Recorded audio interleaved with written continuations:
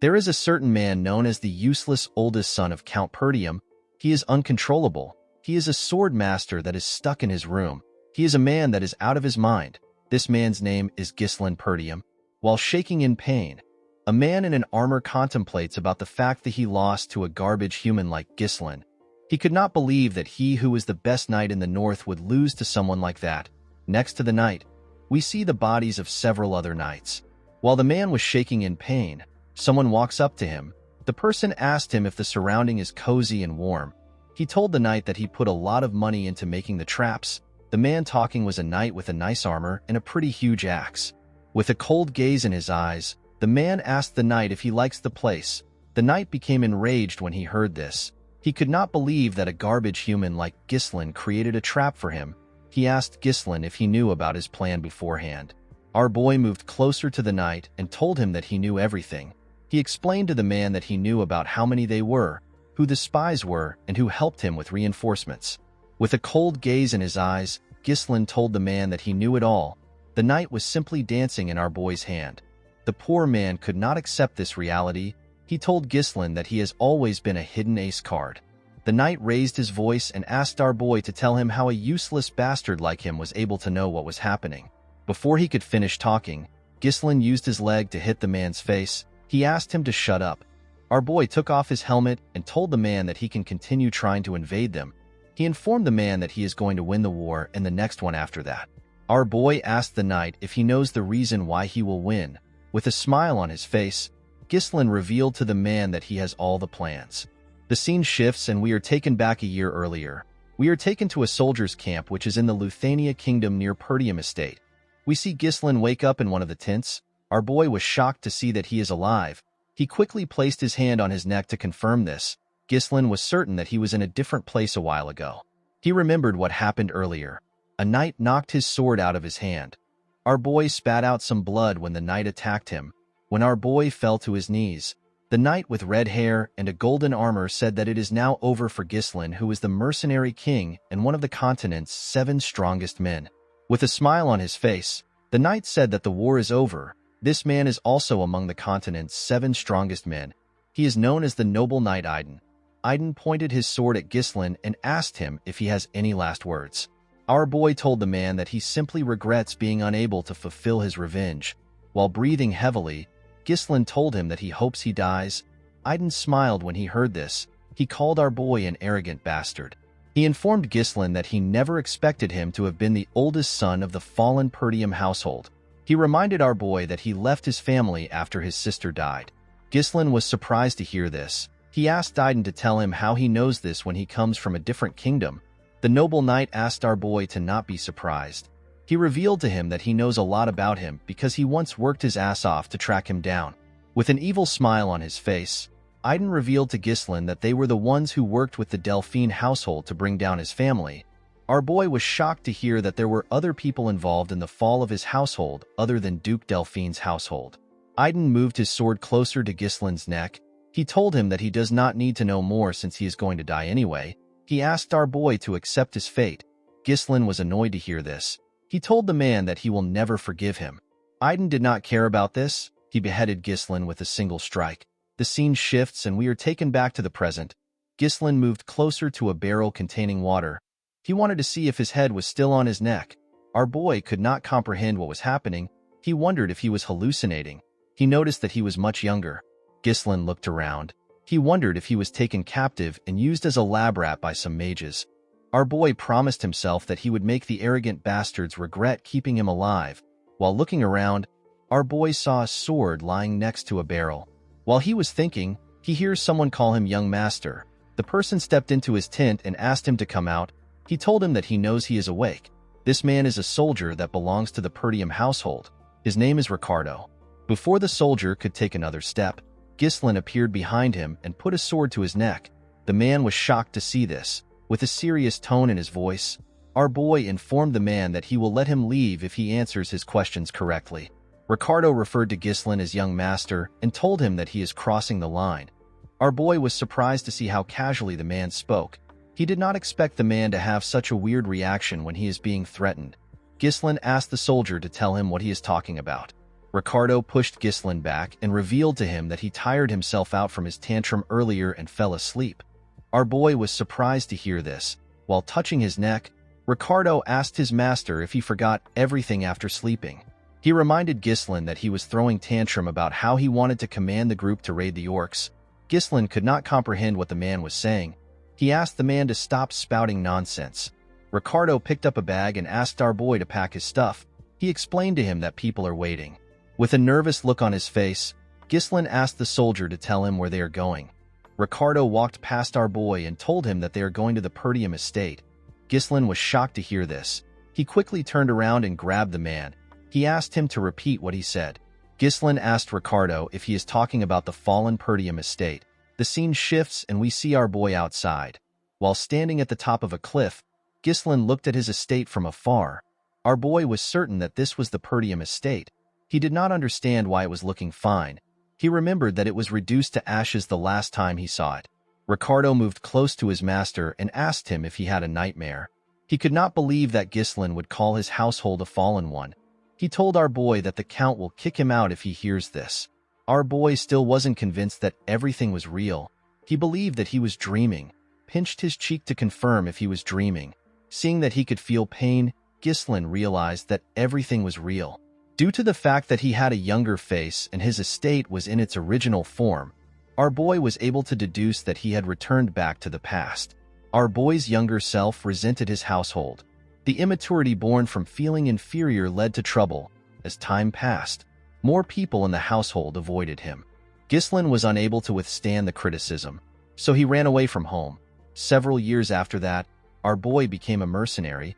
He survived countless battles and managed to build up his skills. He eventually made a name for himself. After achieving so much, Ghislain returned to his county in order to make up for his past mistakes. Unfortunately for him, his household had already been crushed to dust by the time he returned.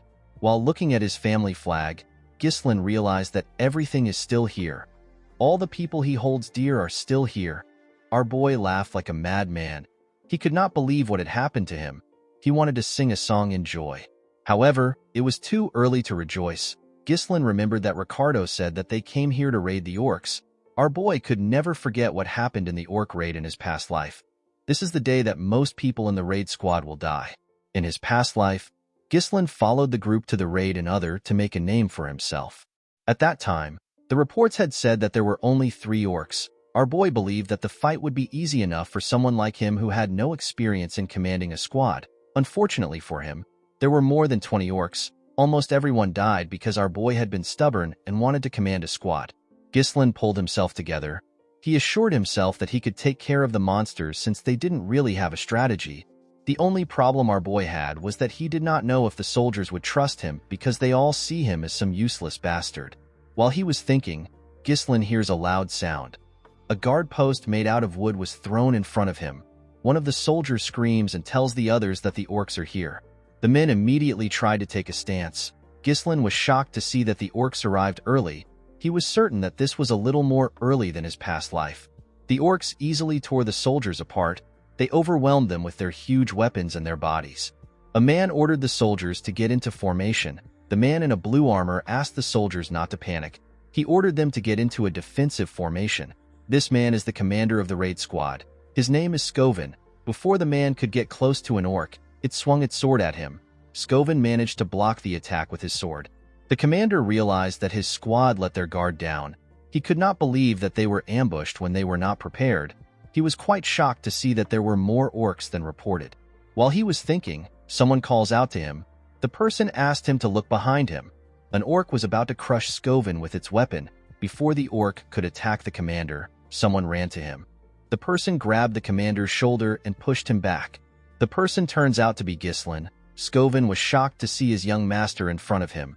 Before the monster's axe could touch our boy, Ghislain stabbed it in its hand and used his sword to cut off its fingers. Immediately he did this. He cut the monster's thigh. Skovin and the rest of the soldiers were shocked to see this. The orc screamed out in pain and fell to the ground. Ghislain was annoyed to see the kind of cut he made. He realized that he could not yet use mana. He wished that he had returned to the past earlier. Ghislain turned to Skovin and asked him to give him something. The commander did not understand what the young master was talking about. With a confident look on his face, Ghislain asked Skovin to give him the commander's rights. Skovin could not believe that Ghislain actually asked for the right to command. The commander knew that Ghislain was an idiot, but he never expected him to ask for the right to command when their soldiers' lives are on the line. Skovin stood up and told our boy that he cannot give it to him. Ghislain was surprised to hear this. The man walked forward and asked our boy if he believes that the battlefield is a game. He explained to our boy that he cannot give up the authority that the Lord gave him easily. Our boy was annoyed to hear this, however. He completely understood the man. He knew that he would have also behaved the same way if an idiot walked up to him and asked him for the right to command. While he was thinking, an orc rushed to attack him. Skovin asked his young master to step back. He told him that he is too inexperienced to lead the squad. Immediately he heard this, Ghislain took a stance. He realized that he had no choice. To our surprise, our boy threw his sword. Skovin managed to dodge the sword before it could touch him. He turned around and grabbed Ghislain. He asked him to tell him why he attacked him. The moment he said this, the commander heard something. He quickly turned around. He saw Ghislain's sword in the middle of the monster's head. The orc could not even scream out.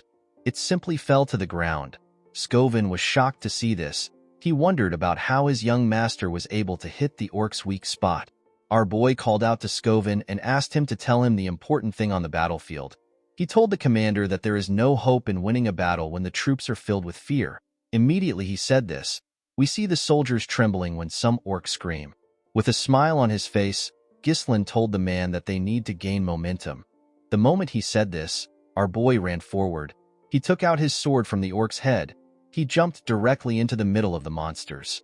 Our boy landed on one of the monsters and stabbed it on its head.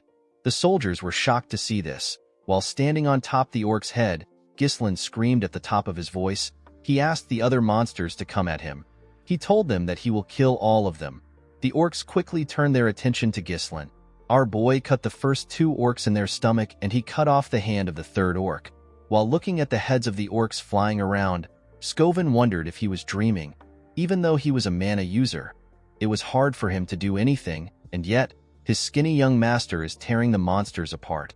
The commander quickly realized that our boy was already tired. However, Ghislain was using the smallest of movements to dodge the attack, and he used his sword to strike the orcs on their weak spot. Skovin realized that Ghislain was fighting like a manaless sword master. Our boy taunted the monsters by saying that he is still not yet warmed up.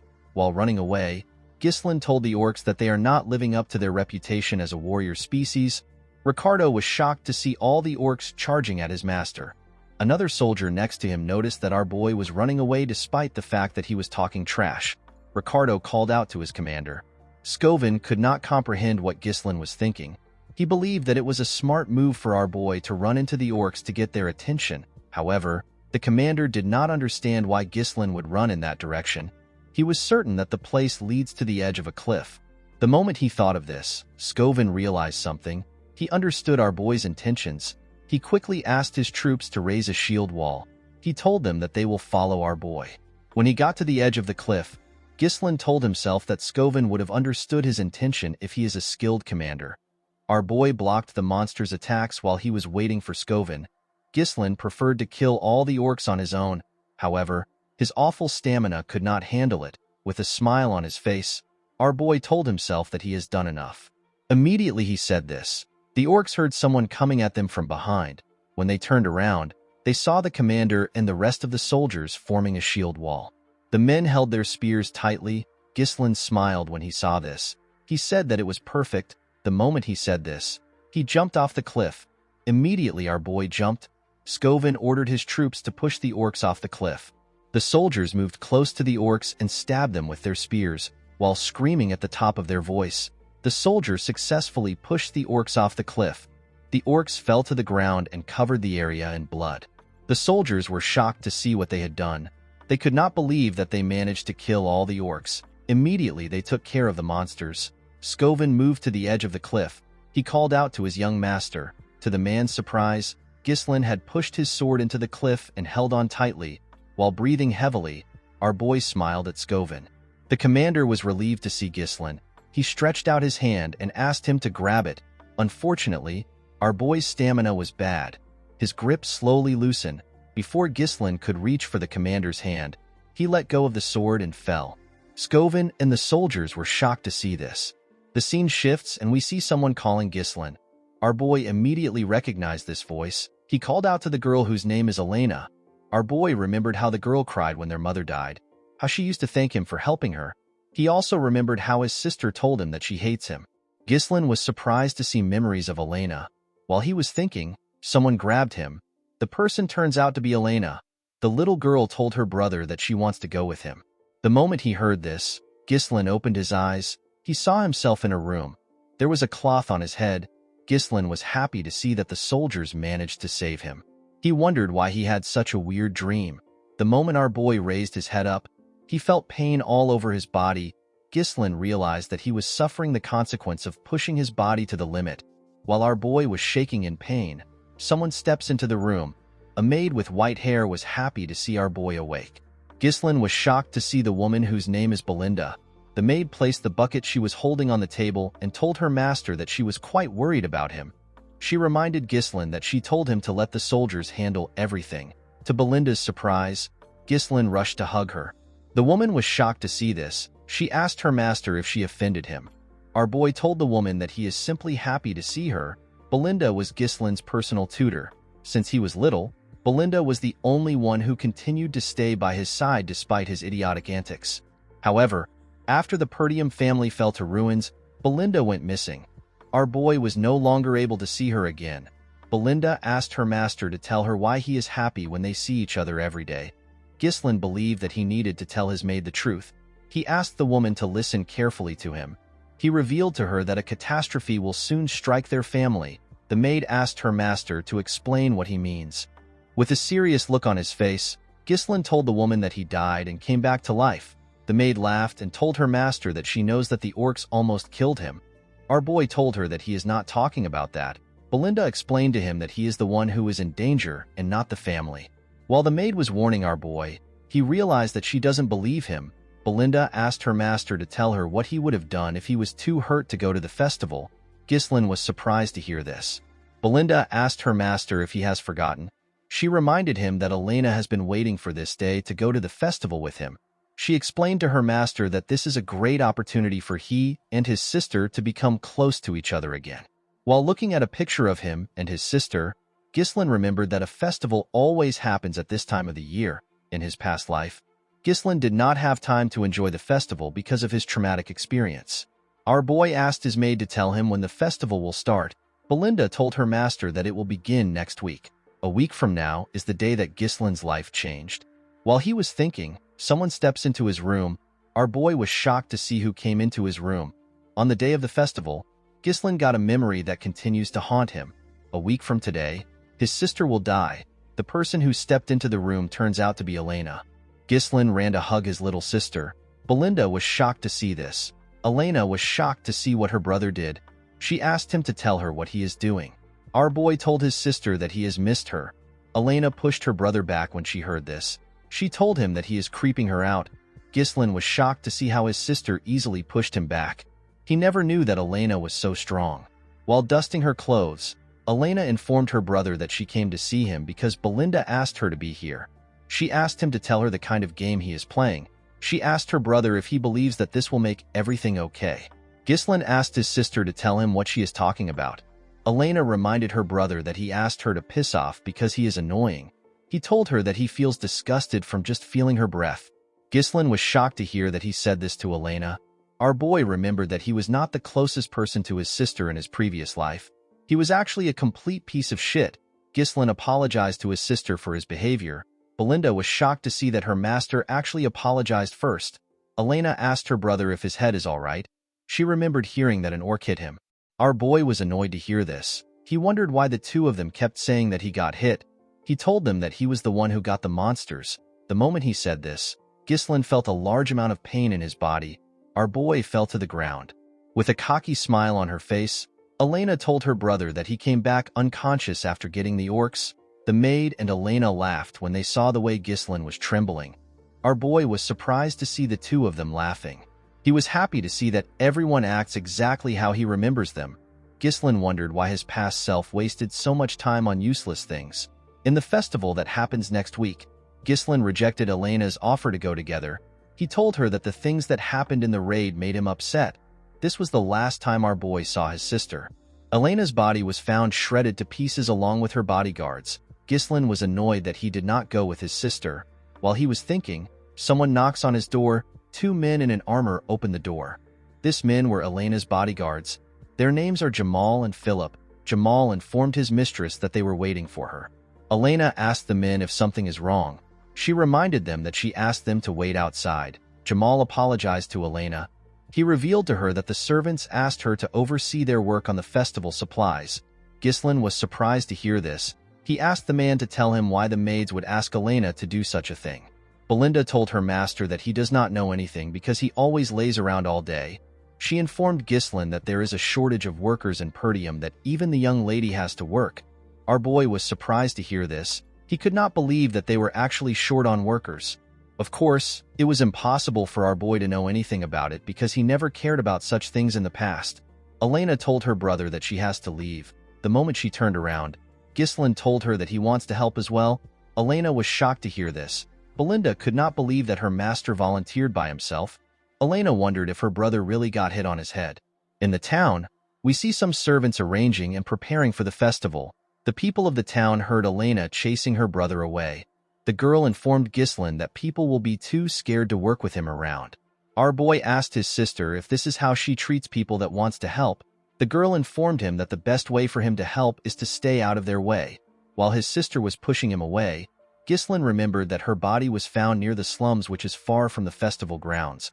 Our boy believes that someone must have called Elena out there or forcefully moved her there. In order to prevent this, Ghislaine realized that he needs to know the ins and outs of the castle. While Elena was struggling to move her brother away, a soldier ran to him. The man referred to Ghislaine as his lord. Our boy immediately recognized this voice. He was surprised to see the old soldier. He referred to the man as Old Man Fergus. While breathing heavily, Fergus cleaned his sweat. He was relieved to see that his master was well. The man grabbed our boy and referred to himself as a lowly servant. He told him that he ran to him immediately he heard the news about the orcs. Our boy told the man that everyone can stop talking about it now. Elena moved close to the man and commended him on his great timing. With a smile on her face, the girl explained to the man that her brother has been acting weird since he woke up. She begged Fergus to take Ghislaine to his room. The old man easily accepted Elena's request. Ghislaine was annoyed to see how his hooligan image was getting in his way. Our boy realized that he had to give up. He decided to find out more about the castle the following week. Ghislaine told the old man that there is an abandoned training field in the castle. He asked him to take him there. Fergus was surprised to hear this. He asked his master to tell him why he wants to go there. With a serious look on his face, Ghislaine informed the old man that he wants to train. Fergus was shocked to hear this. The scene shifts and we see our boy and the old man arrive at the training ground. Ghislaine was shocked to see the place. It was in a much better condition than he expected. Even the weapons were good. The place was a perfect location for our boy to train. Ghislaine never saw anything like this when he was a mercenary. Fergus revealed to our boy that they kept it maintained in case he wished to use the facility. The old man told Ghislaine that he always believed that what he was going through was just a phase. Our boy realized that the man also did this in his past life. Ghislaine tapped the man's armor and told him that he wants to live a long life. He revealed to Fergus that dying feels horrible. The old man was surprised to hear this. He asked his young master to tell him why he is speaking as if he has already experienced life and death. With a confident smile on his face, Ghislaine commended the old man for being sharp. He explained to Fergus that he died and got resurrected. Fergus told our boy that he is not interested in jokes. Ghislaine asked the old man to step out. He told him that he wants to start training. Fergus bowed his head and informed his master that he will be outside.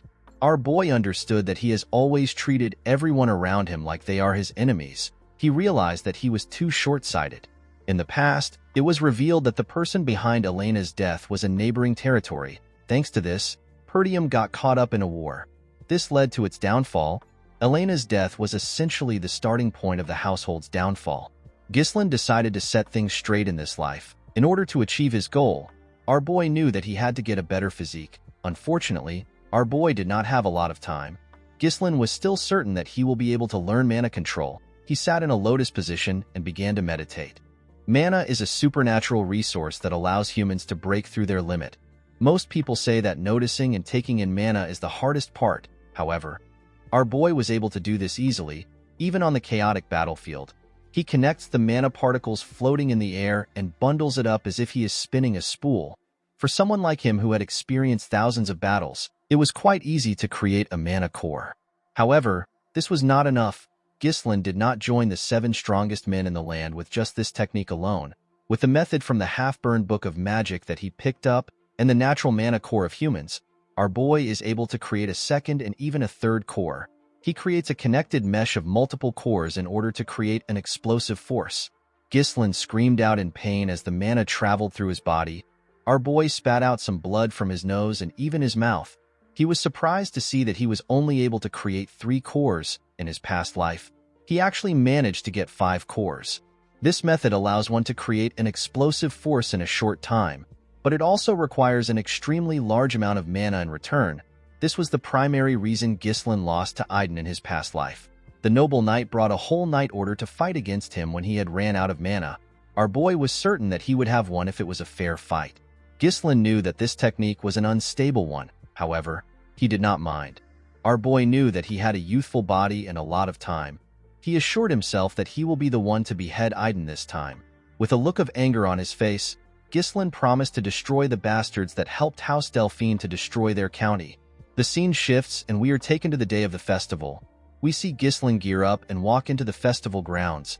Elena was shocked to see her brother. She asked him if something is wrong. She reminded him that he never used to come to things like this. Ghislain explained to his sister that he needs to come to these things once in a while, since he is also a member of the Perdium household. Elena told her brother that he has been acting weird recently. She revealed to him that she heard that he has been training for the entire week. With a nervous look on his face, Ghislain explained to his sister that there is nothing weird for the heir of a knight family to be training. Elena reminded her brother that he never cared about these things before. She reminded him that he said that their father is annoying and he cannot wait to be lord. Our boy was shocked to hear what he said.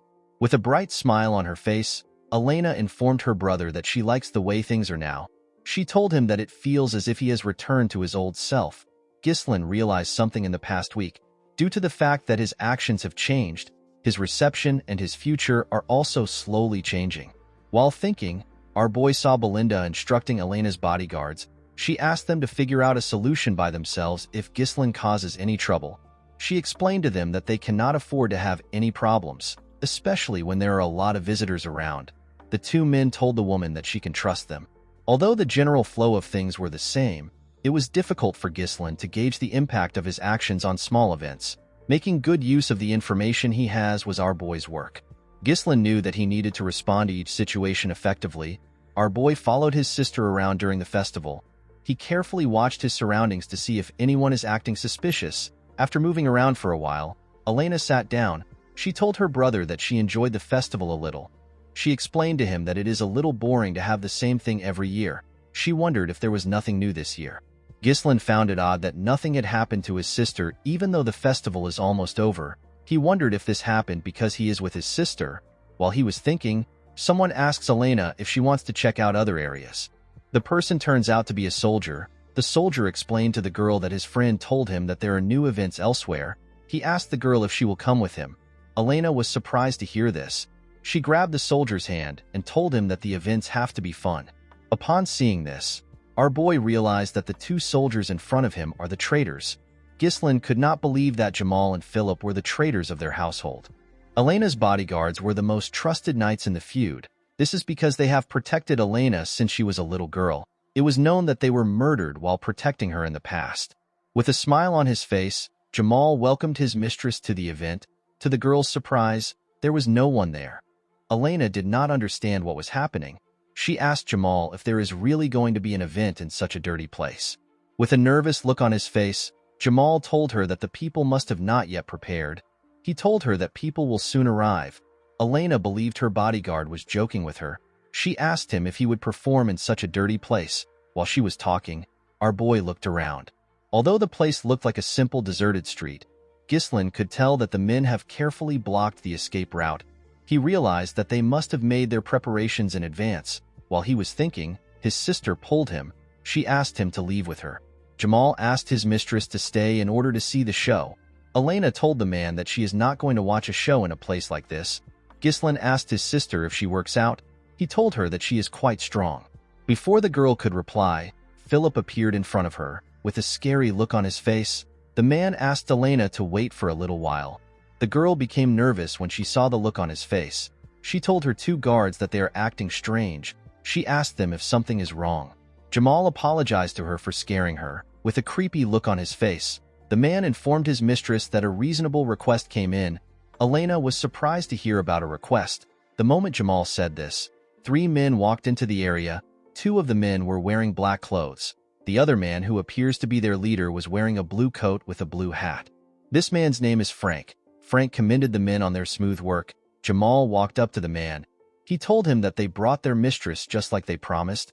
He told Frank that their deal ends here. Frank noticed that Ghislain was also here with Elena. He told Jamal that he never asked him to bring our boy. While trembling, Elena held her brother. With a smile on his face, Jamal revealed to the man that he will give him Ghislain for free. He told him that our boy followed them foolishly without knowing that this would be his graveyard. Ghislain asked Jamal if he really believes that he can get away with selling them out. With a cocky look on his face, Jamal asked our boy to worry about himself. He told him that they can simply run away to a faraway place. He explained to our boy that he and his friend have simply gotten sick and tired of the impoverished land which is tormented by barbarians. He told Ghislain that there are plenty of others leaving the county. The moment he said this, Ghislain moved close to him and attacked him. Our boy easily cut through his armor in one slash. Everyone was shocked to see this. Jamal's body tore apart. Our boy told the man that the people that left never tried to sell them out. Immediately he said this, he turned to Philip and asked him if he is wrong. The knight quickly grabbed Elena. He called Jamal an idiot. He could not believe that a knight would lose to an amateur. Before the idiot could unsheath his sword, Ghislain threw his sword directly at his forehead. The man could not comprehend what just happened. He fell to the ground and died. Elena quickly ran to her brother. One of the men in black asked his boss if they are really looking at Ghislain. The other man told Frank that our boy has never had any real combat experience or fundamental training. Frank told the men that they are definitely looking at Ghislain. Although they were caught off guard, Frank could not believe that our boy killed 2 knights instantly with attacks that used mana. While shaking, Elena asked her brother to explain what is happening. Immediately she asked her question. Our boy hit her neck and knocked her out. He carefully placed her on the ground and asked her to have a little rest. The moment he did this, Frank thanked him for making their work easy. He told Ghislain that he is much different from what he heard. He revealed to him that they were planning to take care of Jamal and Philip. The man smoked a pipe and asked our boy if he has been hiding his true skills. Ghislain took out his sword from Philip's head and asked Frank to tell him why he cares about his skills. Our boy took a careful look at the men. The men in black were nothing for him. However, Frank was different. The amount of mana he exudes is on a whole different level. Ghislain realized that he had to end the fight quickly. He released his mana and took out some strings. Before fighting, our boy asked the men to tell him who made the request. Frank told our boy that there is no need for a dead man to get that information. Ghislain already knew that the men wouldn't answer him easily. He took a stance and told the men that they will soon spill out the truth anyway. One of Frank's subordinates asked him if they should sever Ghislain's head. The man told his subordinate that he wants them to capture our boy alive and break all his bones so that he can't help but go mad. With a creepy smile on his face, Frank said that Ghislain has to be screaming in pain for the shape to come out beautifully. The moment they heard this, the 2 men rushed to attack our boy. Ghislain took out something from his pocket and threw it at one of the men. The man was surprised to see a firecracker. The moment he lost focus, Ghislain moved close to him and stabbed him in the head. The other man calls this a shallow trick. He quickly attacked our boy. Ghislain moved his sword behind him and used it to block the attack. While holding on, our boy put his hand around the sword. He used his sword to hit the man's hand. Before the man could react, Ghislain beheaded him. The moment he did this, Frank attacked him. Our boy blocked the attack with the other sword. Frank was shocked to see this. He could not believe that Ghislain managed to block his attack in his position. He was certain that it was a perfect sneak attack. Ghislain quickly pushed the man's sword down and stood up. He made a clean cut on Frank's neck. The man's pipe fell to the ground. To our boy's surprise, Frank attacked him. While using mana on his neck, Frank told Ghislain that he is actually surprised. He told our boy that he would have lost his neck if he did not have enough mana. Ghislain was shocked to see that Frank survived an attack to his neck. He quickly realized that the man focused his mana around his neck to reduce the damage. Frank took a stance and told our boy that he does not know where he learned his strange swordsmanship. With a creepy smile on his face, the man promised Ghislain that he will die here. Frank pushed our boy back and told him that he cannot defeat him with his feeble mana. He assured Ghislain that he will die here. To the man's surprise, Ghislain smiled when he heard this. Frank did not understand why our boy was smiling. Ghislain pushed the man's sword away and made him lose composure. Immediately he did this. He used his leg to give Frank a kick on the face. Frank quickly stepped back after he received the attack. With a smug look on his face, Frank reminded our boy that his attacks won't work with his tiny mana. The moment he said this, Frank spat out some blood. He fell to the ground and began to cough heavily. The man could not comprehend what was happening. He realized that Ghislain's attack was much powerful than before. He was certain that it is impossible for Ghislain to pierce through his enhancement with his skill level. Our boy slowly walked up to the man. He revealed to him that he never expected anyone to be the true culprit of his sister's death. With a scary look on his face, he unleashed his third core and asked Frank to prepare himself. The man was shocked to see this. He could not believe that our boy's mana suddenly increased. Before he could think about it, he saw Ghislain in front of him. He was shocked to see how fast our boy had become. Ghislain attacked the assassin more fiercely. However, Frank was able to block the attacks, but the attacks were quite heavy. Ghislain did not hold back. Frank could not comprehend what was happening. His hands were turning numb just from blocking our boy's attacks. While looking at his almost ruined sword, the man reminded himself that there is usually a limited effect when someone draws a lot of mana. However, this was different for Ghislain. Frank had never heard of a method that increases mana so explosively. It was as if our boy had become a different person. While Frank was trying to regain his stance, Ghislain used his sword to crush the man's weapon. Immediately he did this. He landed a heavy strike on the man's body. He grit his teeth and pushed his sword into Frank's body. The assassin screamed out in pain. Before he could continue screaming, Ghislain placed his hand on his throat and pushed him to the wall. While holding onto his sword, our boy told the man that they need to continue their conversation from earlier. He asked Frank to tell him who requested for the assassination. The man did not care about responding to Ghislain. He took out a small blade and told himself that he will not go down so easily. He decided to take Elena along with him. Before the man could throw his blade, some strings grabbed his hand. Our boy was the one who took out the strings. He asked the man to make a deal with him. With a cold gaze in his eyes, Ghislain asked the man to not make any stupid moves. He told him that he will return his sword into its sheath. Frank was shocked to see that the threads were created with mana. He did not know when our boy had the time to create such a thing. Ghislain pushed his sword deeper into the man's body. He told him that someone on his level should be able to patch up this injury. With a horrifying tone in his voice, our boy told Frank that his level won't matter when his mana core is destroyed. The assassin was shocked to hear this. When he looked down, he saw our boy's sword glowing. He immediately began to scream. He could feel his mana scattering. Frank yelled at Ghislain and asked him if he has lost his mind. He told him that the backflow could cause an explosion and blow the whole area away. He asked Ghislain if he is planning to self-destruct. With a terrifying look in his eyes, our boy told the man that only those who are unskilled make such a mistake. He assured him that he can manage himself. Frank was shocked to see the look on Ghislain's face. He realized that our boy was not bluffing. He became certain that he is going to die. While screaming at the top of his voice, Frank revealed to our boy that he was sent by Count Desmond.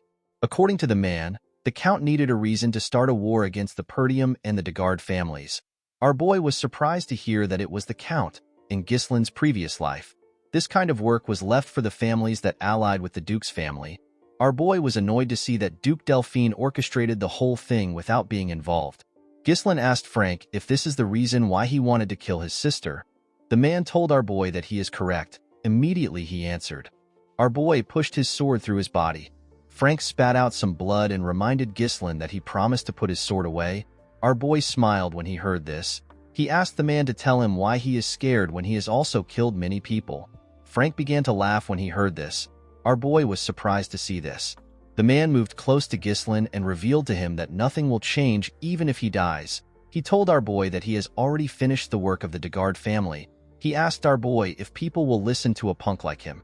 He assured him that Perdium will perish in war. The moment he said this, Ghislain grabbed his head and pushed it to the wall. With a smile on his face, our boy told the man that he was reborn after dying. He assured him that things will be different this time around. Immediately he said this, his sword began to shine brighter. Frank raised his head up and screamed out. The man shot out his energy through his mouth. It blew up when it got to the sky. It looked like a firework. The moment he did this, he fell to the ground and died. While breathing heavily, our boy looked around. He saw the corpses on the ground. He stared at his sister's unconscious body. After confirming that there was no one next to him, Ghislain threw his sword to the ground. He took a deep breath and fell to the ground. He began to cough out blood. While cleaning his blood from his mouth, our boy said that it was very easy for him to explode 3 cores when he was the Mercenary King. He pushed himself up and told himself that he will not fall here. Our boy rushed to a building and kicked the door open. He found 2 bodies inside the building. In Ghislain's previous life, there was another body that was found in this place besides Elena. Due to what Frank said earlier, our boy realized that the body in front of him belonged son of the Degard family. The boy was killed along with his escort knight. The 2 men were silenced and framed as Elena's killers. Our boy moved their bodies. He was certain that a war would take place if these bodies are revealed. Ghislain took out a firecracker. He decided to erase the evidence. After setting the building on fire, our boy carried his sister and slowly walked away. He assured himself that he will never let things go as planned for his enemies. As Ghislain walked forward, we see someone watching him from a tree. The person disappeared after staring at our boy for a while. The scene shifts, and we see the man reporting to his superiors who sat on a round table. The man revealed to them that the assassination was a failure. The people on the round table were shocked to hear this. They could not believe that Frank and the other 2 knights failed the mission. They asked the man if they let their guard down because they believed that the work would be easy. With a nervous look on his face, the man told them that they failed because of Ghislain. The men were shocked to hear this. They could not believe that the useless bastard of the north actually did something. One of the men on the table reminded the spy that Ghislain is actually a useless piece of shit. He asked the man to stop using our boy as an excuse. The spy revealed to the man that Ghislain is completely different from the information and rumors they have about him, while remembering how our boy dealt with their men. The spy told his superiors that Ghislain was basically a completely different person. The man revealed to his superiors that they have already taken care of the Degard family. He assured them that it will not be difficult to start a territorial war. He begged them to give him another chance. The men asked the spy to shut up. They could not believe that he was not able to get enough information on one kid. They asked the spy if he knows that he has pushed their plans back. They could not believe that the man was asking for another chance when he failed his first mission. The members of the group ordered for the spy to be eliminated. The moment they said this, someone sitting on a throne told them that they are noisy. The man asked the spy to tell him the kind of chance that he wants. The spy assured the man that he can get rid of Ghislain. The man asked him to tell him how he wants to do this. The spy revealed to the mysterious man that he will make a duel happen naturally. He told the man that he has someone in mind. The men on the table asked him to tell them who he plans to choose. The man revealed to them that he plans to choose Cain Loges. This person is famous for his strength-based swordsmanship. Despite his young age, he is the epitome of strength. The spy assured his masters that there is no one in the north who is a match for Cain's strength. According to the man, Cain is Ghislain's cousin, so it won't be difficult to get them to meet for a duel. With a cold gaze in his eyes, the mysterious man told his subordinate that he will not be granted another chance after this. The spy assured the man that he will not disappoint him.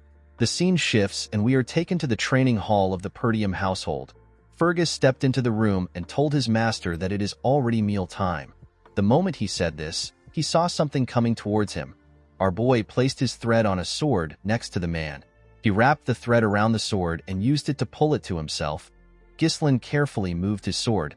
He wanted to see how easy the thread was for him to handle. While swinging his sword, our boy saw the old man. Fergus moved close to his master and apologized for interrupting his training session. He asked his master to tell him how he was able to drag the sword. Ghislain showed the man the thread. He told his knight that the technique is known as mana thread. It is a way of using mana as a string in our boy's past life. He used this technique all the time. However, at his current skill level, Ghislain needs to implode his core in order to use it like before because he is lacking mana. The only way our boy can use mana while using his threads is to create a smaller amount of threads. The old man was surprised to see his master's technique. He always believed that he had trained his mana well, but he had never seen something like this. Fergus did not know how his master was able to create this technique with mana. He was certain that Ghislain did not have any skills and he had not trained for a long time. Our boy asked the man if he needs something from him. Fergus told his master that he actually stopped by to tell him something. He bowed his head and thanked Ghislain for protecting his little sister. Our boy was surprised to see the old man thanking him. He told him that he did what he should have done. He asked Fergus to eat with him. A few days after that, the festival was paused. This was expected because a knight tried to traffic the young lady. Inside the castle, we see Elena complaining to her brother. She told him that no one believes her when she says that he saved her. She asked her brother to say something to the people. Ghislain assured her that it is fine. He told her that no one will believe him either. Belinda was annoyed when she heard what Elena said. She was annoyed to hear that Jamal and Philip were trying to take her. She believed that the knights were trying to take Elena for themselves. She told her mistress that she always believed that the two men were perverts. Ghislain was happy to see that his sister actually managed to survive. Although he was able to prevent the war from happening, our boy knew that their enemies won't give up easily. Ghislain knew that he cannot stop them on his own forever. He realized that he needed to grow his own military force. While he was thinking, a maid stepped into the room. She brought a cart containing their food. Our boy realized that he needed to get into politics if he wants to get the things he needs. The maid placed the plate on Ghislain's part of the table. When he opened the plate, he saw a piece of potato. Our boy was shocked to see this. Ghislain turned to Belinda and asked her to tell him when they will have dessert.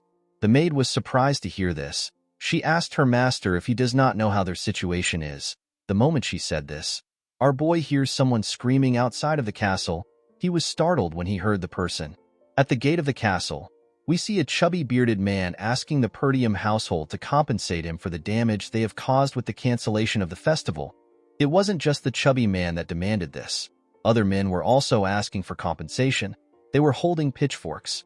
They asked Ghislain and his sister to come out. They asked them to stop wasting their money. The guards begged the men to calm down. Our boy looked outside the window to see what was happening. He did not understand what was going on. Belinda told her master that she knew this would happen. She revealed to Ghislain that their county is full of merchants who make a living from the profits that come from the festival. The profit was good enough for them last year. However, since the festival was cancelled after just one day, it is expected for the merchants to be angry. Ghislain was shocked to hear this. He never expected the county to be in such a bad situation. Our boy turned away from the window. He realized that he needed to stop the merchants. He was certain that they will get more aggressive if he doesn't do anything. Ghislain asked Fergus to tell him what the soldiers are doing. He asked him to send the soldiers down to calm the crowd. Fergus revealed to our boy that they do not have any soldiers.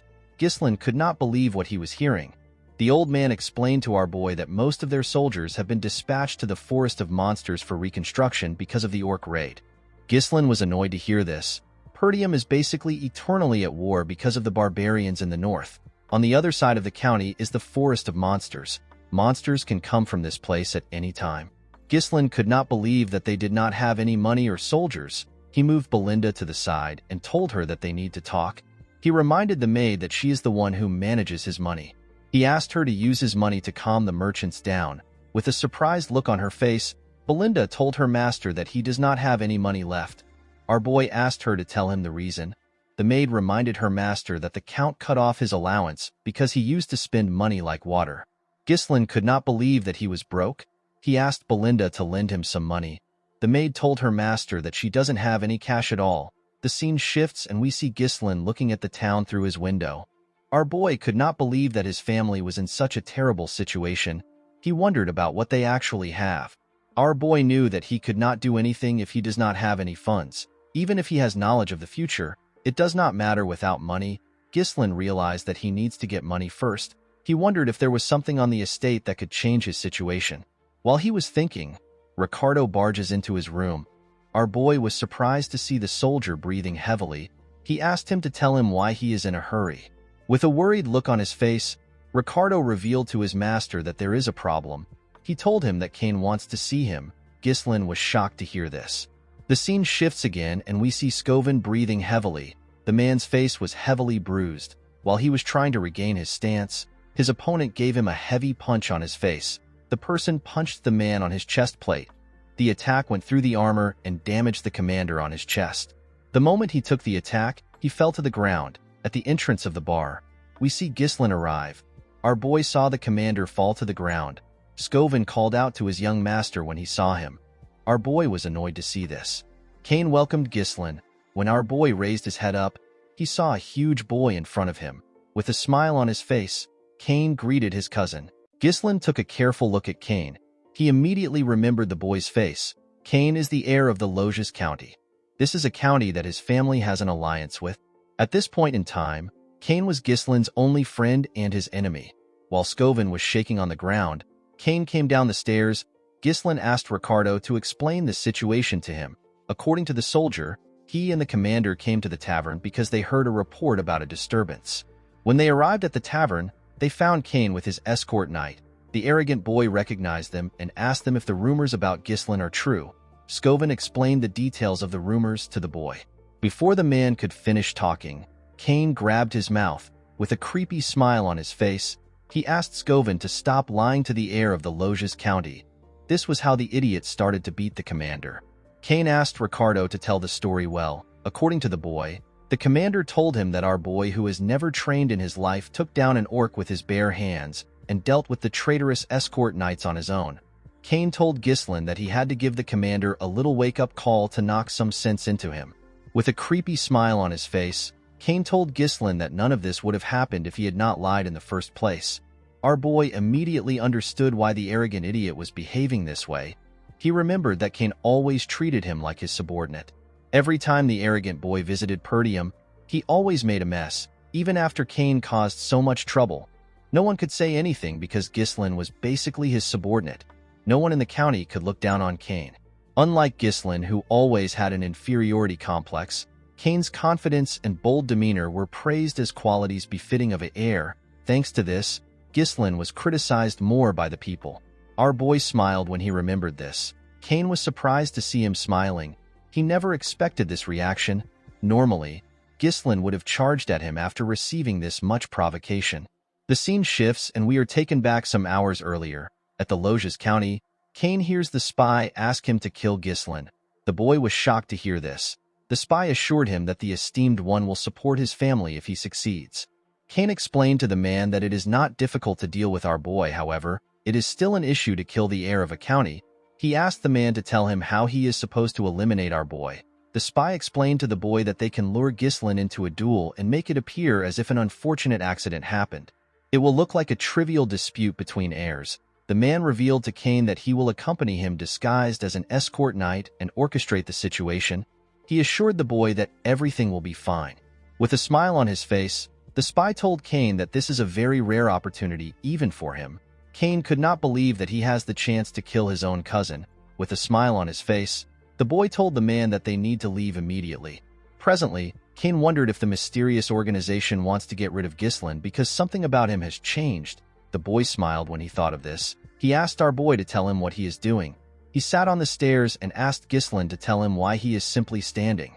He asked our boy to bring the thing that he has prepared for him. Ghislain asked the boy to tell him what he is talking about. Cain told his cousin that he heard that the festival was interrupted. He told our boy that they need to liven up the mood and have an amazing time.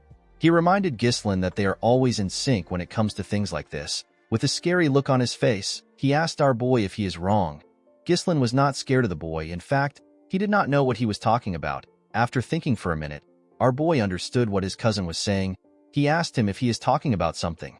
Ghislain recalled that Cain used to have him prepare alcohol and women every time he came here. Our boy granted his request back then because he did not want his huge cousin to beat him up. Because of Cain, Ghislain had to waste his precious money. Our boy remembered that Belinda told him that his father cut him off because he spends money recklessly. Ghislain smiled when he thought of this. He realized that it was right in front of him the whole time. He could not believe that his source of money was right in front of him. While he was thinking, Cain called out to him. Ghislain quickly snapped back to reality. Cain asked his cousin to bring the things right now. He told him that he is waiting for him. Our boy assured the idiot that he will bring it soon. With a scary look on his face, Ghislain told Cain that he has a debt to repay to him first. The spy was shocked to see the look in our boy's eyes. Cain asked Ghislain to explain what he is talking about. With a smile on his face, Gislin explained to his cousin that he has been taking care of everything he asked him to prepare with his own money. He asked Kane to pay him back now. He told the boy that he will settle for 1,000 gold. Kane was shocked to hear this. He told our boy that everything does not even cost 100 gold. He explained to Gislin that he has been spending his own money to thank him for being his friend. He referred to the money as a friendship fee. Gislin asked his cousin if he is stupid. He told him that he has always been his doormat. With a smile on his face, our boy asked his cousin to pay him back before he beats the shit out of him. He told him that he needs a lot of money right now. Everyone in the tavern was shocked to see how Gislin was speaking. Kane let out a sigh and stood up. He asked our boy if he is acting bold because he has been going easy on him. He asked Gislin if he really believes that he has gotten stronger simply because he spread a false rumor that he won against a knight. Kane called our boy a parasite that is leeching off the land. He explained to him that everyone in the north calls him a scoundrel because all he does is spout empty nonsense. Immediately he said this, he clenched his fist and asked Gislin to get himself together. Immediately he said this, he attacked our boy. Gislin easily dodged the attack by moving to the side. Kane was surprised to see this. Ricardo and the spy were also surprised. Kane quickly swung his hand at our boy's head. Gislin dodged the attack and went low. He punched the idiot in his ribs. Kane was shocked to feel the pain of the attack. Gislin stretched out his hand and tried to punch the boy in his head. Kane managed to block the attack with his hand. He smiled when he blocked the attack. Our boy was surprised to see this. Kane fell on his knees and screamed out in pain. The spy quickly rushed to the boy's side. He asked Kane if he is all right. Gislin asked the boy to stop whining. He told him that he knows he blocked the attack. The spy asked Gislin to stand back. He asked him to stay away from Kane. Everyone at the tavern was shocked to see this. They could not believe that our boy actually took down Kane. Gislin smiled when he saw this. He immediately understood Kane's intentions. Kane whispered to the spy if his acting was okay. With a smile on his face, the man told him that his acting was perfect. He told him that he has set the stage perfectly to make it appear that the fault lies with Gislin. He assured Kane that he now has enough justification to duel our boy. The idiot placed his hand into his pocket. He was certain that he had to get the backing of the esteemed one. He decided to leave a lasting impression. Kane took out a blue glove. He could not believe that he was given the opportunity to cut off Perdium, which is a falling power. He raised the glove up and told Gislin that he has tarnished the dignity of nobility with lies. He said that our boy attacked him simply for trying to verify the truth. Before Kane could finish his words, Gislin threw his glove at him. He challenged his cousin to a duel. Kane was shocked to see this. Our boy told the idiot that he insulted an heir like him in front of his people and assaulted his knight. He told him that he has tarnished the dignity of nobility. With a smile on his face, Gislin asked his cousin if he plans to deny the allegations. Kane smiled when he heard this. He always believed that our boy was stupid, but he never expected him to be stupid enough to dig his own grave. He took out his sword and told Gislin that he will accept the duel. He pointed his sword at our boy and asked him to not regret it even if he dies. Our boy smiled when he heard this. He called out to Ricardo. The soldier immediately answered him. Gislin ordered Ricardo to bring all the merchants who were protesting in front of the castle. The soldier was shocked to hear this. With a crazy smile on his face, Gislin asked Ricardo to tell the merchants that he will help them make a lot of money. When the festival was cancelled, the atmosphere that had heated up to its peak suddenly cooled down. Some tourists regretted their decision to visit the county. Gislin was certain that the tourists were in a state of incomplete combustion. This is because they were not able to spend their money or their time. In this situation, if an event were to take place right now, it might soothe them. The scene shifts and we see Gislin and Kane on a stage. The two boys were surrounded by a large amount of people. They seemed excited to witness a duel between our boy and Kane. Most people there were happy to see that Gislin was going to get beaten up. Thanks to the fight, store owners opened their store and began to sell their items to tourists. The chubby merchant who was protesting asked everyone to place their bets. He asked them to bring their money. All the merchants immediately put down their money. They placed their bets on Kane. They were certain that this was a guaranteed win. Kane placed his huge sword on the ground and asked our boy to tell him why he would turn a sacred duel to a marketplace. With a smile on his face, the boy told Gislin that his sword will not stop even if he surrenders. Gislin was not surprised to hear this. He already knew that Kane and his escort knight planned to kill him. Our boy told his cousin that enough people have gathered. He told him that they can begin the match. The moment he said this, the spy asked him to wait. With a smile on his face, The man told Ghislain that a proper bet cannot proceed. Everyone was shocked to hear this. The chubby man revealed to the people that no one bet on Ghislain. People were not shocked to hear this. They believed that only a stupid person will bet on Ghislain. They all believed that the results were too obvious. Cain laughed when he heard this. He told our boy that even his own people don't trust him. The chubby man asked the spy if they should change the content of the bet. He told him that they should bet on how long Ghislain can last against Cain. The moment he said this, someone dropped a bag of gold on the table. The person turns out to be the commander. He was being supported by Ricardo. The man told the merchant that he wants to bet on our boy.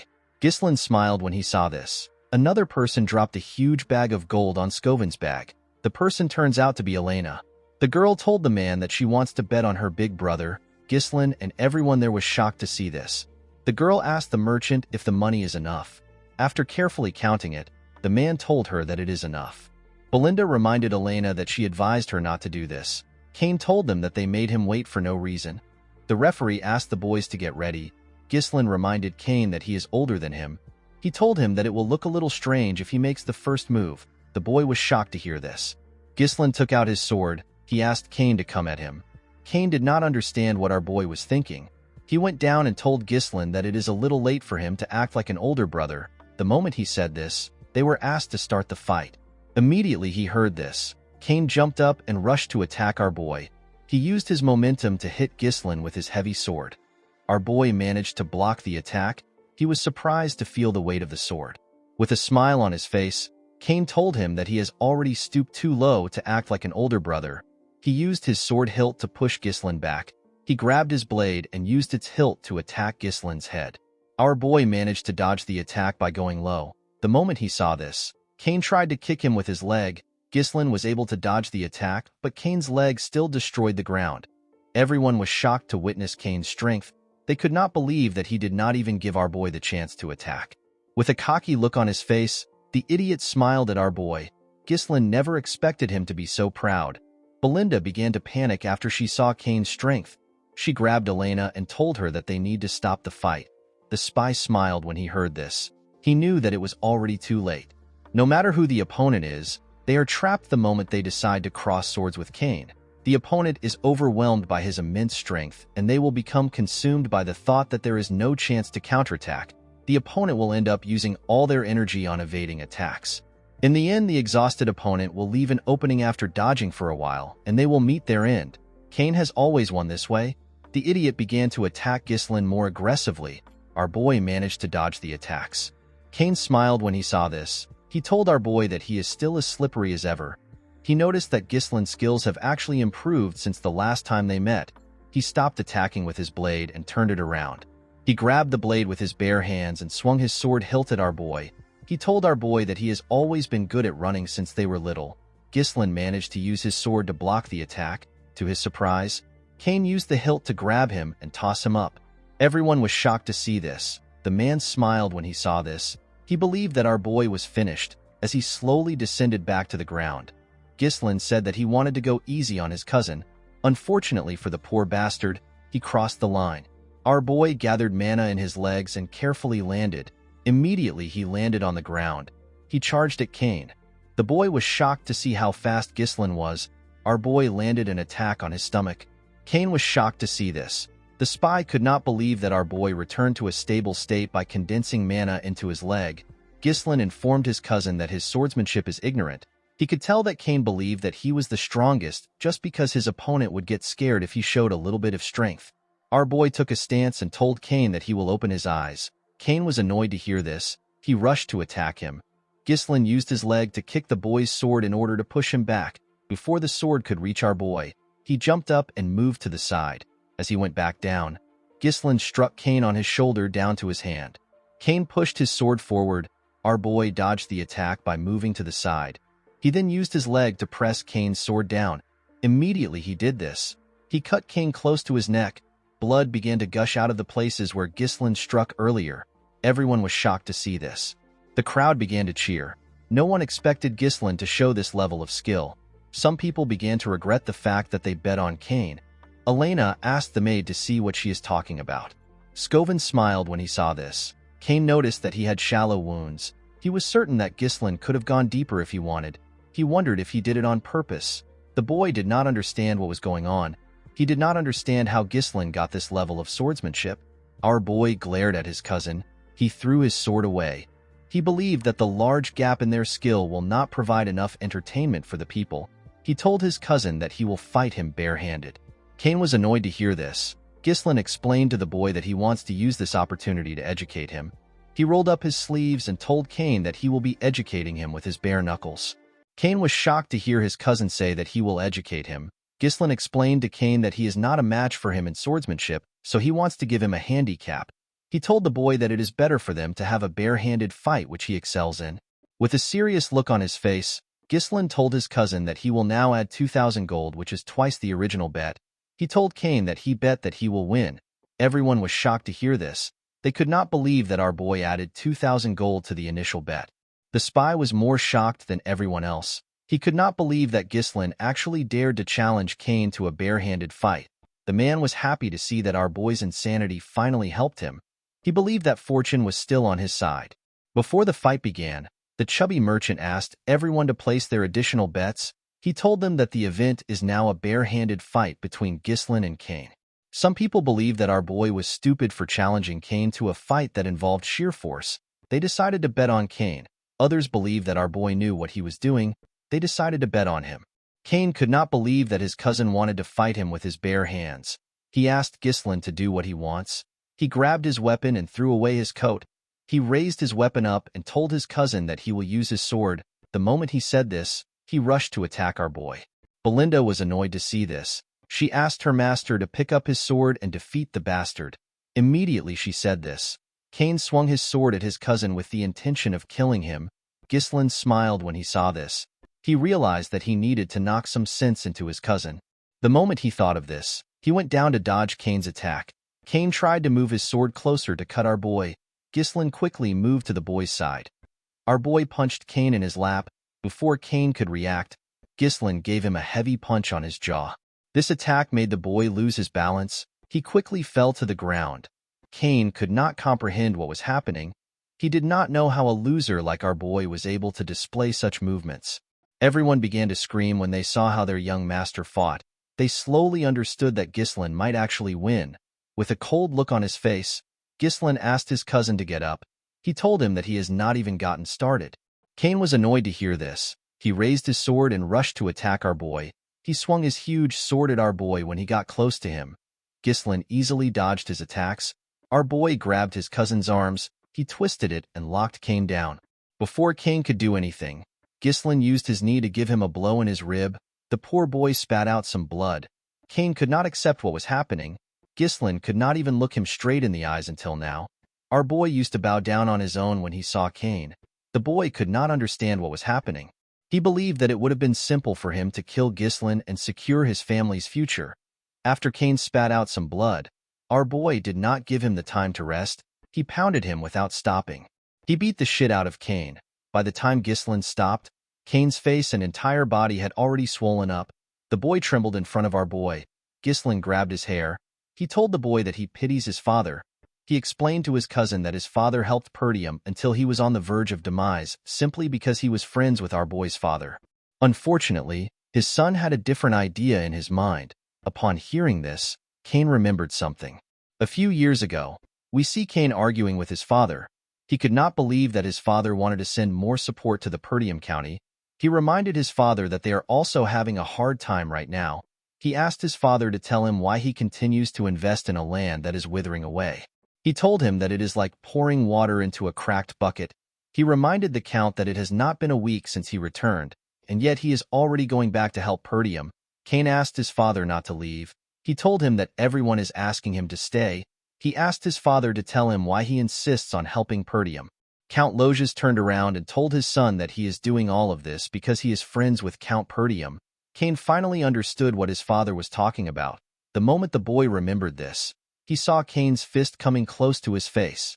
Cain closed his eyes out of fear. Upon seeing this, Ghislain told his cousin that he has done enough.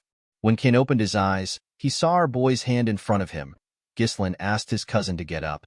Cain was surprised to see this. He faced his head down and told our boy that he accepts his defeat. Everyone was shocked to see this.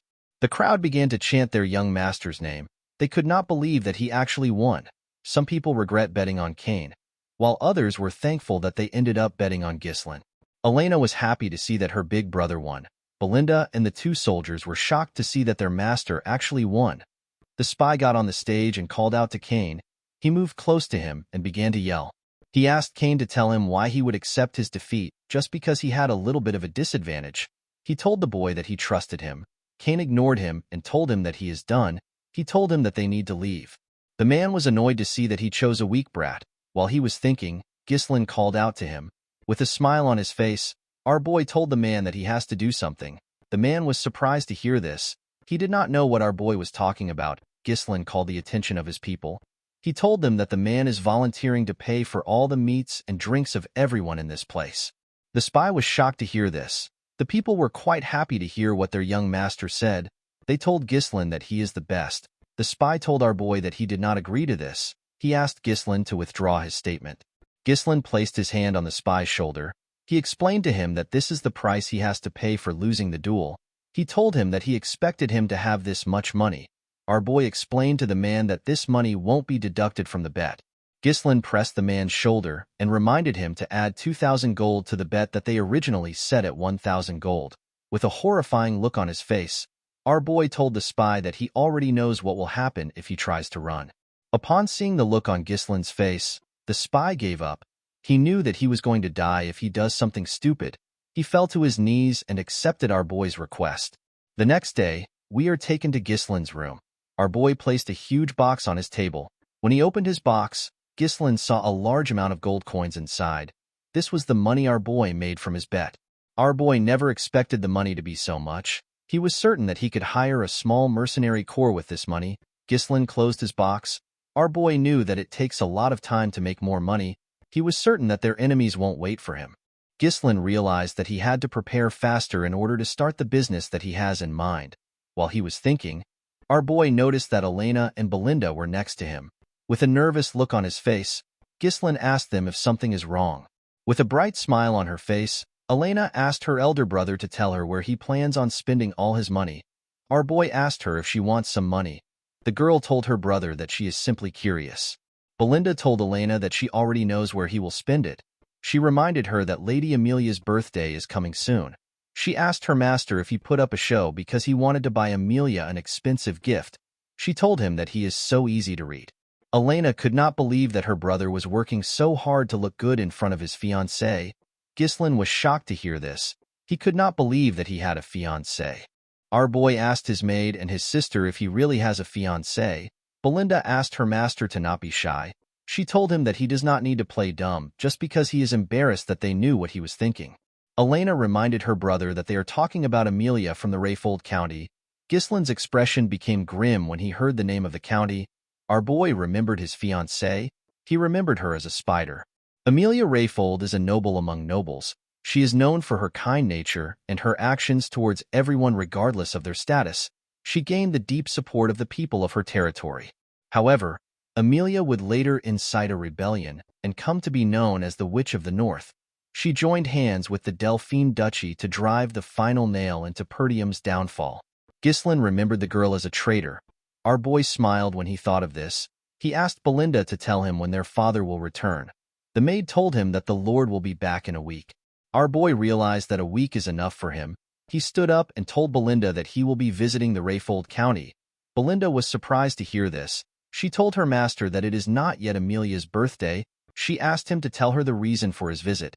Our boy revealed to her that he wants to get money from the county. The scene shifts and we see a beautiful noble lady place her shoes on the ground. The lady had a tattoo of a spider next to her mouth. She had beautiful red eyes. She asked someone to wear her shoes. The person turns out to be a poor little girl in rags. The little girl could not believe that Lady Amelia was giving her some shoes. Amelia told the little girl that she is the only one who deserves to walk barefooted on the land. She turned to her soldiers and asked them to provide food and shelter to the people around. Immediately they heard this. The men began to bring provisions to the area. The people were shocked to see this. As Amelia and her soldiers walked away, the people thanked her for what she did. The scene shifts and we are taken to Amelia's garden at the Rayfold Manor. We see a man cleaning Amelia's feet. The man commended Amelia on what she did today. This man's name is Bernaf. He is Amelia's escort knight. While petting her cat, Amelia revealed to her knight that her father has always demanded absolute obedience from the people of his territory. According to Amelia, the common folk will always follow those who keep them warm and well-fed. Bernarf told his mistress that she has now won the hearts of the people. He assured her that her kind nature will be favorable in the future successor competition. The moment she heard this, Amelia used her leg to hit Bernarf's face. She asked him to tell her what happened in the duel against the finest sword of the north. Bernaf apologized to his mistress. He explained to her that he wanted to avoid needless attention. He told her that people will begin to pay attention to her if he won the duel. He reminded Amelia that it is not yet time for her to show her claws. He kissed his mistress's feet and told her that his blade belongs to her. Amelia told her knight that he is naturally her blade since she invested so much into him. She raised his head up and moved closer to him. With a scary look on her face, she told Bernarf that he is not allowed to be weak. Amelia let go of the man and asked him to tell her how things are with the merchants. Bernaf assured her that she does not need to worry about the Arctium merchants. He revealed to her that all the materials used for the reconstruction of the Forest of Beasts outpost, which was recently destroyed by the orc attack in Perdium, are being purchased through their merchant guild. He explained to Amelia that they are recouping all the support funds Count Rayfold sends to Perdium every year. He told her that they are also recruiting all the soldiers and knights leaving Perdium. He revealed to her that many of the soldiers are well trained from battles against the barbarian tribes, which make them excellent quality. Amelia commended her knight on his success. She reminded him to always maintain the appearance of an ordinary merchant guild. She explained to Bernaf that they cannot let their true identity be exposed until they have built up their strength. While they were talking, a steward comes to interrupt them. Bernaf stood up and told the man that the mistress is resting. He asked the steward to tell him who gave him permission to step into the garden. The steward explained to the knight that he just received news from the gate that Ghislain has come to visit. Amelia was surprised to hear this. She asked the steward to tell her why Ghislain came.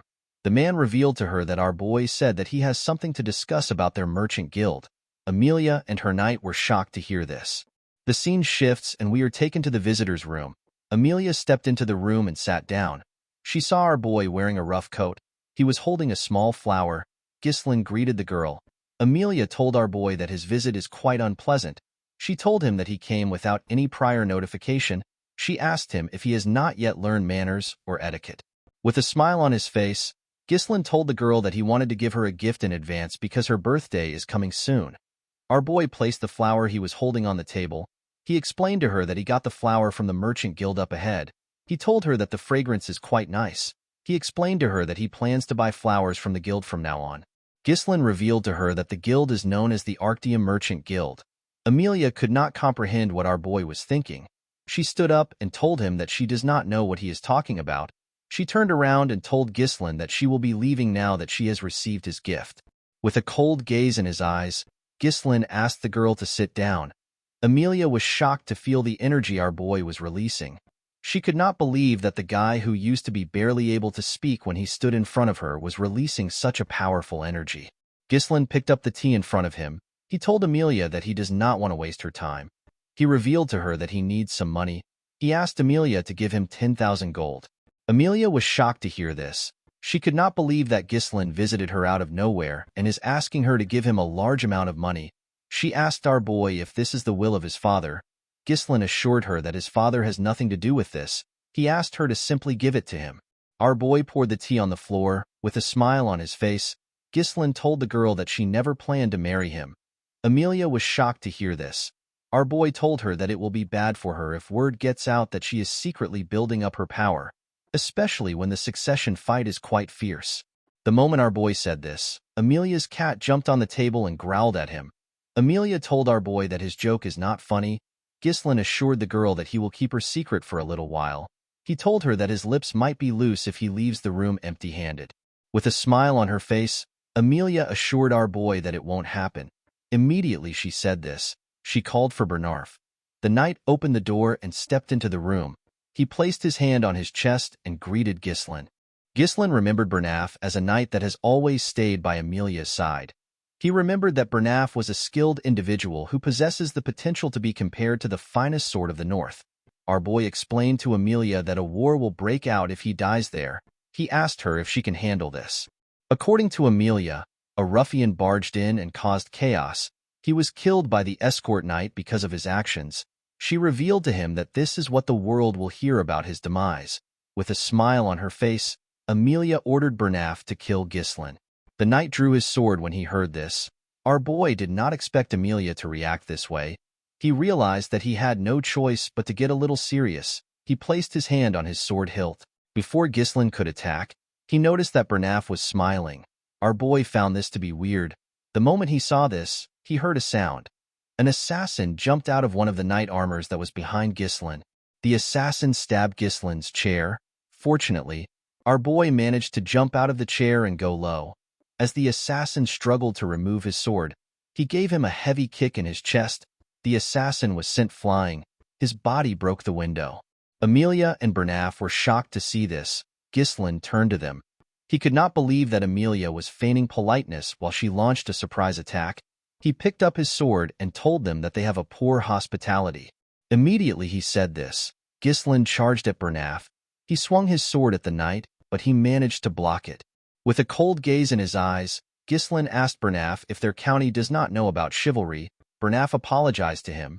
He reminded Ghislain that he was the first to be rude to Amelia.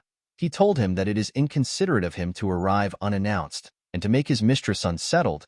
He grabbed Ghislain's sword and locked it in his arms. He told him that he does not need to be polite to someone like him. Immediately he said this, he attacked our boy. Ghislain easily dodged the attack. He jumped and used his leg to kick Bernaf back. The two of them created some space between themselves.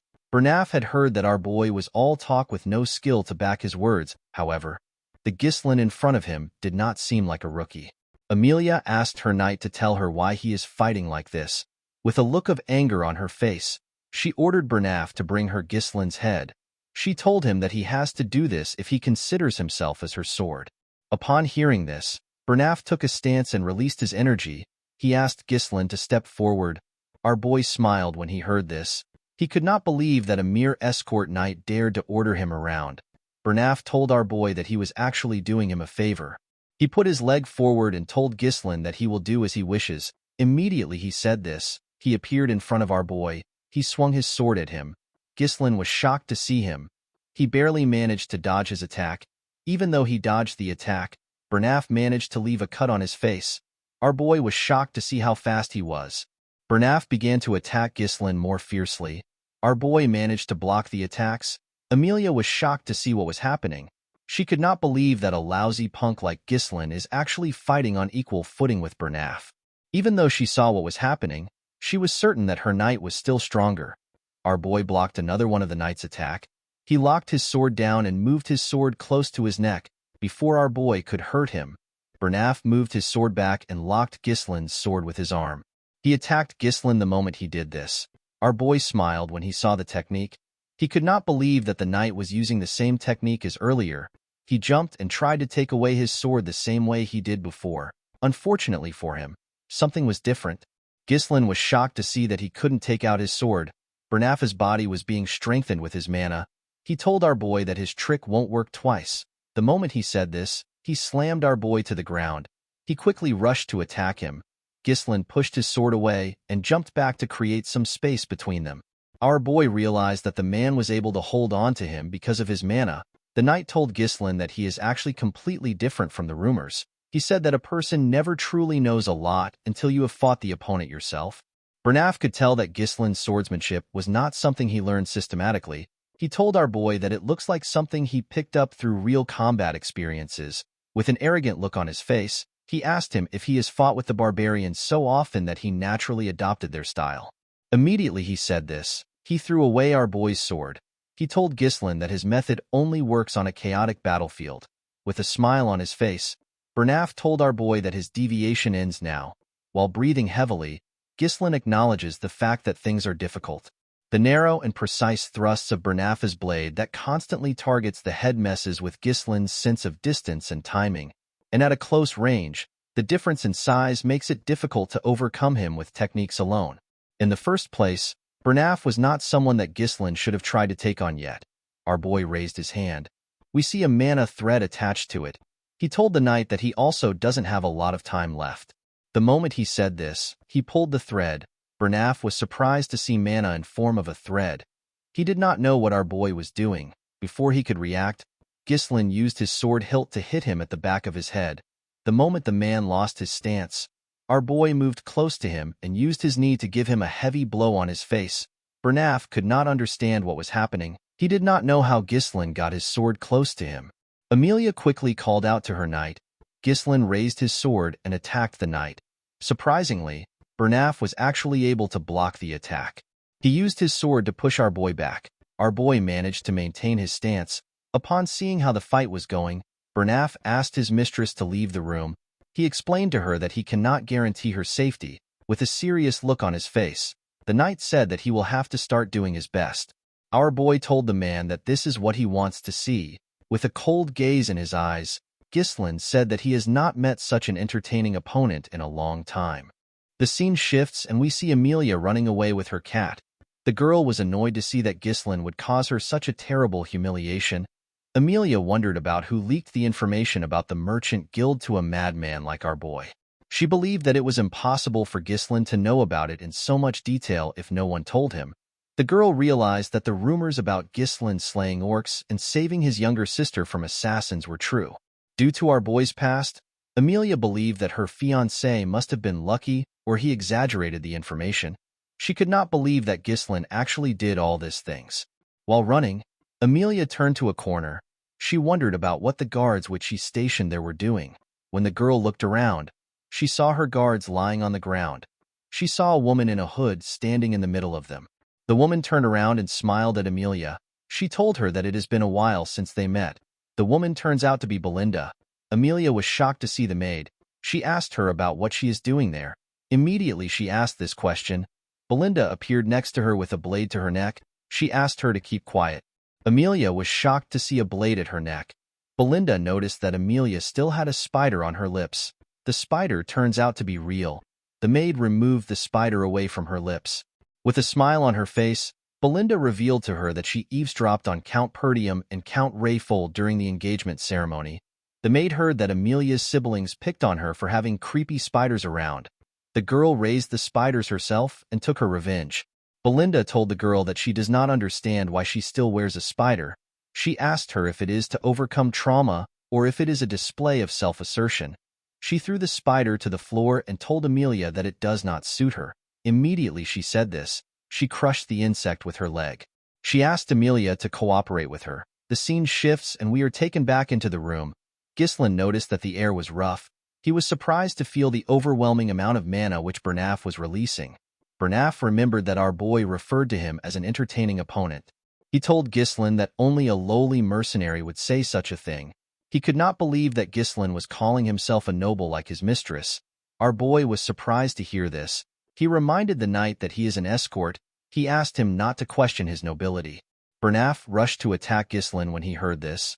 Our boy managed to block his fast attack. With a serious look on his face, he asked our boy to not disgrace the nobility. Immediately he said this, he began to attack faster. His attacks were on a whole different level from before. Ghislain was surprised to see how fast the attacks were. Our boy still managed to block them. Even though he was blocking the attacks, our boy was still having a hard time. He was surprised to see how the knight was pushing forward so fiercely. Ghislain became annoyed. He told Bernaf that he has done enough. He used his sword to push his sword aside. He tried to pierce the knight's head. Bernaf managed to use his sword to intercept the attack. He bent our boy's sword and pushed him back. The man told Ghislain that he just used his final attack. He thrust his sword at our boy. His sword landed on Ghislain's body. To his surprise, Ghislain used his shoulder to take on his blade. Bernaf realized that our boy braced himself for the injury and used his shoulder to push away his blade. Ghislain quickly attacked the knight with this chance. Bernaf managed to block it. The knight realized that he could never let his guard down until the very end. He pushed our boy's sword and locked it down. He used his leg to kick him away. He told Ghislain that this is the difference between him and a person who wields a sword for entertainment. While breathing heavily, Ghislain thinks about how entertaining the fight is. With overwhelming speed, range, and consecutive attacks, Bernaf controls the flow of the fight. Any attempt to counter him in close quarters through grappling is instantly shut down. In a binding clash, Bernaf makes it seem like their swords are locked together. This is done to deceive Ghislain into thinking that the swords cannot be separated.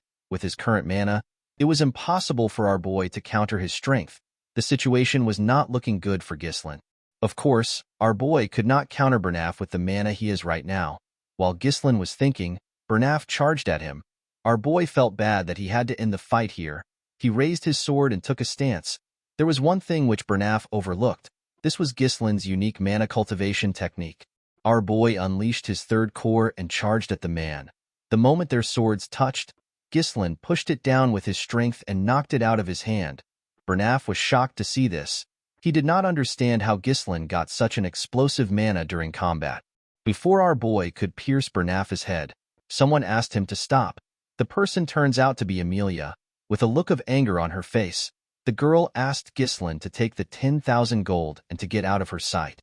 Our boy felt irritated when he heard this. He told the girl that it would have been better if she had just handed over the money when he asked nicely. He removed his sword from Bernaf's head. Belinda told her master that what he has done is a bit too much to call it a lover's quarrel. Ghislain assured her that they simply had a difference in opinion. He walked up to Amelia and told her that he has some unfortunate news for her. He placed his sword on his shoulder and revealed to the girl that the fee has gone up to 20,000 gold. In the next scene, we see Amelia smash a vase on the floor. Bernaf was next to his mistress. He apologized to her for his failure. He explained to her that Ghislain is quite strong and different from the rumors. He said that it is his fault for not correctly assessing Ghislain beforehand. He revealed to her that our boy managed to emit a mana that surpassed that of an advanced level knight. With a scary look on her face, Amelia said that Ghislain has changed. Bernaf asked her if she wants to report this change to the Delphine Duchy. Amelia slapped him when she heard this. She grabbed his shirt and asked him to watch his mouth. She asked him if he does not know how scary Duke Delphine is. She explained to him that they are finished if the Duke finds out about the incident. The reason Amelia secretly allied herself with Duke Delphine without her father's knowledge is because they had a covert agreement. The Duke promised to support the rebellion that Amelia would lead in exchange for her assistance in bringing down Perdium. Amelia told Bernaf that her siblings will kill her the moment the agreement is exposed. With a look of anger on her face, Amelia realized that Ghislain might also know about the agreement since he knew about the secret of the Merchant Guild. She told Bernaf that they need to do whatever it takes to kill our boy. The man accepted this idea.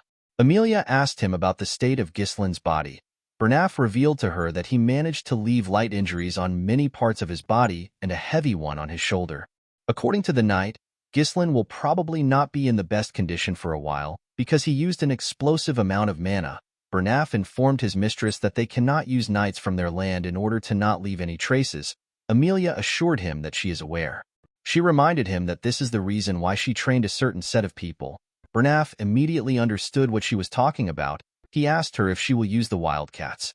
According to Amelia, the wildcats consist of war orphans, those without kin and those without status. Only the most talented natural-born specialists are among them. Amelia placed a flag on the map in front of her. She asked Bernaf to send the wildcats there. She asked him to assemble a dozen of them. She told him to only use those who are proficient with mana. Bernaf quickly understood why his mistress wanted to send the wildcats there. The ravine is the only narrow path from the Rayfold territory to the Perdium County. It is an ideal place for quietly handling things. This is because the area is remote and the terrain is tight. Bernaf told his mistress that he will get the wildcats prepared. With a look of anger on her face, Amelia promised to pay Ghislain back for the humiliation he presented her. The scene shifts and we see Ghislain in a carriage. He was wrapping a cloth around his arm. Our boy sensed something. He wondered if it was Amelia's doing. Fergus asked his master if he is all right. Ghislain assured him that he is fine. The cuts weren't very deep. Our boy felt like he was doing well considering the fact that he went a little overboard. The 20,000 gold he received from Amelia was enough to cover the base funds needed to rebuild their territory. It was like receiving a few years' savings. Ghislain actually wanted to kill Amelia, but this would have caused an unavoidable war. He knew that he could not risk the safety of the territory because of his momentary whims. Perdium is already having a difficult time dealing with barbarians, so it would be smart for our boy to back off. Ghislain knew that the fact that he knows about the Arctium Merchants Guild will put enough burden on Amelia. Our boy put on his jacket and promised to make good use of Amelia. Belinda noticed that her master looked confident. She asked him if things are going exactly as he planned. She reminded him that he told her to subdue the guards once she heard fighting noises on the inside. Ghislaine also asked her to take Amelia hostage once she came out of the room. Our boy told her that he actually asked Fergus to do these things. Immediately he said this, he felt a large amount of pain in his body. Belinda and the old man quickly stood up. Our boy spat out some blood. He realized that the pain he is feeling comes from the recoil of opening up the third core. The pain he felt was still better than what he felt last time. However, it would still be troublesome for Ghislaine to go through this every time he uses his power. Our boy realized that he needed to find a way to increase his mana. While he was thinking, Belinda grabbed his hand. She took out a huge needle. The needle was covered in mana. She told her master that the flow of his mana is a mess. The moment she said this, she used the needle to hit different parts of his hand. Ghislaine was shocked to see this. He felt something coming out of his body. When he opened his mouth, he let out some air.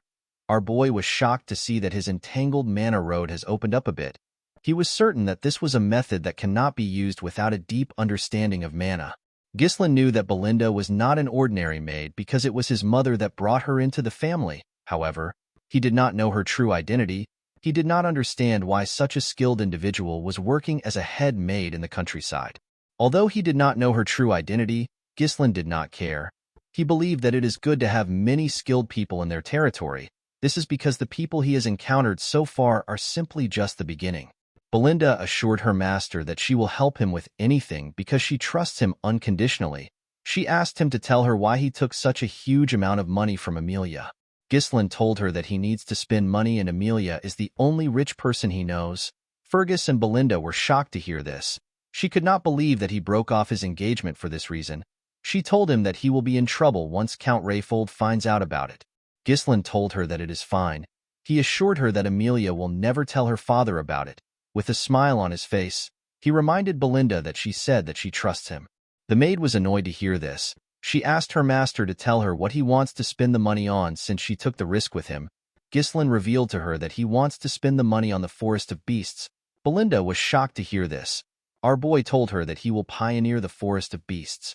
Fergus could not believe what he was hearing. He told his master that development has been attempted there ever since his great-grandfather. Ghislaine asked the old man if he remembers the request he made before they entered the castle. Fergus became nervous when he heard this.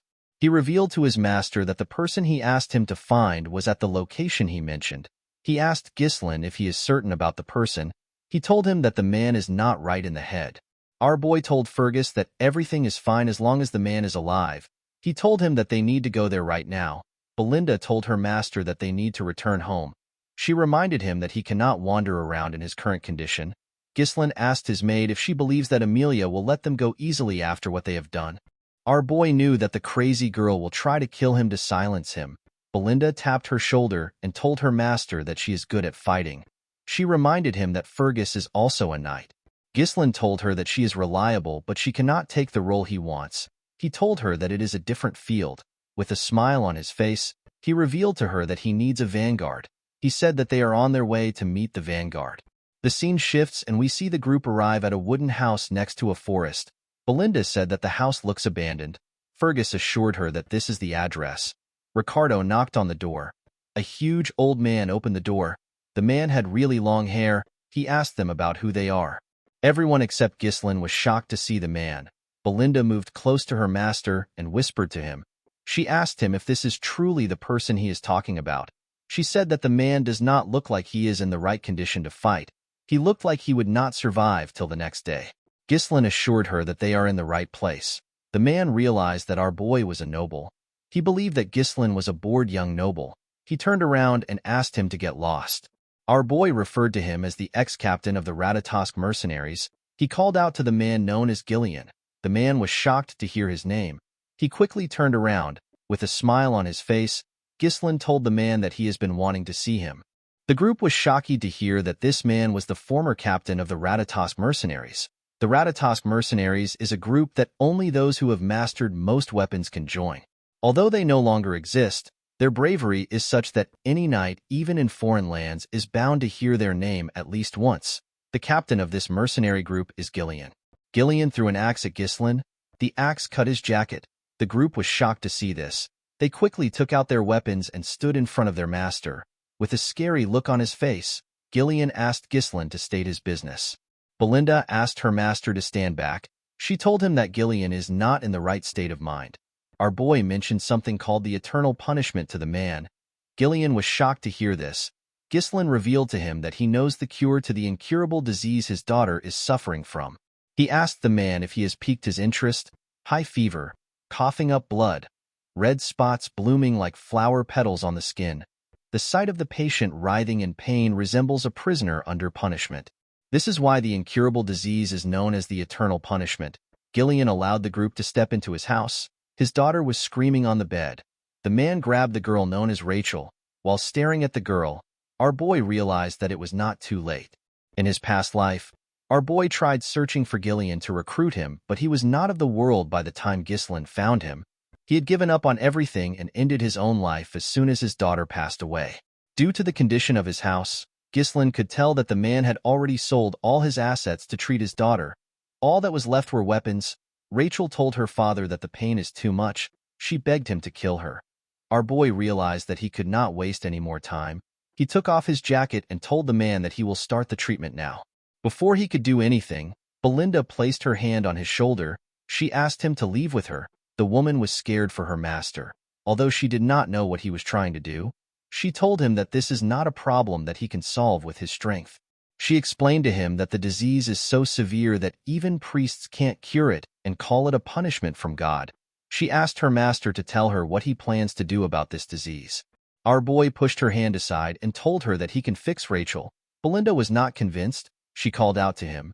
Ghislaine turned around and reminded her that she said that she will trust him. Belinda remembered that she said this.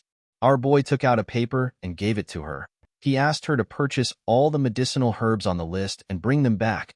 Belinda was surprised to see what was on the list. The maid quickly got the items and returned.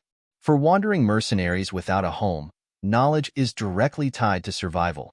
Although the eternal punishment is an incurable disease right now, a cure will later be discovered in the future. The cure became quite the hot topic, especially since the method was relatively simple.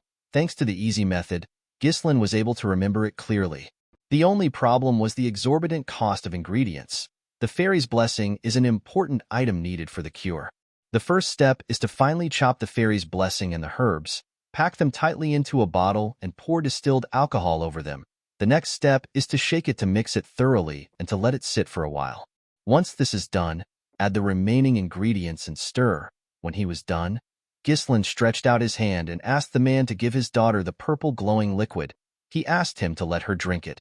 Gillian did not have any other choice. He quickly fed his daughter the liquid. Immediately she swallowed it. The red spots on her face slowly disappeared. Everyone was shocked to see this. The group could not believe that the spots were fading. Gillian was more shocked than everyone. He could not believe that the medicine was working. Ghislaine said that it worked as he expected. With a nervous look on his face, Gillian asked him about how he did it. He told him that even holy power couldn't cure her. According to Ghislaine, the priest's divine power isn't omnipotent. It enhances the body's vitality and strengthens a person's regenerative abilities to help overcome the illness. It is different from a fundamental cure. Gillian's hands began to tremble. He grabbed Ghislaine and asked him if his daughter can truly be cured. Our boy assured the man that his daughter will be cured in a couple of months. Gillian was shocked to hear this. He stepped back and bowed his head to our boy. He asked him about what he wants from him. The man knew that Ghislaine must want something from him to come to such a remote place to find him. He told our boy that all he has left is his useless body. With a serious look on his face, Gillian told our boy that he will become his slave or dog if he commands it. Ghislaine assured the man that he does not need any of these things. He told him that he simply wants the captain of the Ratatosk mercenaries. When Gillian raised his head up, he saw something shocking. He noticed that Ghislaine had the eyes of a dreamer. The man stood up and picked up an axe. He used it to cut his very long ponytail. The group became scared when they saw how the man looked without the ponytail. He was completely different from earlier. He now looked more alive.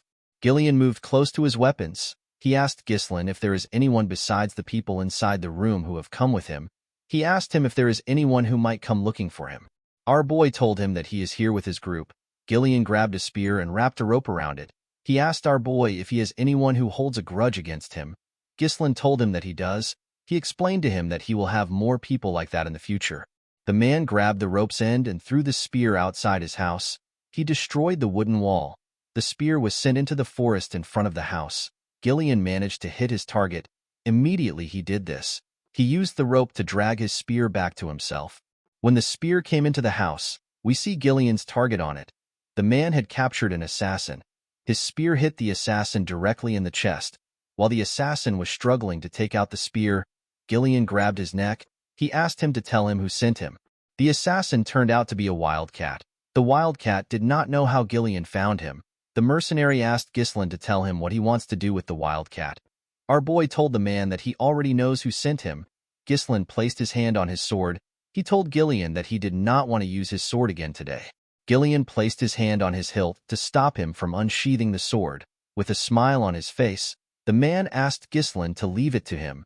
He used his hand to snap the assassin's neck. After doing this, he bowed to our boy. Belinda was shocked to see how Gillian killed the assassin.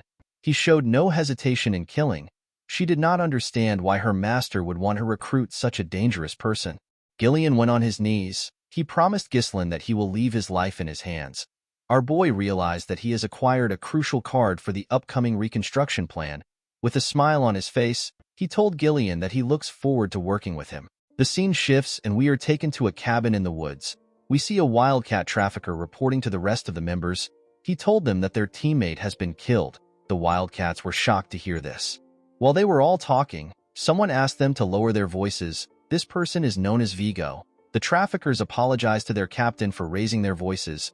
The captain explained to the man that Bernaf said that Ghislain wouldn't be able to find the reconnaissance unit and it would be impossible for him to kill them. He asked the man if the reconnaissance unit is stupid or if they were given the wrong intel. The man did not know what to say. He revealed to Vigo that Gillian has joined the team. The man was surprised to hear this. He stood up and grabbed his teammate's neck. With a scary look on his face, he asked him if he is certain. While trembling, the man told his captain that he is certain. He said that he saw it with his own eyes. Vigo smiled when he heard this. He was happy to hear that his former captain was finally starting to make a move. The scene shifts and we see Gillian riding a carriage through the woods. Belinda complained about the carriage suffocating her. She asked her master if Gillian really needed to bring so much weapons. She told him that he is not an arms dealer. She said that a sword or two should have been enough. She could not believe that they had to buy another carriage because of Gillian's weapons. Ghislain told her that they already needed to buy one to take Rachel comfortably to the county. He assured her that it is fine. Fergus and Ricardo carried Rachel in their carriage. Ghislain told his maid that Gillian has a use for the weapons. He asked her to bear with it for now.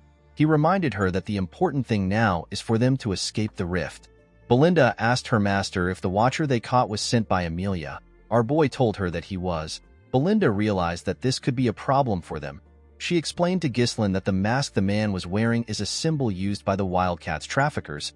She said that the Wildcats are a fairly powerful guild in Rayfold. Our boy was surprised to hear this. According to Belinda, the Wildcat traffickers' main trade is smuggling. They also take on assassination, drugs, human trafficking, and other things. They are filthy trash who take on all kinds of vile work. Among the members are many skilled former mercenaries. This made them a shadowy guild that has armed combat power. Ghislain asked Belinda to tell him how she got this information when she stays in the castle all day. The maid told him that she heard these things before she started working there. She asked her master to be careful because the Wildcats are persistent. Ghislain smiled when he heard this. He assured her that he will be fine. He reminded her that they have Gillian with them. Immediately he said this. We see something come out of the ground after their carriage passed by it. The things ran after the carriage. Gillian sensed their presence. The things jumped out of the ground when they caught up to the carriage. The things turned out to be the Wildcats. They rushed to attack Gillian. The man was surprised to see an ambush from the ground. He took out his axe and his sword. He used it to block the attacks of the Wildcats. He used his axe to cut off one's hand and quickly used it to stab the other one in his chest. Before the man who lost his hand could react, Gillian tore his head apart. Their bodies fell to the ground. The moment the men died, their teammates cut some ropes. The ropes released some huge trees on the carriage. Gillian was surprised to see the trap. Belinda said that the trees would crush them. Gillian quickly grabbed the ropes and slowed the horses down. They managed to avoid getting crushed. However, their path was blocked. Ghislain said that he already expected the ambush. Next to their carriage were some Wildcat traffickers. Vigo called out to the former captain of the Ratatosk mercenaries. Gillian was surprised to hear his title. Vigo referred to him as a coward who disbanded an entire group of mercenaries because of his daughter. Gillian stepped down from the carriage. He told the man that he does not know what he is talking about. Vigo was annoyed to hear this. He revealed to his former captain that he ended up living a life that he never wanted because of him. He asked him if he has gotten so senile that he can't even remember his former peer. Gillian did not know what to say. Vigo believed that the man was playing dumb. With a smile on his face, he told him that he will make him remember him. He ordered his men to kill the group. They quickly rushed to attack them. Ghislain asked Gillian if he needs help. The man told him that he is fine. He told him that the captain seems to have business with him. He asked Ghislain to rest for the meantime. He assured him that he will be fine on his own. Before the wildcat's swords could touch him, Gillian covered his huge axe with his mana.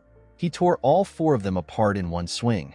The others were shocked to see this. They rushed to attack the man. Gillian took out his short sword. He tore the first person that got close to him with his axe. He stabbed the second person in the neck with his sword. He blocked the third person's attack and used his axe to tear him in half. Vigo was not surprised to see how strong his former captain was. He could tell that he still had his same strength. He ordered his unit to spread into 2 groups. He asked them to take Gillian from both sides. The wildcats quickly followed their captain's order. Gillian got on a horse. The wildcats were surprised to see this. Gillian grabbed a much bigger axe and spun it in the air. He charged at the wildcats. He covered his axe with his mana. With a single swing, the man tore several wildcats apart. Some of them got pushed back. One of them said that he cannot get near the man.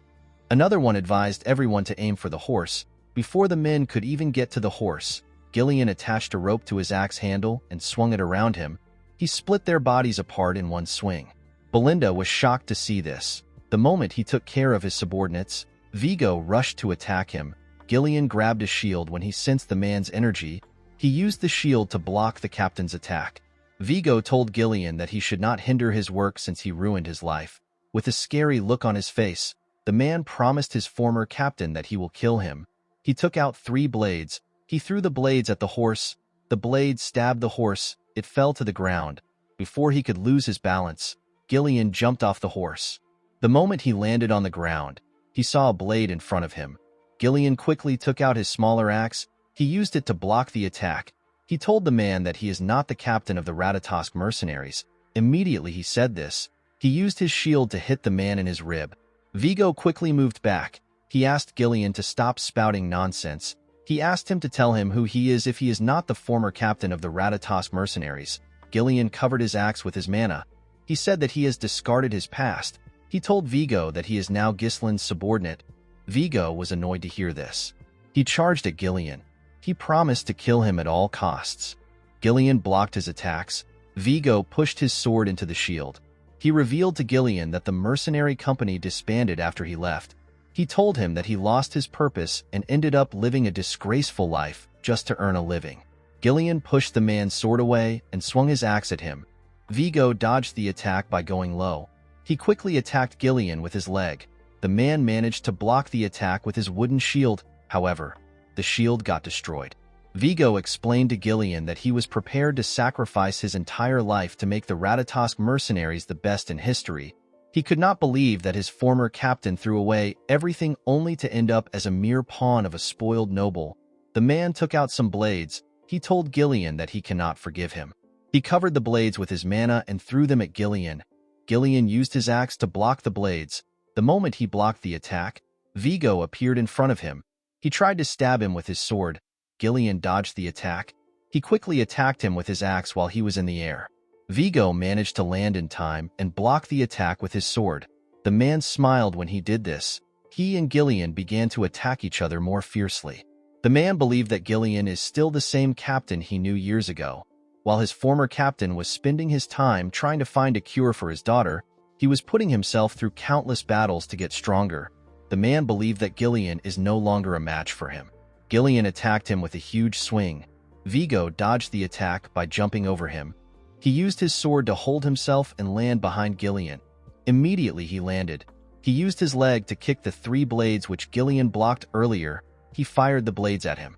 Gillian used his armor to block the 3 blades. The moment he blocked the blades, Vigo rushed to attack him. Gillian sensed his presence and swung his axe at him.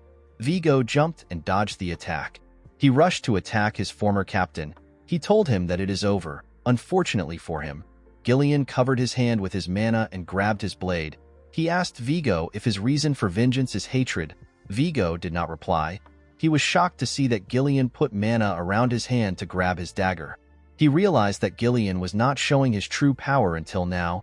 Gillian slammed the head of his axe on the man's face. The attack sent Vigo flying. He was slammed into a tree. Gillian told him that he does not understand him. He believed that Vigo had a lot of chances to kill him if he wanted revenge. He asked him about why he did not come to kill him earlier. Vigo laughed when he heard this. He told his former captain that he does not know a lot. He revealed to him that he already visited where he used to stay, but he did not find the captain of the Ratatosk mercenaries. He said that he found a feeble old man who was not even worth killing. With a look of anger on his face, Vigo asked him to tell him where the Gillian he used to look up to disappeared to. Gillian threw the man's dagger on the ground. He asked him to pick it up. He told him that he is now a body bound to another's will. He took out his sword and told the man that he will still show his former comrade the highest level of respect. He said that he will do this as captain of the Ratatosk mercenaries. Vigo was happy to hear this. He picked up his dagger and charged at Gillian. His captain blocked his attack. Vigo said that this is what he wished for. He began to attack Gillian more fiercely. His captain managed to keep up with him. Gillian made a huge swing. Vigo dodged the attack by going low. He quickly attacked him. Gillian blocked the attack with his axe. He pushed Vigo's dagger down and used his sword to stab him in his rib. Vigo grit his teeth to endure the pain. He quickly attacked Gillian. The man managed to dodge the attack. He raised his axe up. He told Vigo that he will remember him. He referred to the man as the 5th unit commander of the Ratatosk mercenaries. He called him Vigo Villanos. Vigo smiled when he heard this. The moment he smiled, Gillian stabbed him. After the man died, Gillian picked up his dagger. While he was staring at his comrade's corpse, Ghislain commended him on his work. Belinda said that they will make some money from selling the Wildcat's loot. Gillian apologized to our boy for causing more delays than necessary. Ghislain assured him that it is fine. He never expected Gillian to be so exceptional. When our boy first left home to start mercenary work, the stories he heard about Gillian from his seniors helped lay the foundations for him to become the mercenary king. Ghislain became more certain that he made the right choice by moving quickly. He was happy that he gained a reliable comrade. Our boy asked Gillian if he remembers who Vigo was. The man told him that he does. He raised Vigo's sword and said that he was an old comrade. This words resonated with Ghislain. He wondered about what his old comrades were doing right now. He was certain that they are living a life of their own because this was before they met him. He knew that he would have to scout this people at some point. Ghislain told the group that they should follow Belinda's suggestion and gather anything valuable from the Wildcats. Belinda ordered Gillian to take lead and start collecting for them. The man reminded the maid that he is not her subordinate. 2 days later, we see the group enter the Perdium territory. Belinda was relieved to see that they had finally arrived. Gillian looked at the city and asked his master if that is Perdium. Our boy told him that it is. Ghislain felt happy that he had a home to return to. When he first ran away from home, he thought that he would be able to come back any time. Gillian carefully looked at the county. Our boy asked him if he likes their land. Gillian was startled when he heard this. With a nervous tone in his voice, he said that the county is great. Ghislain told him that the county is really bad. Gillian was surprised to hear this. Our boy said that all the houses are outdated and renovations are out of the question. He revealed to Gillian that the fields are uncultivated. This is because all the farmers have been conscripted into the military. They left the land forcibly fallow. Gillian explained to Ghislain that he has heard that Perdium is always at war because of the northern barbarians. He said that the situation is worse than he expected. Ghislain told the man that he will fix all these problems. He told him that he needs his strength to fix the problems. Belinda and Gillian were surprised to hear this. Our boy knew that the battle ahead is going to be a very long one. It is a battle to eliminate everything connected to Duke Delphine and to protect what was taken for granted. Ghislain promised to revive the land no matter what he has to do. When they arrived into the county, Belinda saw something shocking. She asked her master to look in front of them. When Ghislain raised his head, he saw someone he did not expect to see. He quickly recognized this person's silhouette. Our boy saw a man in an armor who had a coat on his shoulder. This man is his father. At the Perdium castle, We see some men talking to the Count. The Count suggested that they reduce their forces. The men were surprised to hear this. One of them said that it will be difficult to maintain the front lines properly if they cut their forces down. Another man advised the Count to request more support from the Rayfold family. The general administrator revealed to the men that the Rayfolds were the one who reduced the support fund. He said that the Rayfolds are gathering soldiers and stockpiling food right now. The knight in the room was surprised to hear this. Another man said that they need the funds because they need to rebuild the Forest of Beasts garrison that got partially destroyed during the last battle against the orcs. According to the man, reducing the Night Order's forces is barely enough to give them some breathing space. He said that reducing the forces poses a significant risk. Ghislain watched the men as they argued. He found this to be normal. The knight in front of him was the knight captain. His name is Randolph. The man with a lot of beards is the treasurer. His name is Albert.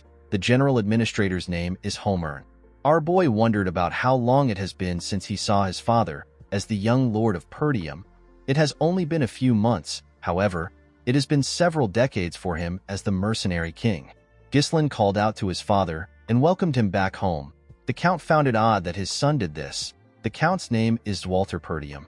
As a child, Ghislain never liked his father for being so strict and serious all the time. But now it was different for him. He could now see it. He could see the countless burdens of exhaustion and fatigue weighing on the Count's shoulders. He understood the responsibilities of the lord of the land. Zwalter took a sip of his tea and revealed to his son that he heard he left the castle for a week. Ghislain told him that he visited the Rayfolds. Zwalter asked him if he did not cause trouble there. Our boy told him that he didn't. The treasurer turned to Ghislain. He told him that he heard that he won a duel against Cain and won some money.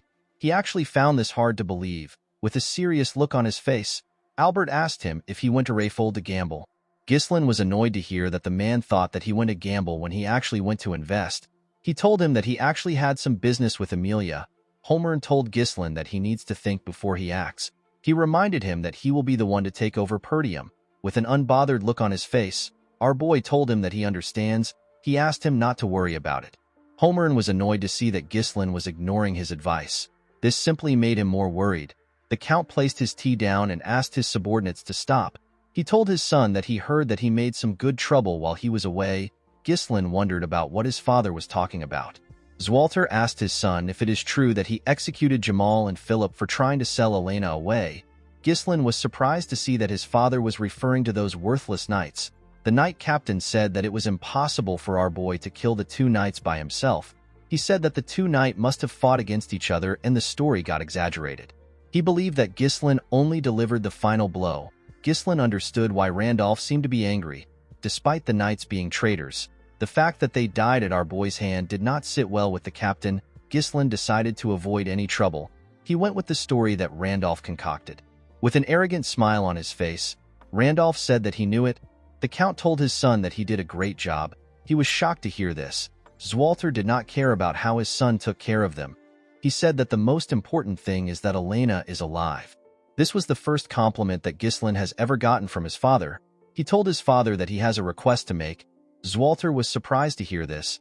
Homer told our boy that he needs to stop now if it is money that he is going to ask for. Randolph agreed with him. He asked Ghislain to remember all the trouble he has caused so far. With a look of anger on his face, Randolph reminded him that he sold military provisions to get gambling money. He lit the front gate on fire to grill an army horse and melted all the armors to forge some worthless legendary sword. Ghislain could not talk back to the captain. Although he didn't remember these things, he knew that he must have done them at one point in time. He revealed to his father that he simply wants to get permission from him. The Count asked him about what he needs permission for. Our boy revealed to them that he will like to pioneer the Forest of Beasts. The men were shocked to hear this. Ghislain smiled at them confidently. The scene shifts and we see our boy in his bedroom. With a confident look on his face, he revealed to them that his father denied his request. According to him, Zwalter freaked out and began to yell at him. Belinda was not surprised to hear this. She told her master that this was expected. She said that the place is filled with monsters. She told Ghislain that there is nothing to gain from taking care of the monsters. Ghislain asked Gillian if he has heard his plan from Belinda. The man said that he has. He said that our boy plans to pioneer the Forest of Beasts with the funds he received from Amelia. Gillian explained to his master that the forest is a forest of death which no one can return alive from. Because of this, Nothing is known about the place and everyone avoids it. The forest's notoriety is already well known in other regions. With a smile on his face, Ghislain told his guard that he is well informed about the forest. He told him that there is actually nothing to gain from entering the forest. He stood up and walked towards his door. He told Gillian that they need to get started. Belinda reminded her master that he did not receive permission from the Count. She asked him if he is still going to proceed anyway. Ghislain turned around and explained to her that he did not actually need his father's permission. He said that he simply asked out of courtesy. He told her that he needs to do this. Belinda did not understand why her master was adamant about going there. She asked him to tell her what is in the forest that he is so obsessed with it. Ghislain told her that he will tell her later. He knew that things will be bad for him if he was to reveal it now and the word spreads. If our boy is able to successfully pioneer the forest, he will get massive funds. At a place not too far away from the forest's entrance, there is a massive runestone vein buried there. When ore is infused with mana, a runestone is created. It is an extremely rare mineral that mages are absolutely crazy about. It is used in all sorts of magical tools, things like barriers, magic circles, magic scrolls, alchemy, and magic research. It is basically used in anything that uses mana. In his previous life, Duke Delphine was the one who discovered it, but now, only Ghislain has this important piece of information. Belinda could not see through her master's intentions. She decided to give up. She knew that he must have a plan. Gillian told him that he will follow his orders. Ghislain asked Belinda to head to the nearby guild and hire some mercenaries. He said that 200 mercenaries will be enough. Belinda could not believe that her master was not holding back on spending the money that he risked his life to get. Gillian asked him if he is certain about this. He explained to his master that mercenaries are a rough and unruly bunch. He said that it will be hard to control them if a lot of them are gathered in one place. They might even turn on their employer and take everything for themselves. Ghislain told him that he is right. He said that the two of them are going to personally pick out the useful ones. Gillian asked him to explain what he means. Our boy revealed to him that they are going to the most skilled group among the small-scale mercenary groups in the north. With a nervous look on his face, Gillian asked his master if he is referring to the crazy dogs. He explained to him that the crazy dogs are quite skilled, but they will turn on their employer if things go south. The crazy dogs are known as the Cerberus mercenaries. Ghislain told his guard that they need to go put a leash on the crazy dogs. The scene shifts and we see Gillian guiding his master's horse as they walked up a hill. The Cerberus mercenaries were on the outskirts of the Zimbar territory. One of them spotted Ghislain and Gillian coming from afar. He told his colleague that they have arrived. The man laughed when he heard this. He referred to Ghislain as a poor soul and said that they do not know what they are walking into. The man took another look at Ghislain. He realized that he was a noble. He believed that they were going to make a lot of money off our boy. While the man was looking at Ghislain through his spyglass, someone grabbed him. The man screamed out in pain. The men in the camp were surprised to hear his voice. Gillian was the one who grabbed his head. He raised him up with one hand. The man called Gillian a bastard and asked him about what he is doing. Gillian threw the man with so much force that the upper half of his body got pushed into the sand. The mercenaries were annoyed to see what was done to their comrade. They began to yell at Gillian. They asked him if he has lost his mind. A mercenary stepped out of the crowd. He told Gillian that he can't act reckless just because he is from a noble family. The mercenary held a chain and a hook. With a smile on his face, he told Gillian that he should not expect to return home alive. Unfortunately, this dumbass did not know who he was talking to. The man noticed that someone else was coming into the camp. He saw Ghislain on a horse. Our boy asked him to shut up and bring his captain. The man laughed when he heard this. He began to spin his chain. He said that the noble brat has lost his mind. He told Ghislain that it is time for him to understand what it means to take responsibility. The moment he said this, he threw his chain at him. Before the spiked ball could touch our boy, something hit it and stopped it from moving. The person who stopped it turns out to be Gillian. The man stopped it with a dagger. He put the dagger into a part of the chain. The man was shocked to see that Gillian shoved his blade into the chain. The spiked ball fell to the ground. Ghislain smiled when he saw this. He already knew that words won't get through to them. He asked Gillian to do enough so that the men won't die. Gillian took a stance and grabbed the chain. He told his master that he understands. He pulled the man in front of him with the chain. The man flew to his side without any resistance. The moment the man got close to him, he swung the spiked ball at him.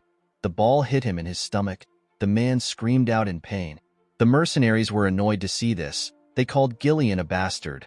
They said that they won't go easy on him because he works for a noble. They charged at the man.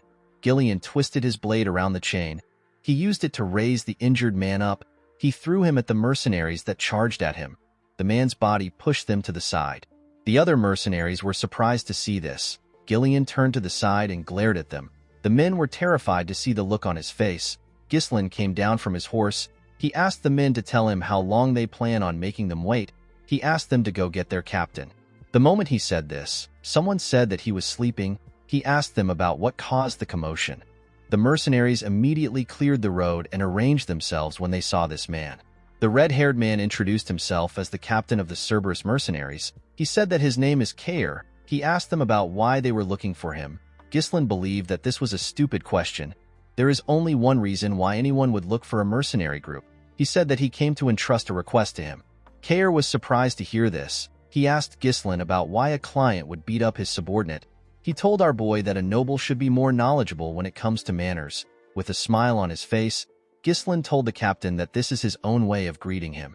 He told him that this is the best way to properly tame him. Kair smiled when he heard this. He wondered about what would happen if Ghislain had greeted them twice. The scene shifts and we see everyone in Kair's tent. He had some mercenaries with him. He asked Ghislain to tell him the kind of request he has. Our boy revealed to him that he would like to hire him to pioneer the forest of beasts. The mercenaries behind Kair were shocked to hear this. They could not believe that our boy wanted to send them to the forest filled with beasts. They knew that the forest was near the Perdium territory. With a smile on his face, Kair asked Ghislain to tell him the kind of person he is for him to try disturbing such a dangerous forest. Our boy revealed to him that he is the young lord of Perdium. Kair was surprised to hear this. He and his men began to laugh. They could not believe that they were looking at the insane young lord from the rumors. They became certain that he had lost his mind. Kair told our boy that he does not know what the forest of beasts is like because he was raised in a greenhouse. He told him that it is not a place for rookies like him. The captain said that he is no longer interested in hearing anything from Ghislain. He signaled his men and told them that the negotiation is over. The men raised their weapons. Gillian raised his axe when he saw this. Ghislain asked Kair if he is scared. The man was shocked to hear this. With a smile on his face, he said that he is disappointed because he heard that his mercenary group is quite skilled. He told Kair that it is just a hoax. Kair placed his leg on his table. He asked Ghislain to not mess with him. He reminded him that they are mercenaries. He told him that they do not take jobs that don't pay off. Ghislain said that weaklings usually like to come up with excuses. Kair was annoyed to hear this. He told our boy that the mood is ruined. He told him that all he is doing is throwing around pathetic provocations. He referred to Ghislain as a clueless brat. He told him that he is not even worth killing. He assured our boy that he will let him go.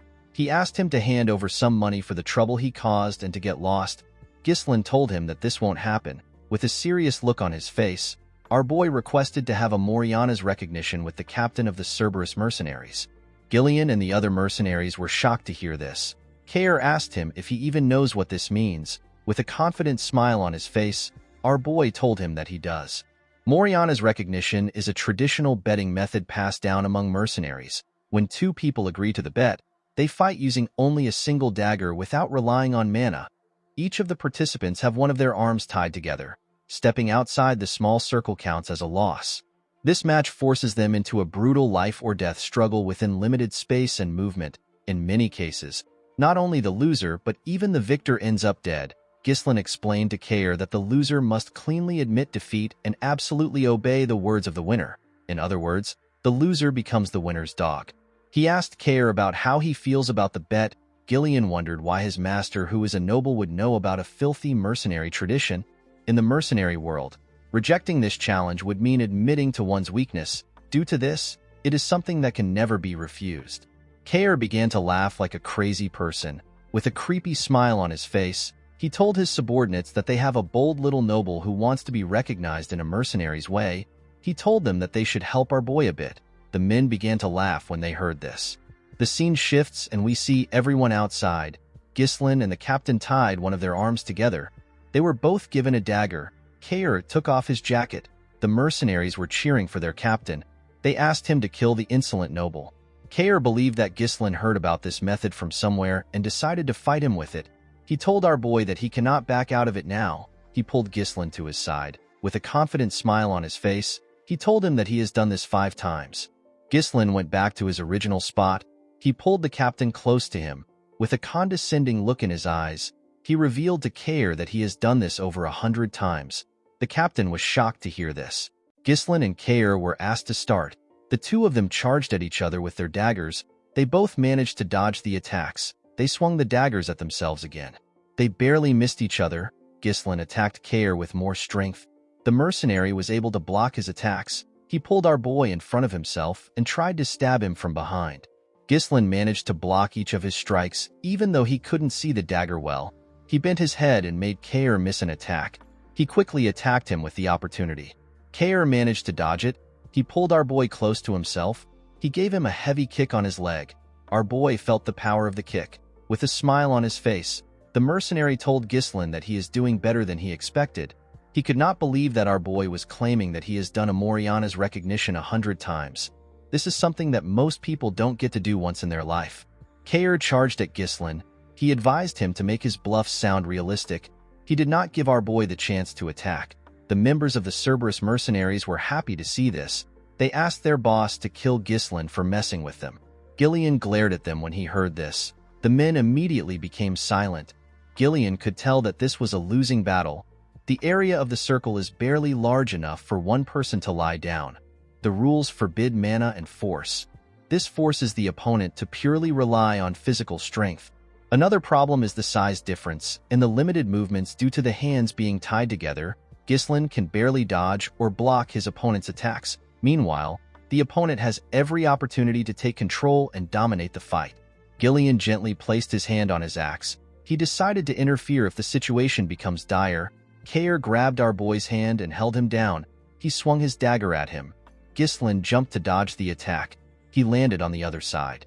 The moment he landed, our boy noticed that he could feel some pain in his leg. The pain was surging from the leg he used to block Kair's attack earlier. The damage was stacking up due to the lack of mana protection.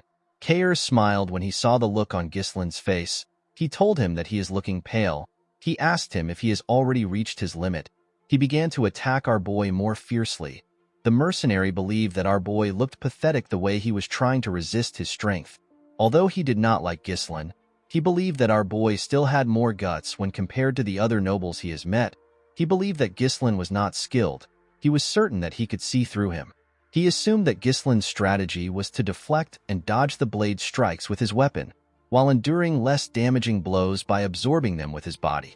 However, Moriana's recognition is a fight that prohibits the use of mana. All the attacks will inevitably stack up. Kair could tell that our boy was already aware of the strain building up in his legs. It was showing on his face. The mercenary smiled. He wanted to see Ghislain struggle for his life. This was the only way that it would be fun for him. He spun his dagger and charged at our boy. Ghislain managed to block his attack.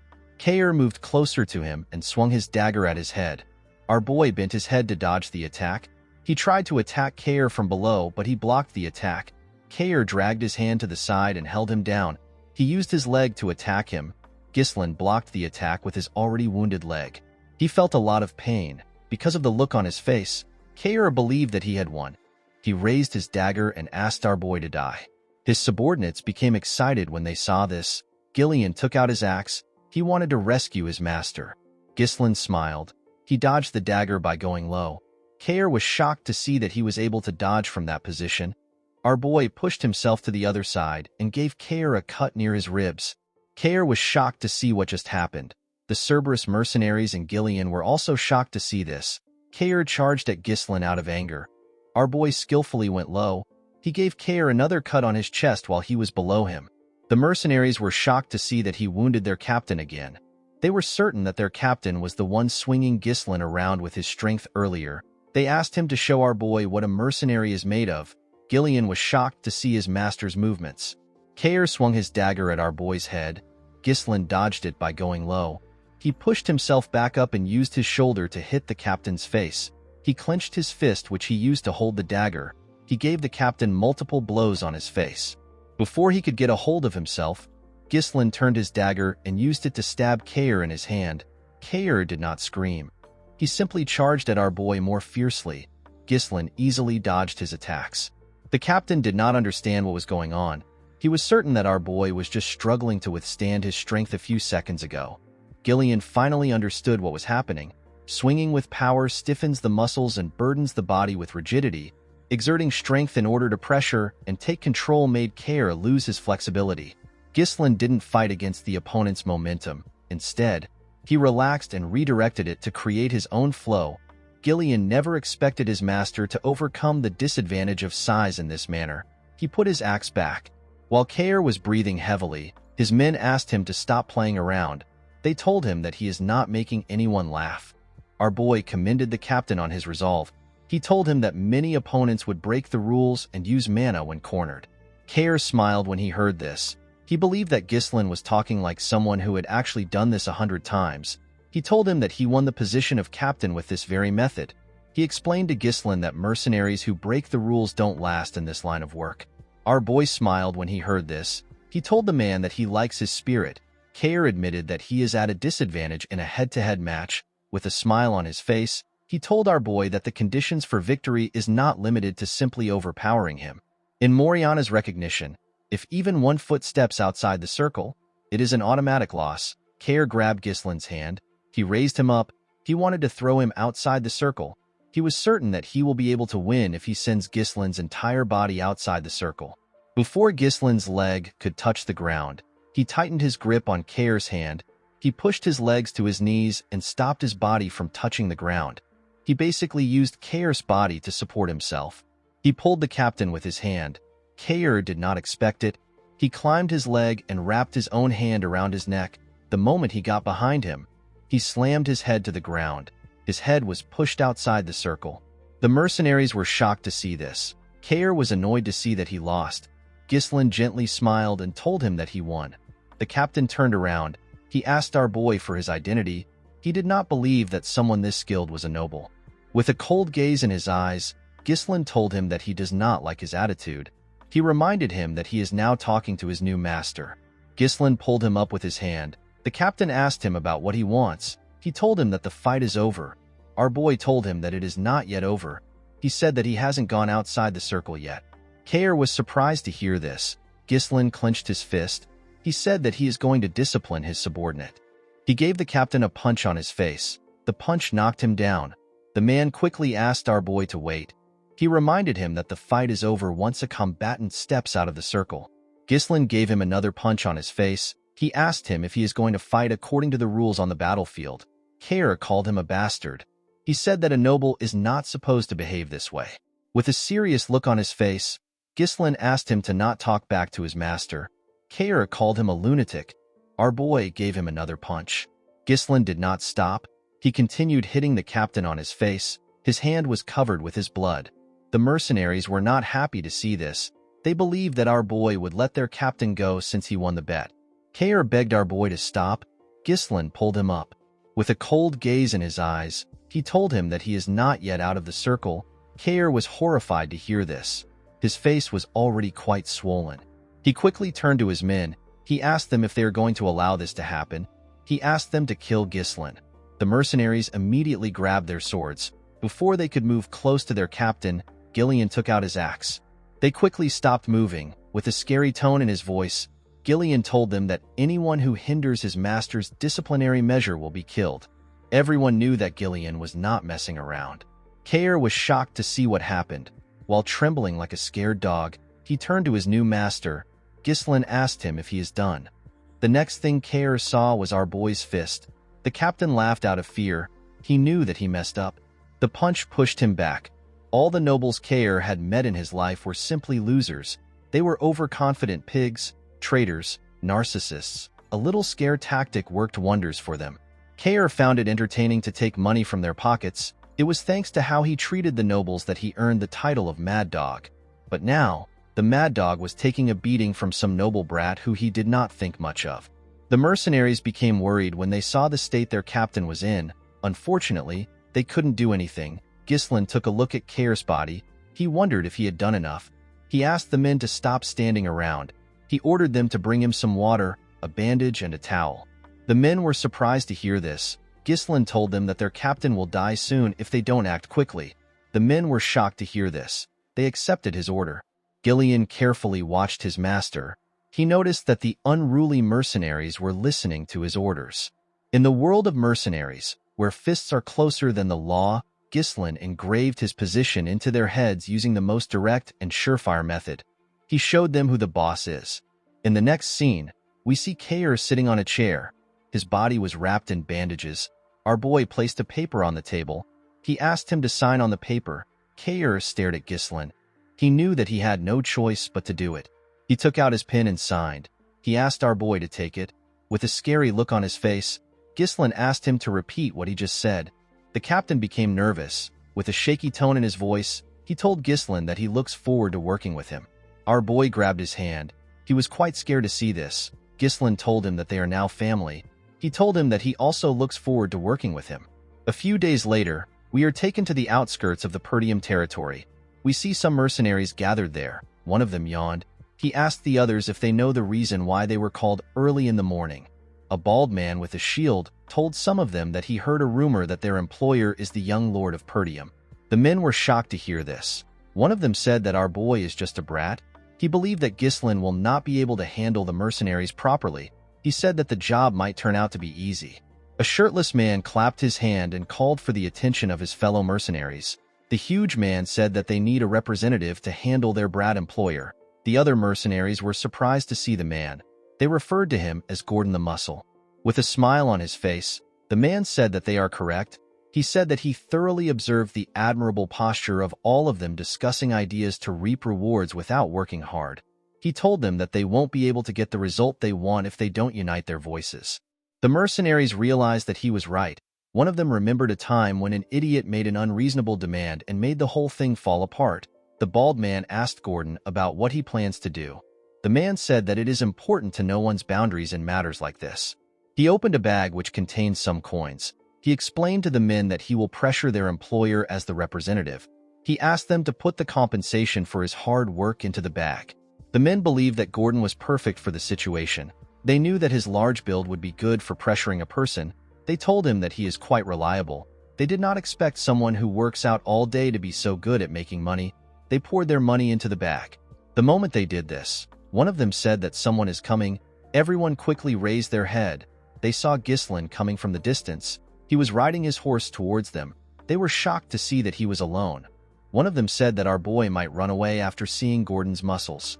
Gordon asked the men to move close with him. He said that it will help them set up a scary mood. With a smile on his face, the man said that it is time to teach a brat how scary the real world is. Before he could walk up to Ghislain, he noticed something strange. He saw some people moving close to our boy. It was Gillian and the Cerberus mercenaries. One of the mercenaries quickly recognized the dog snout-shaped helmet. He said that this men are the Cerberus mercenaries. Gordon was shocked to hear this. He wondered about how Ghislain managed to make the crazy dogs follow him. When Ghislain got close to them, the men stepped back. He turned to Gordon and asked him if he is the representative. With a nervous look on his face, Gordon said that he is. Ghislain asked him for his name. The man introduced himself as Gordon the Muscle. Our boy found the name to be unique. He tapped Gordon on his chest and told him that his name is pretty cool. Our boy introduced himself as the young lord of Perdium. He asked Gordon to gather the mercenaries. With a serious look on his face, he announced to them that they will now begin the pioneering of the Forest of Beasts. In the next scene, we see Belinda helping Ghislain wear his armor. All the preparations for pioneering the forest were done. Construction of the expedition's temporary base and resource procurement were complete. He also acquired the most important asset, which is the troops. Ghislain begged Belinda to do a head count one more time. The maid accepted his request. She revealed to him that there are 148 mercenaries contacted from the office and 41 Cerberus mercenaries which he brought there. The total number of people there was 192. Ghislain told her that she did well. He asked her if she has properly informed Scovin. Belinda said that she has. She expected Scovin to have stopped them from going. To her surprise, the knight stepped in to ensure that they aren't detected while entering the Forest of Beasts.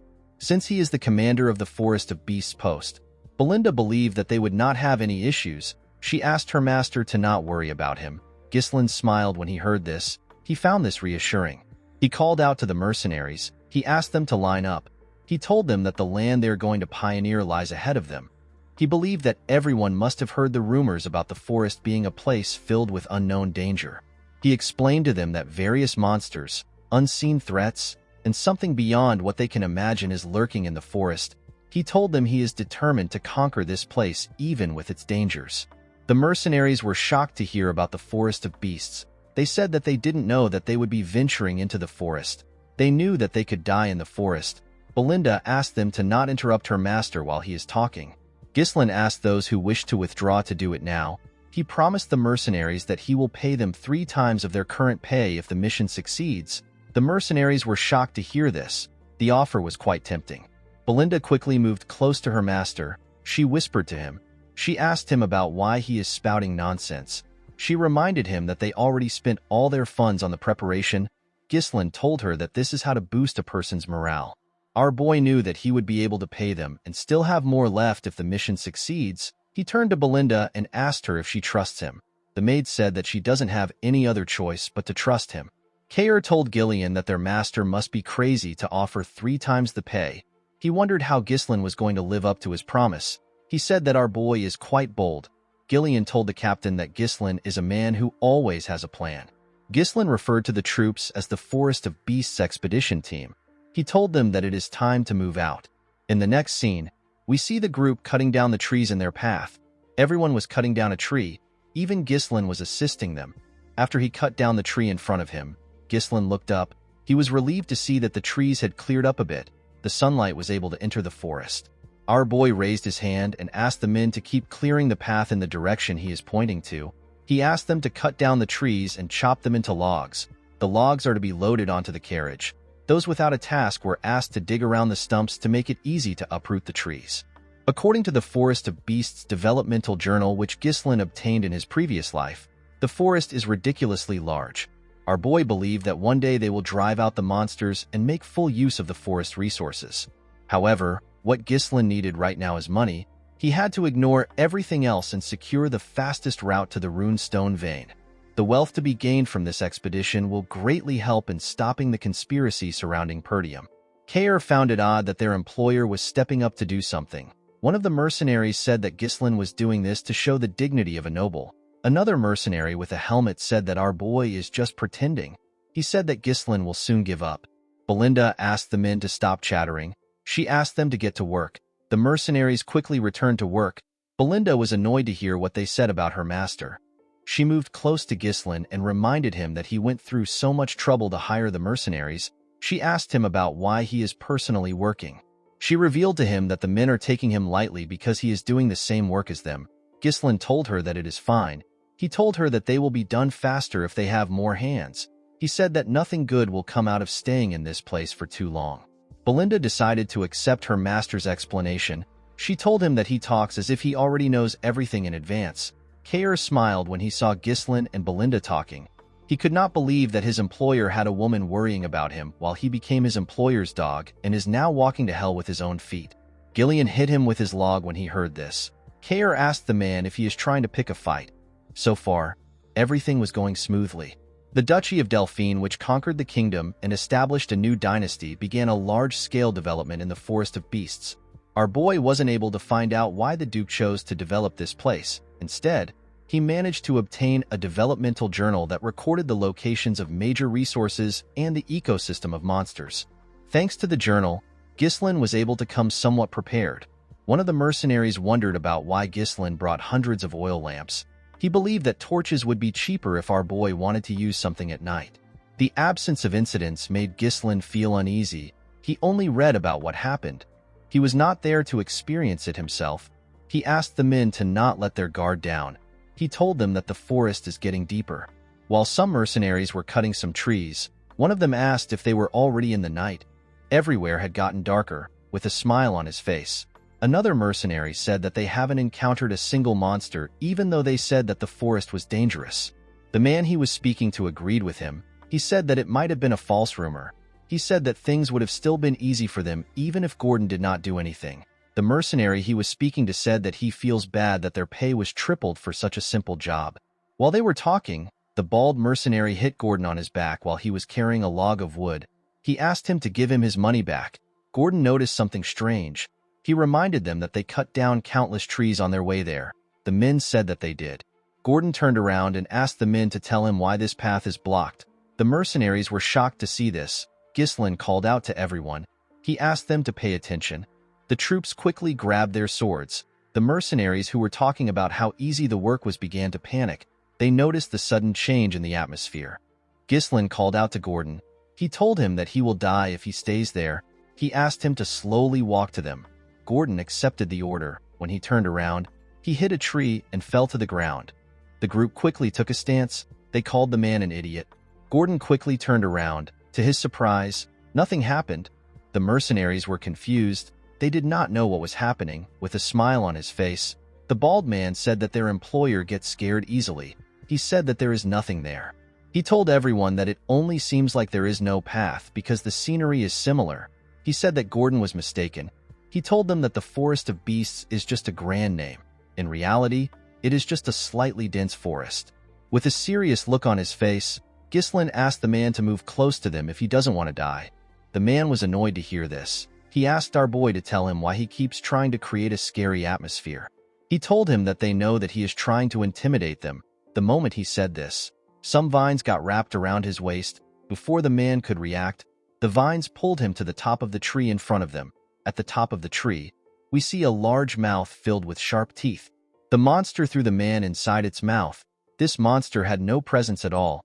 There was no way to predict how it would move. It was a being that you can only fall victim to if you are unaware. The huge monster tree opened its eye. Ghislain realized that he was looking at a Derusant. A large amount of Derusants surrounded the group. Gordon and the rest of the mercenaries began to panic. They wanted to run away. They believed that they were going to be eaten. Before Gordon and the mercenaries could get away, the monsters stretched out their vines and grabbed them. They managed to throw the mercenaries into their mouths. Fortunately for Gordon, he was able to hold on to a tree. He screamed out for help. One of them moved close to him with his axe. He asked him to hold on tight. He hit the vine with his axe. He wanted to cut it. To his surprise, the vine was not affected. Instead, his axe began to slowly break. The man wondered why the vine was so sturdy. While he was looking at his axe, the monster pulled Gordon. The huge man began to scream. Before it could raise Gordon up, Ghislain appeared above it. He covered his sword with his mana and used it to hit the vine. He managed to cut it. While he was in the air, he landed a cut on the monster's eye. A large amount of blood burst out of its eye. The mercenaries were surprised to see that their employer managed to cut it down. They assumed that the Derusant's eyes were their weakness. Ghislain took a deep breath. While screaming at the top of his voice, he asked the mercenaries to get themselves together. The men were shocked to hear their employer's voice. Our boy told them that they will become easier targets if they spread out. He asked them to raise their shields and form a tight formation to make sure that no one gets caught by the vines. He asked them to focus on defense until they received the next order. They all accepted his orders. They quickly got into position. One of them said that he is not going to die in a place like this. Ghislain quickly went to the carriage. He asked Kair about the oil lamps. The captain said that they are all there. Our boy asked Kair to light the lamps and throw them at the monsters to burn them down. Kair was surprised to hear that this was the reason his master brought so many lamps. One of Kair's teammates told him that the monsters are looking at them. Ghislain asked the captain to throw the lamps now.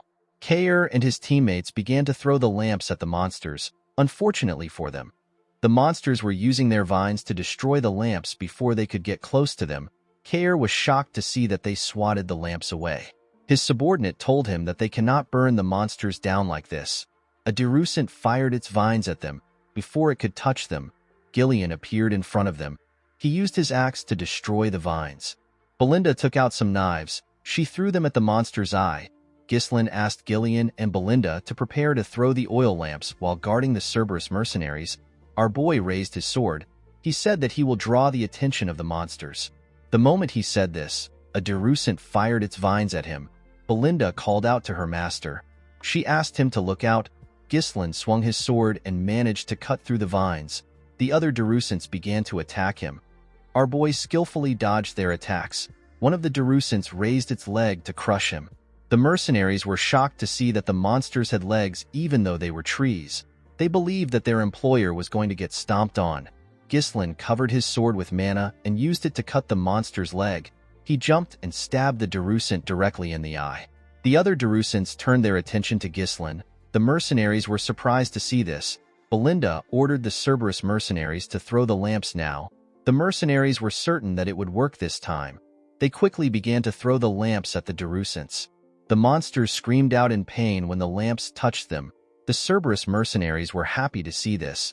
Ghislain asked them not to stop. He asked them to keep throwing the lamps until they burn all the Darusants down. The flames spread on the monster's body. The mercenaries were shocked to see what was happening. They could not believe that they were able to fight against them.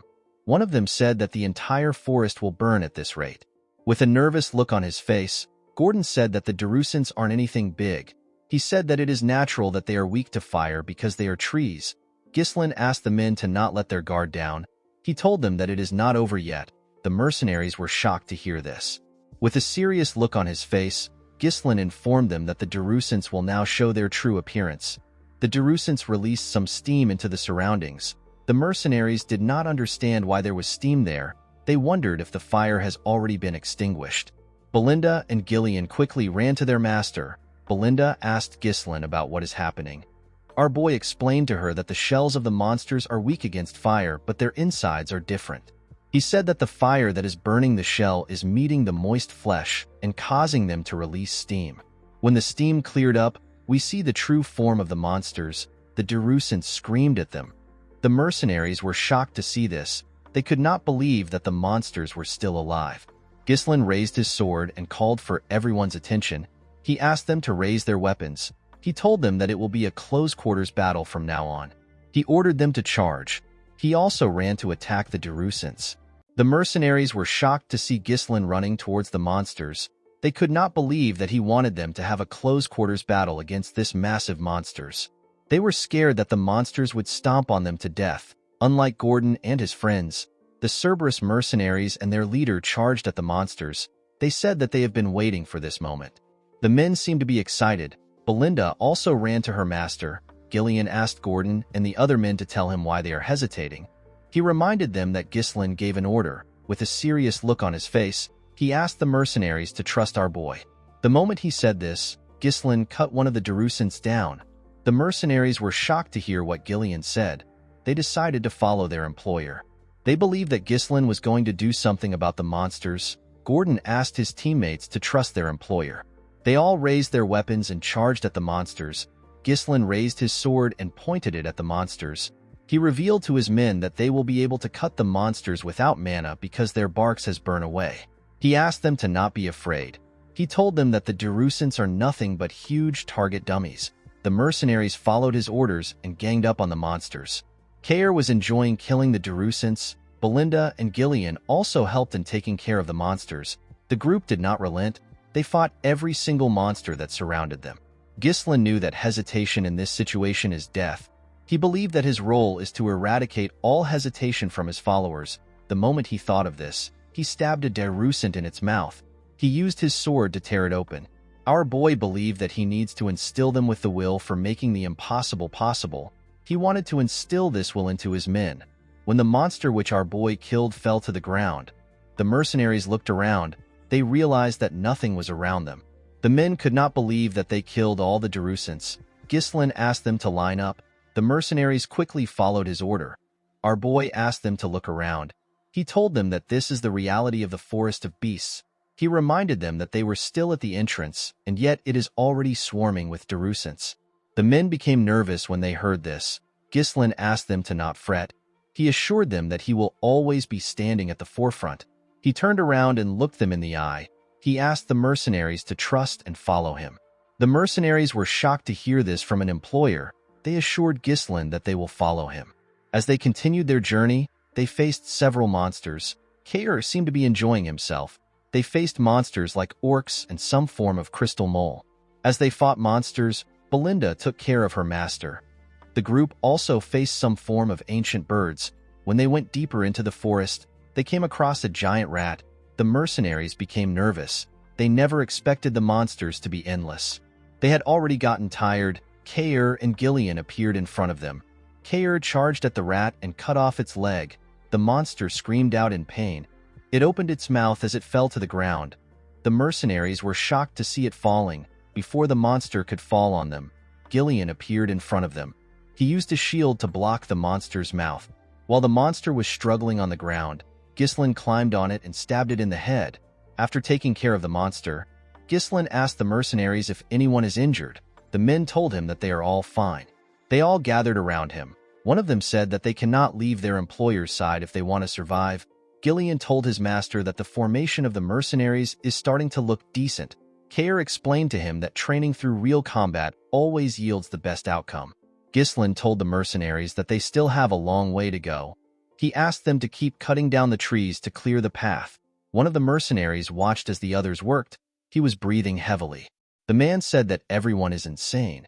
He believed that everyone had lost their mind because they were in a crazy forest. At night, we see the group arrive at a lake. The mercenaries were extremely happy to see a water source. They quickly ran to the lake. They could not believe that the water was so clean. Belinda was not happy to see the mercenaries close to the lake. She told her master that something can come out of the water. Ghislain realized that they have taken the right path so far. The lake is the most important milestone in reaching the runestone mine. He asked the men to set up camp. He told them that they will be taking a break. The mercenaries quickly followed his orders.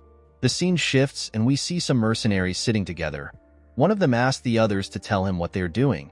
He could not believe that they were already facing this amount of monsters when they are only at the entrance. He told his teammates that he cannot imagine what is waiting for them ahead. Another one said that they are lucky that nothing happened in the last 2 nights. In another part of the camp, we see the man who was breathing heavily earlier talking to Gordon and some men. The man suggested that they sneak out of the forest with him. One of them asked the man whose name is Manus to explain himself. Manus told the men that they do not need to risk their lives anymore. He told them that their lives matter more than money. Gordon reminded the man that they have already come far into the forest. He told him that Ghislain said that their destination isn't far from the entrance. He assured the man that they are almost there. Manus was shocked to see that Gordon believed our boy. He told him that he is gullible. He reminded him that their employer is the well-known scoundrel of Perdium. He told him that Ghislain wants to pioneer this forest to get an accomplishment. A man with an eye patch reminded Manus that they have already been paid. He told him that it is their job as mercenaries to do as the employer says. Gordon told him that Ghislain has also saved their lives multiple times. Manus admitted the fact that Ghislain is a good fighter. He told the men that they have simply been lucky until now. He told them that our boy is only human.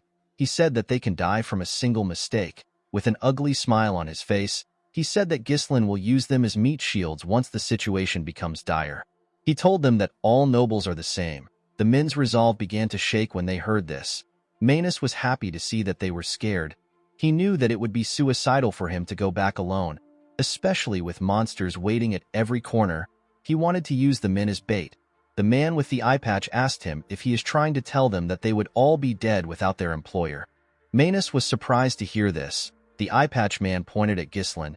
He asked the other men to see what our boy was doing. Ghislain was applying some cream on a wound for one of the mercenaries.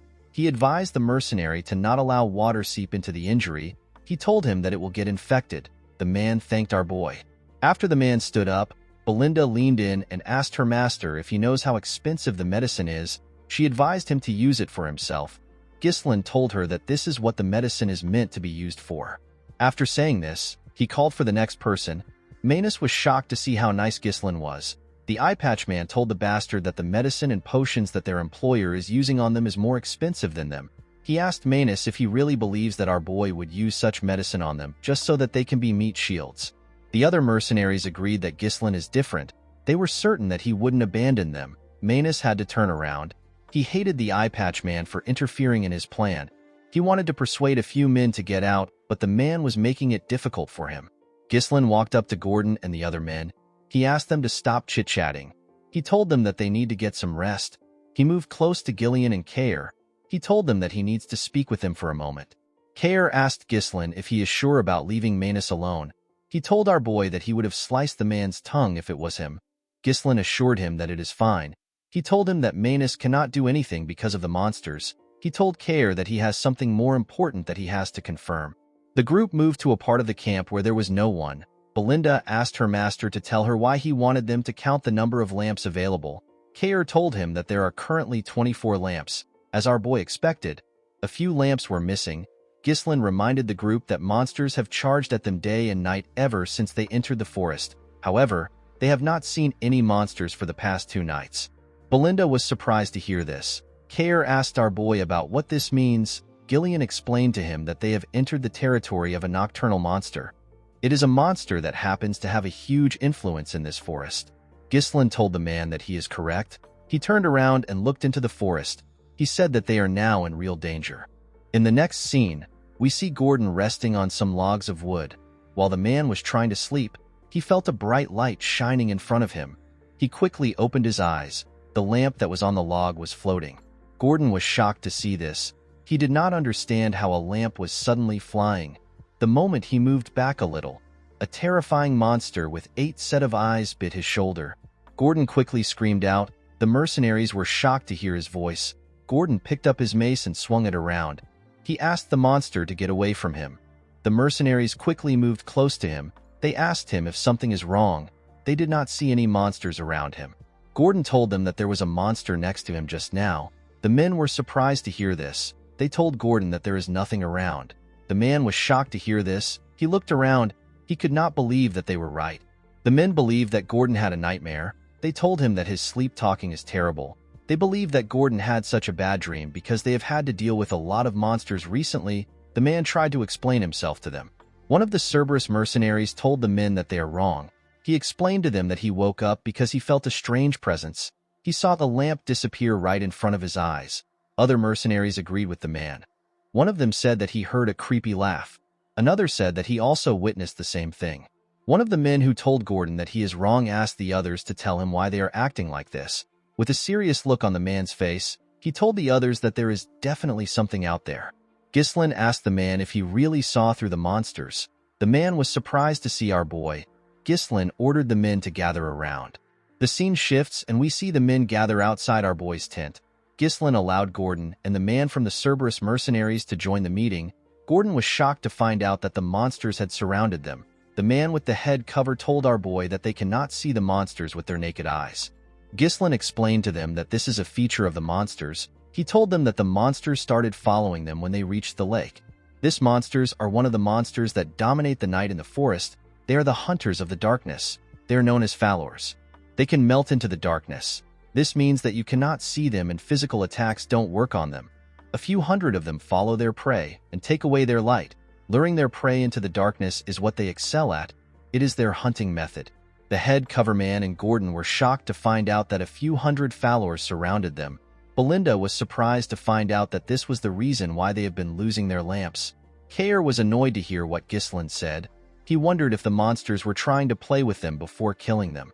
He suggested that they take care of the monsters now. He told our boy that it will be better for them to strike first before the monsters start toying with them.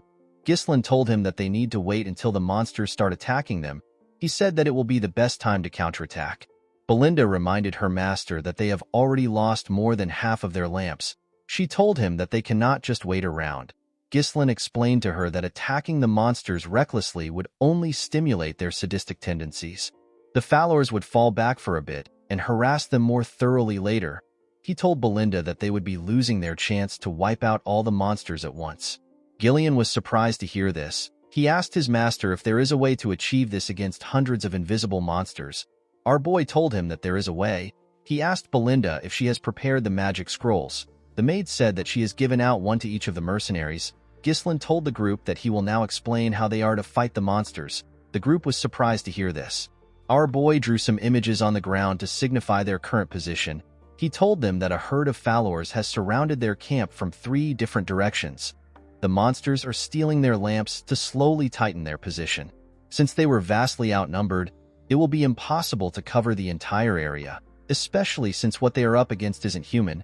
Ghislain told them that they will start collapsing from the sides if they start fighting them head-on. Gillian explained to Ghislain that due to the fact that they set up their camp with a lake in the back, they avoided being surrounded from all directions. Our boy told him that he is correct. Although it looked like they were at a disadvantage, Ghislain assured them that it is not the case. He told them that they have the initiative of this fight. The group was surprised to hear this. Our boy explained to them that they need to first divide their forces into 3 groups. The defenders will take on the monsters' attacks, the crossbow unit will stop them, and the elite assault unit, which Ghislain is part of, will do the rest. The defenders and the crossbow unit will gather in the middle and push away the enemies. In the meantime, the assault unit will attack them from the left. They will be focusing all their firepower on that side. If they are able to surround them with the forces in the middle, It will be their victory. Gillian quickly understood his master's plan. Gordon asked if this is even possible. Kayer said that it is possible as long as the units in the middle hold out long enough. Belinda interrupted the men. She reminded them that Ghislain said that followers are immune to physical attacks because they can melt into the darkness. She asked them about how they plan on dealing with the monsters. Everyone turned to Ghislain. Kayer assumed that they just have to use mana. Ghislain asked her not to worry about it. With a smile on his face, he told her that they have magic scrolls. Later in the night, we see the defense unit standing in front of the monsters with their shields up. One of them asked the others to not break the formation. He asked them to remember what their employer said. One of them announced that the followers have taken their last lamp. He said that something is coming. In the Pioneer Journal of the Delphine, it was stated that the followers are extremely vulnerable to light. When they shone intense light on them, they revealed their true selves. The moment he thought of this, Ghislain raised his magic scroll and tore it. He asked the others to do the same. Gillian, Belinda, and the rest of the group followed his order. They all tore their first circle magic scrolls. The spell is known as light. The magic scrolls fired some energy into the sky. The energy turned into a ridiculously bright light. The followers screamed when they saw the bright light. The mercenaries were surprised to see that the darkness has been repelled. They could not believe that this was what the monsters looked like. They never expected this eel-looking monsters to be the ones surrounding them this whole time. Immediately they thought of this. The followers charged at them. The crossbow unit quickly raised their crossbows. They were ordered to stop the monsters' charge. They were asked to hold on for as long as possible. The men fired their arrows at the monsters. Ghislain raised his sword. He told his men that the true appearance of the followers has been revealed. He covered his sword with mana and swung it. He pointed his sword at the monsters and ordered the assault unit to charge at them. The team immediately charged at the monsters. They tore them apart when they got close to them. Ghislain made a huge swing and tore through them. Although followers possess the ability to assimilate into the darkness, their actual defense is extremely weak. Our boy was certain that he can tear through the followers with this unit. He ordered the group to cut down as many monsters as they can. They overtook him and charged at the monsters. Gillian was taking their attacks and keeping their attention on himself. While he was doing this, Kayer disrupted their formation. Belinda was responsible for creating an opening. She threw her knives at the monsters' heads. Immediately she did this, she called out to her master. Our boy jumped and made a huge swing when he landed. His attack was able to cut through a large amount of monsters because of how big his sword is. This team was the elite unit of Perdium. While Ghislain and his unit were taking care of the monsters in their path, the crossbow unit fired their arrows at followers. Unfortunately, this did not slow down the monsters a lot. There were quite much. The crossbow unit began to panic. They were almost out of arrows. They wondered about when the assault unit were going to reach them. While they were panicking, the followers got close to the defenders. Before the followers could ruin the formation, the assault unit arrived and cut through them. Ghislain turned to the men. He told them that they have done well. Gordon and the rest of the mercenaries were extremely happy to see their employer. They knew that they were saved. Ghislain ordered them to widen their formation and surround the followers from all directions. He said that it is now their turn to overrun the followers. The mercenaries quickly followed his order. One of the followers screamed and signaled the rest of the group. The moment it did this, the followers began to run. The mercenaries were shocked to see this. Our boy did not expect them to retreat before they were surrounded. He realized that the monsters are very quick-witted. He turned to Belinda and asked her to find their leader. He said that the monster has a horn on its head. It was the one that was sending out the retreat signal. As they ran after the monsters, Kayer asked our boy if they need to chase the monsters. Belinda told her master that it is better if they retreat. Ghislain explained to them that followers tend to obsess over their prey. Even if they retreat now, they will still come back and harass them for days. Our boy told the team that there is no reason to give the followers a second chance. He said that they must avoid a war of attrition at all cost. He explained to them that their system will collapse once they lose their leader. He said that they need to kill every single follower here. Belinda was surprised to hear this. She gently smiled and took out a rope. She realized that her master has changed a lot. She took a stance and told Ghislain that she understands. She threw the rope at a tree and held onto it with a hook. She used the rope to drag herself up. While she was in the air, she got a look at everything in the surroundings. She easily spotted the leader. She quickly threw her rope at it and held it down. She told her master that she has caught the monster. Ghislain covered his body with mana. He charged at the monster with his sword pointed at it. He moved at a crazy speed, so he cut through every monster in his path. He stabbed the leader in its chest. The monster tried to struggle. Our boy told it that it is over. He tore the Fowler apart. The moment he did this, he announced that the leader was dead. He ordered his mercenaries to wipe them out. The mercenaries quickly charged at them. They told the monsters that they will make them regret hunting them in the dark. Kair ordered his mercenaries to attack. He told them that they must not lose to Gillian. At sunrise, we see Ghislain kill the last monster. He commended his mercenaries on their efforts. He told them that it is their victory. The men raised their swords and cheered. They could not believe that they survived and won the fight. Belinda quickly ran to our boy. She asked him if he is hurt anywhere. Gillian commended his master on his efforts. Ghislain told them that they all did well. He asked Belinda to do a head count. He ordered Kair to gather his mercenaries. He said that he needs the men to go with him and Gillian to spread the corpses of the Fowlers around the camp. Kair was surprised to hear this. He asked Ghislain if this has some sort of effect. Our boy explained to him that the smell of the corpses will chase away the other monsters. Fowlers are one of the monsters that are at the top of the food pyramid at the forest entrance. Gillian referred to Kair as Kid and told him that the corpses will make the camp safer. Kair was annoyed to hear this. He took a stance and asked Gillian if he wants to settle their issues now. It has now been 10 days since the group entered the Forest of Beasts. Now that the Fowlers have been exterminated, the group has successfully eliminated all sources of danger from their planned route. The only thing left was to mine the rune stones. Ghislain took a look at the mountains. He wondered if the danger was really over. While he was thinking, Belinda told him that she is done with the head count.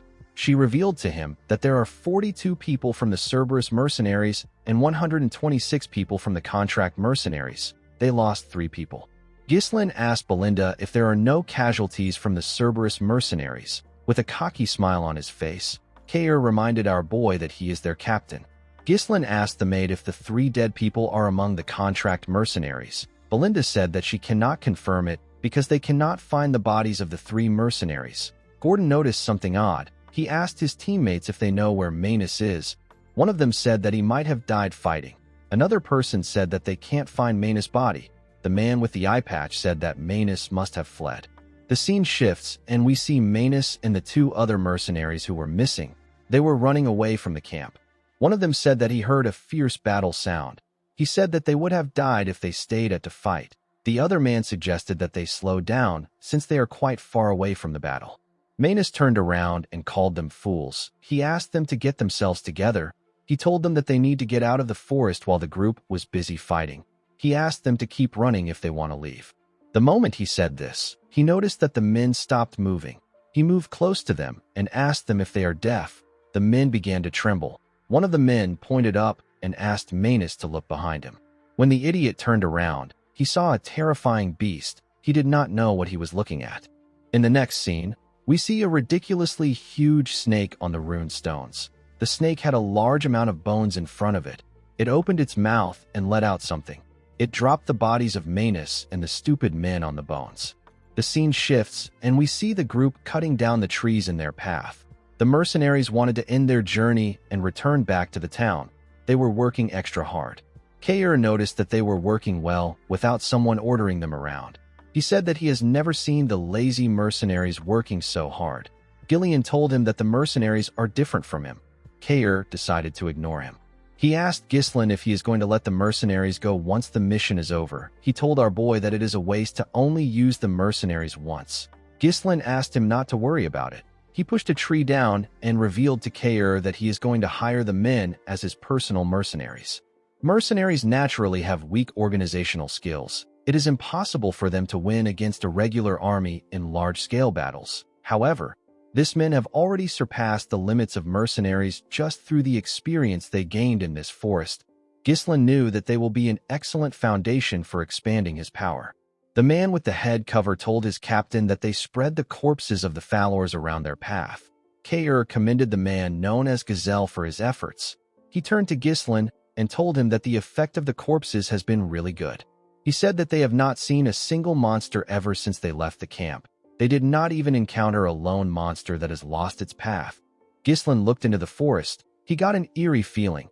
He hoped that it was just a needless worry. While he was looking around, Belinda jumps down from a tree. She called out to him. Ghislain asked her if she saw anything up ahead. With a bright smile on her face, Belinda said that she did. Ghislain was shocked to hear what she found. He turned around and ordered the mercenaries to pave the path with all their might. They all accepted his orders. As they moved closer to their destination, they saw a bright light through the trees. When they walked out of the woods, they saw something shocking. The mercenaries were shocked to see what was in front of them. With a confident look on his face, Ghislain told them that this is the reason why they started the expedition. He told them that they came for the highest quality runestone mine. Around the mine, there was some fog. Kair could not believe that the forest really had something that was worth a lot of money. Gillian told him that his master always acts upon reason. Belinda hugged our boy. She asked him about how he knew about the runestone mine. The mercenaries could not believe that they were actually looking at rune stones. They were stones that most people don't see in their entire lives. They knew that they were going to be rich once they take it back to the town. The moment they thought of this, someone rose up from the fog. He told them that they are not going anywhere. Ghislain quickly knew that something was wrong. The person turned out to be Manus. The dead man told them that it is all over. The moment he said this, he fell to the ground. Gordon and the other mercenaries wanted to run to him. Ghislain stopped them with his sword. He asked them to step back. He took a stance and made a huge swing. His sword pushed away the fog. The men were able to see the bones of the monsters and humans. They were shocked to see the amount of corpses that were there. They wondered about what happened there. Kair, Belinda, and Gillian quickly grabbed their weapons. They called out to our boy. Ghislain told them that they cannot mine the rune stones for free due to the amount of bones. Our boy was able to tell that this was the nest of a high-class monster. Since some corpses are yet to be corroded, the monster must still be staying there. Ghislain was not able to figure it out immediately because the harmful gases from the corpses were mixed in with the fog. Our boy did not like the situation. There was no particular recording that stated that the mine itself had any danger factors. He turned around and asked everyone to prepare for battle. Immediately he said this. He saw something on the rune stones. He saw the python. The monster quickly charged at them. Ghislain ordered everyone to scatter. He charged at the python. He dodged its mouth by going above it and made a slash on its head. When he landed on its body, he covered his sword with mana and charged at its head. He pushed his sword into its head. Unfortunately, it barely damaged the monster. Gillian and Kair were shocked to see this. They could not believe that Ghislain only left a scratch on the python even after using many. Kair had never seen such scales. The monster tried to push Ghislain down. Our boy jumped off its head. While he was in the air, the snake fired its venom at him. Ghislain could tell that its venom is extremely poisonous. He turned around and used his coat to block the attack. The venom melted it. Before our boy could get in a good position, the snake charged at him with its tail. Ghislain used his sword to stand his ground. He tried to push the tail back. Unfortunately, the monster was much stronger. It pushed him into the ground. Belinda quickly called out to our boy. The snake spread its body around the group. The men quickly realized that it was trying to squash them. Before the monster was able to crush them, Gillian, Belinda, and Kair saved them. They were trying to save as many men as they could. As the group struggled to put themselves together, they called out to Ghislain. They wondered about where he was. Our boy was standing on top of the bones. Now that he had seen the monster with his own eyes, his bad feeling went away. He knew that this monster is the master of the runestone mine. It is known as the blood python. It is one of the monsters he considered impossible to hunt down in this expedition. Ghislain didn't think that he would have to face the monster because it lives in the deepest part of the forest. Our boy knew that the chances of them winning against this monster is very low. It would be best for them to retreat for now and come back prepared next time. However, our boy had no time for delays. He believes that everything he has done up until now will become meaningless if he gives up now. A bright light shined from his chest, and he took a stance. He asked the monster to not get in his way. He said that he has too many things on his back. Ghislain opened his third core after saying this. The blood python turned to him and charged at him. Our boy managed to block its head and landed a cut on it. Before letting the monster go back up, he landed a cut in its eye. The moment he did this, the blood python used its tail to attack him. Ghislain quickly used his sword to shield himself from the crushing weight of the monster. He managed to push the tail back. However, the monster did not stop attacking him. It used its tail to aggressively attack our boy. Ghislain managed to block off the attacks. Even when winning is unlikely, there are battles that one must not avoid. This is the definition of responsibility. Kair, Belinda, and Gillian watched as their master fought for their lives. Ghislain jumped and landed a cut on the python's mouth. Our boy knew that this was the time for him to fulfill his responsibility. When he landed, he took a deep breath and took a look at the monster. He realized that the blood python was not showing any signs of faltering. This was a problem for him because unleashing the third core for a long period of time is too risky. Ghislain realized that his mana will be depleted before he can kill the blood python. The moment he thought of this, the group ran to him. They quickly covered him. Belinda asked him if he is all right. She asked him to escape to safety. She said that they can hold the monster down. Ghislain asked everyone to leave there. They were all shocked to hear this. Gordon asked him to repeat what he said. Gillian asked his master if he knows what he is saying. Ghislain told the man that he can't guarantee his safety in a battle against such a massive monster. He told him that he cannot afford to lose him here. Belinda asked her master to tell her what he plans to do. Our boy said that he will defeat the monster here. Belinda knew that her master has shown her amazing things before today, but she did not understand why he was going this far. While they were talking, the blood python fired its venom at them. Ghislain ordered them to leave quickly. The mercenaries ran. However, they did not run away. They ran to protect their employer with their shields. Our boy was shocked to see this. The men begged him to allow them fight with him. The eye patch man told our boy that they have never met an employer like him. Gordon reminded him that he has saved their lives many times. Kair told him that the treasure will be theirs once the python is gone. Belinda told her master that it is impossible for her to leave him behind. She took out her knives and a dagger. Gillian told Ghislain that they will draw the python's attention and create an opening. Our boy was surprised to hear this. With a smile on his face, Gillian asked Ghislain to trust them since they trusted him. Our boy informed them that the monster is massive and it has a lethal venom. Its extremely sturdy crimson scales will deflect even blades imbued with mana.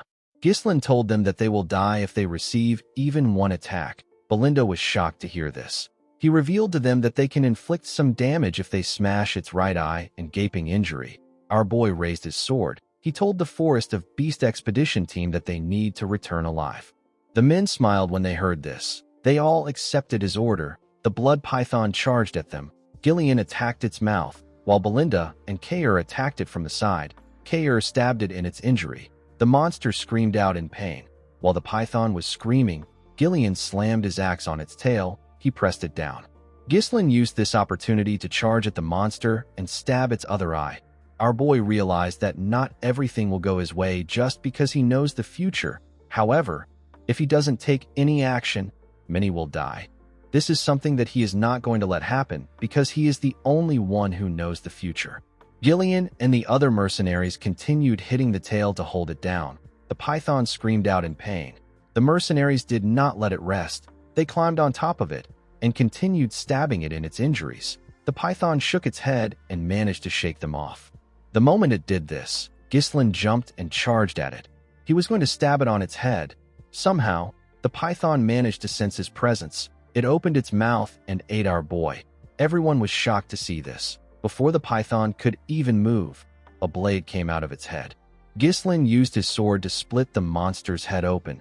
He came out of the python's mouth. His clothes were covered in its venom. The group was shocked to see him.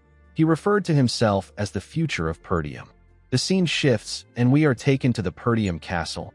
We see Albert and Holmern talking to Zwalter. Albert slammed his hand on the table and told his lord that Ghislain has committed a serious crime. He could not believe that our boy ignored his father's order and went into the forest. Holmern asked Albert to calm down. Albert said that he always knew that Ghislain acts unruly. He told the count that our boy thinks that he is the lord of the land because of his long absence. Holmern asked Albert to not get worked up by the issue. He reminded him that it has already been 2 weeks since Ghislain entered the forest. He said that they could have stopped our boy if Scovin had not made a false report. The general administrator did not understand why Scovin would help Ghislain. A crime like this could cost him his knight status. Albert told the Count that he cannot let our boy continue to behave as he wishes. He told him that he should imprison Ghislain the moment he returns and punish him. Walter was quite annoyed with his son's actions. While they were talking, the night captain barged into the room. He told the Count that he needs to come down to see something.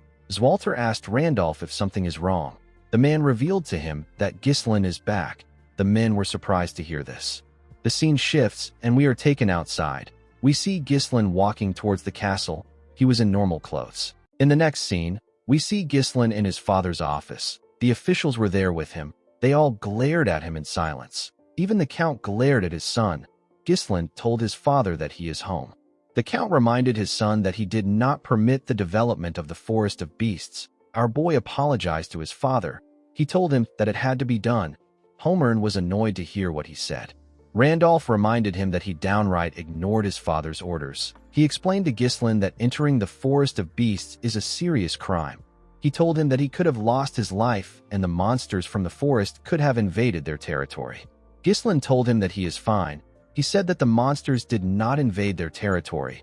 Homern and Randolph were annoyed to hear this. They could not believe that he was talking back. Albert asked our boy if he finds this funny. He said that they can let the Forest of Beasts incident pass since it didn't lead to any trouble. He put his hand into his clothes and brought out a paper. He placed the paper on the table. He asked Ghislain if he has any excuse for this. When our boy picked up the paper, he was able to tell it was from Count Rayfold. Albert said that he felt uneasy when he heard about our boy's visit to the county. He told Ghislain that they found out about how he extorted 20,000 gold, which is the estate support funds that is given to Perdium regularly from Amelia, by threatening her. Albert told our boy that Count Rayfold was absolutely furious, and he has decided to cut off all forms of support to their territory and cancel the engagement as if it never happened. The treasurer told Ghislain that this will negatively affect their entire land. Ghislain was surprised to see a letter written by Count Rayfold who doesn't get along with Amelia well. The letter did not seem to be fabricated. Our boy knew that it isn't difficult for Amelia to pull this off by manipulating the Count's money-driven mindset. The only thing Ghislain did not expect was that Amelia was willing to join hands with her enemies just to screw him over. This means that she will stop at nothing to get what she wants. Our boy had a feeling that the assassins weren't going to be the end of things. Unfortunately for him, he no longer has a leverage over the girl. If he was to reveal the secret deal with the Duke and the merchant guild that she controls, everything he will say will be dismissed as nonsense meant to cover up the incident. Ghislain realized that he would be tied down in the territory if he had been a little late. He became more certain that time was not on his side. Albert asked Ghislain to say something. Homern told our boy that they are in an urgent situation. He said that they need to ask him to return the money first. Randolph said that the 20,000 gold will be enough to run the entire night order for months. Ghislain revealed to them that he has used it all. He said that he used it for the development of the Forest of Beasts. The room became silent. Albert asked him if he wasted the entire money on a useless forest filled with monsters. Our boy apologized to the man. He said that he doesn't have much to say about the Rayfold incident. Randolph grabbed Ghislain's shirt. He called him a stupid little brat. He reminded him that he is supposed to be the successor of the land. He could not believe that Ghislain sold the future of their land with his own hands. Homern told Ghislain that he is no longer the young lord of their land. He said that he is now a filthy criminal. He asked Randolph to tie him down and throw him in a cell. Ghislain asked the man not to worry. He said that they will receive support funds from him. He told him that he will also add the 20,000 gold. The Count asked him to explain what he means. Our boy called out to Belinda. The woman entered the room with a box. Ghislain told the men that he won't have started the development if he wasn't going to bring anything back. Belinda opened the box and showed the men the runestones. Ghislain revealed to them that these are the highest quality runestones. Albert was surprised to see the runestones. Homern held one of the runestones. He asked our boy to tell him where he got such a valuable thing. Randolph said that he might have spent the 20,000 gold on it. Ghislain revealed to them that they mined it from the Forest of Beasts. Albert explained to our boy that the stones are worth a fortune, but they are nowhere near enough to run the land. With a smile on his face, Ghislain told the man that this isn't the end of it. Our boy took the officials to the entrance of the Forest of Beasts where his camp was. They saw the body of the blood python and hundreds of runestones. They saw the mercenaries working hard to transport the runestones. They were moving fast and carefully in order not to scratch the runestones. They were also separating the corpses of the monsters into different sections. Homern could not believe his eyes. He could not believe that Ghislain and this men managed to get all of this in 2 weeks. Randolph asked Homern if he is seeing things. The Count asked Belinda if all of this truly came from the expedition. The woman said that it did. She said that Ghislain led the expedition himself. Ghislain told the men that they obtained the inner hide of the Darusants, and they got some byproducts from the blood python. He revealed to them that the amount of runestones here is merely a fraction of what they found in the mine. He told them that the reason for his expedition was to help the land. He said that he will use the gains for their land.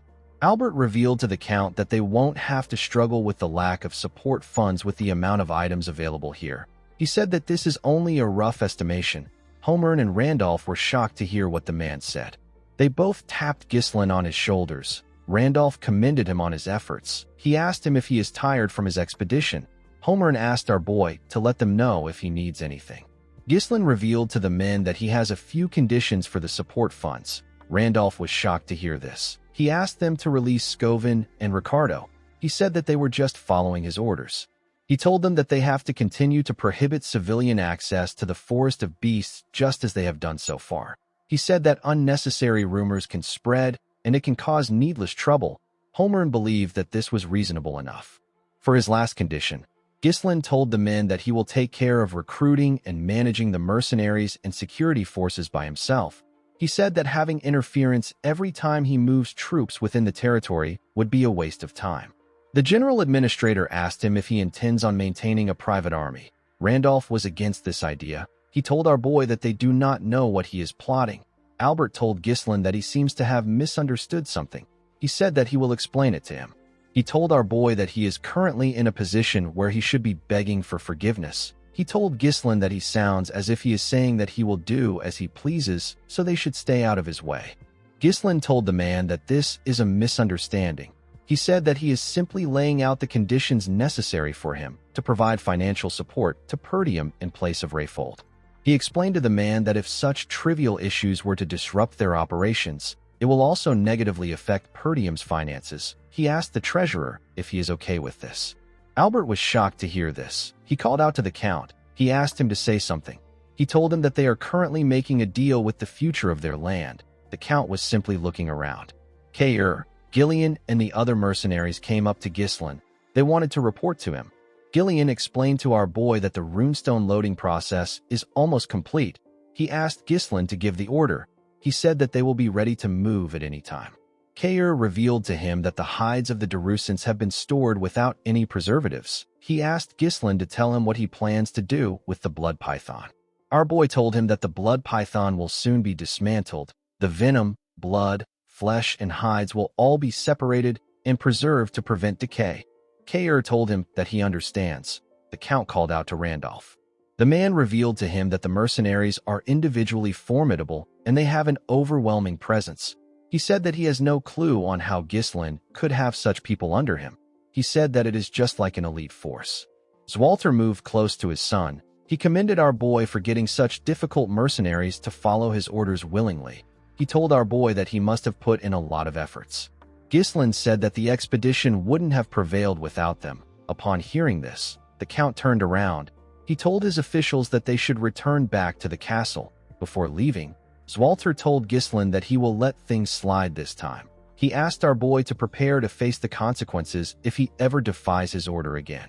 With a nervous smile on his face, Ghislain thanked his father. The Count reminded his son that he is the successor who will inherit the land in the future. He told Ghislain that he seems to possess the spirit of the Northern Wolf. The Northern Wolf is the alias given to Count Perdium, the one who guards the frontier of the Lithania kingdom. Zwalter was a lonely person. He had weak military forces and a treasury plagued by poverty. Yet in the northernmost reaches where war never ceases, the Count dedicated his entire life to protecting the land even without his wife, his son, or his daughter. In the end, he was met with a miserable death, and he was forgotten by all. Belinda moved close to her master and asked him if he is headed straight for the castle. Ghislain said that he is not yet going to the castle. He asked her to get everything ready so that they can leave immediately. Belinda was shocked to hear this. She asked him if he is not going to rest. Gillian told him that he has overworked himself. He advised his master to rest. Belinda told him that it is a miracle he made it out alive from the blood python's body. She asked him if he knows how hard she worked to detoxify the poison from his system. Ghislain tapped the woman on her shoulder and begged her to do it. Belinda was surprised to see this. Ghislain knew that other people will soon find out that they secured the runestones. Those who want to invade their land will soon find out too. He knew that he had to expand his power as quickly as possible. He wanted to reach a level where no one would dare challenge him. The moment he thought of this, Ghislain fell to the ground and lost consciousness. Everyone was shocked to see this. In the next scene, we see a dove fly into a building. It was carrying a letter on its neck. The dove landed in the hand of a man on a throne. The man quickly opened the letter to read it. The letter confirmed that a part of the Forest of Beasts has been developed. The man reading it was asked to initiate a war with the Degard family in order to annihilate Perdium. The letter said that the ducal house will step in after this. The man did not expect the ducal house to ask for the annihilation of Perdium. Members of his cabinet said that it is time to make Perdium a land without a lord. They believe that the ducal house will appoint a new owner of Perdium. The man on the throne asked the cabinet to tell him the amount of their people that are still inside Perdium. One of the men said that they have 2 retainers and 1 knight remaining. The count asked his cabinet to send 2 retainers to the Degard territory. He said that the fact that the young lord of Degard died in Perdium is more than enough justification to start a war. With a cold gaze in his eyes, the count said that the supreme commander of this operation will be Victor. The cabinet was shocked to hear this. They never expected that their county's strongest card would be revealed so soon. One of them said that Perdium would have fallen if Frank had done his job properly. Another member told his master that he understands that Victor will be able to handle the task flawlessly. He told his master that it might be too soon to reveal their hidden card. He reminded the count that they have proceeded with caution so far. He said that this decision feels rash. He said that it is odd that the ducal house, which has always operated in secret, is now choosing to directly intervene in Perdium. The count told him that it is because of the Forest of Beasts. The man was surprised to hear this. The count told the man that all decisions were made by Duke Delphine. He asked the man not to question any orders no matter what they may be. The count stood up and asked his cabinet to prepare for the war. This count is known as Harold Desmond. He is the count of the Desmond County. Count Desmond asked his men if there is anyone else who is aware of the situation. The scene shifts, and we see Amelia screaming as she rested her head on Bernaf. The man called out to his mistress. Amelia revealed to him that Ghislain has secured a runestone mine with her 20,000 gold. She said that he survived even though she sent the wildcats to kill him. She told Bernaf that she even bowed her head to her wretched father to cut off support funds for Perdium. She said that this made her look like a fool. Bernaf told his mistress that she is not acting like her usual self. Amelia took a deep breath. She told the man that he is right. She said that she got too emotional. She said that what is done can't be undone. Bernaf smiled when he heard this. He told Amelia that he is waiting for her orders. Amelia moved close to a map. She said that Perdium will soon escape their financial difficulties because they have obtained a runestone mine. Bernaf told her that they should be celebrating right now. Amelia told him that it is too early for them to celebrate. She told him that the most important thing is that they haven't sold the runestones yet. Bernaf was surprised to hear this. Amelia revealed to him that she got information that they secured the runestones 2 days ago. This is far too little time for them to establish a distribution network. She said that they will exploit this weakness. She told Bernaf that it is obvious who they will sell to. Bernaf realized that his mistress intends on acting before they can sell the runestones. He asked her about where she wants to intervene. Amelia revealed to her knight that there is only one place in the northern region that Ghislain will sell to. She believed that our boy was going to go to the finest magic tower in the north, which is dominated by the 7th Circle Archmage. The magic tower is known as the Crimson Magic Tower. According to Amelia, runestone is essential for magical research. Due to this, magic towers are always determined to secure their distribution channels. She placed a pin somewhere and asked Bernaf to set up the wildcats for an ambush along the main routes leading to the tower. The target isn't Ghislain. It is the laborers who are transporting the runestones. Amelia said that they will use a hit-and-run tactic to isolate the transport and prevent the transfer completely. She said that they will take the runestones for themselves. Bernaf reminded his mistress that there is another magic tower in the north. This is the Flame Magic Tower, which is in Bryven's territory. He asked Amelia if it is wise to deploy all their forces to the Crimson Magic Tower. Amelia told him that this may have been the case before. She revealed to him that the Flame Magic Tower has been in decline ever since it lost its place at the top when it was blinded by past glory. Amelia believed that someone like Ghislain, who is obsessed with money, will not choose the Flame Magic Tower deal over the Crimson Magic Tower's better deal. With a serious look on her face, Amelia promised to take everything away from Ghislain. In the next scene, we are taken to the Perdium Castle. We see Ghislain lying on the bed. Some bandages were wrapped around his body. Our boy was unconscious. The scene shifts, and we are taken back to the time our boy was fighting the blood python.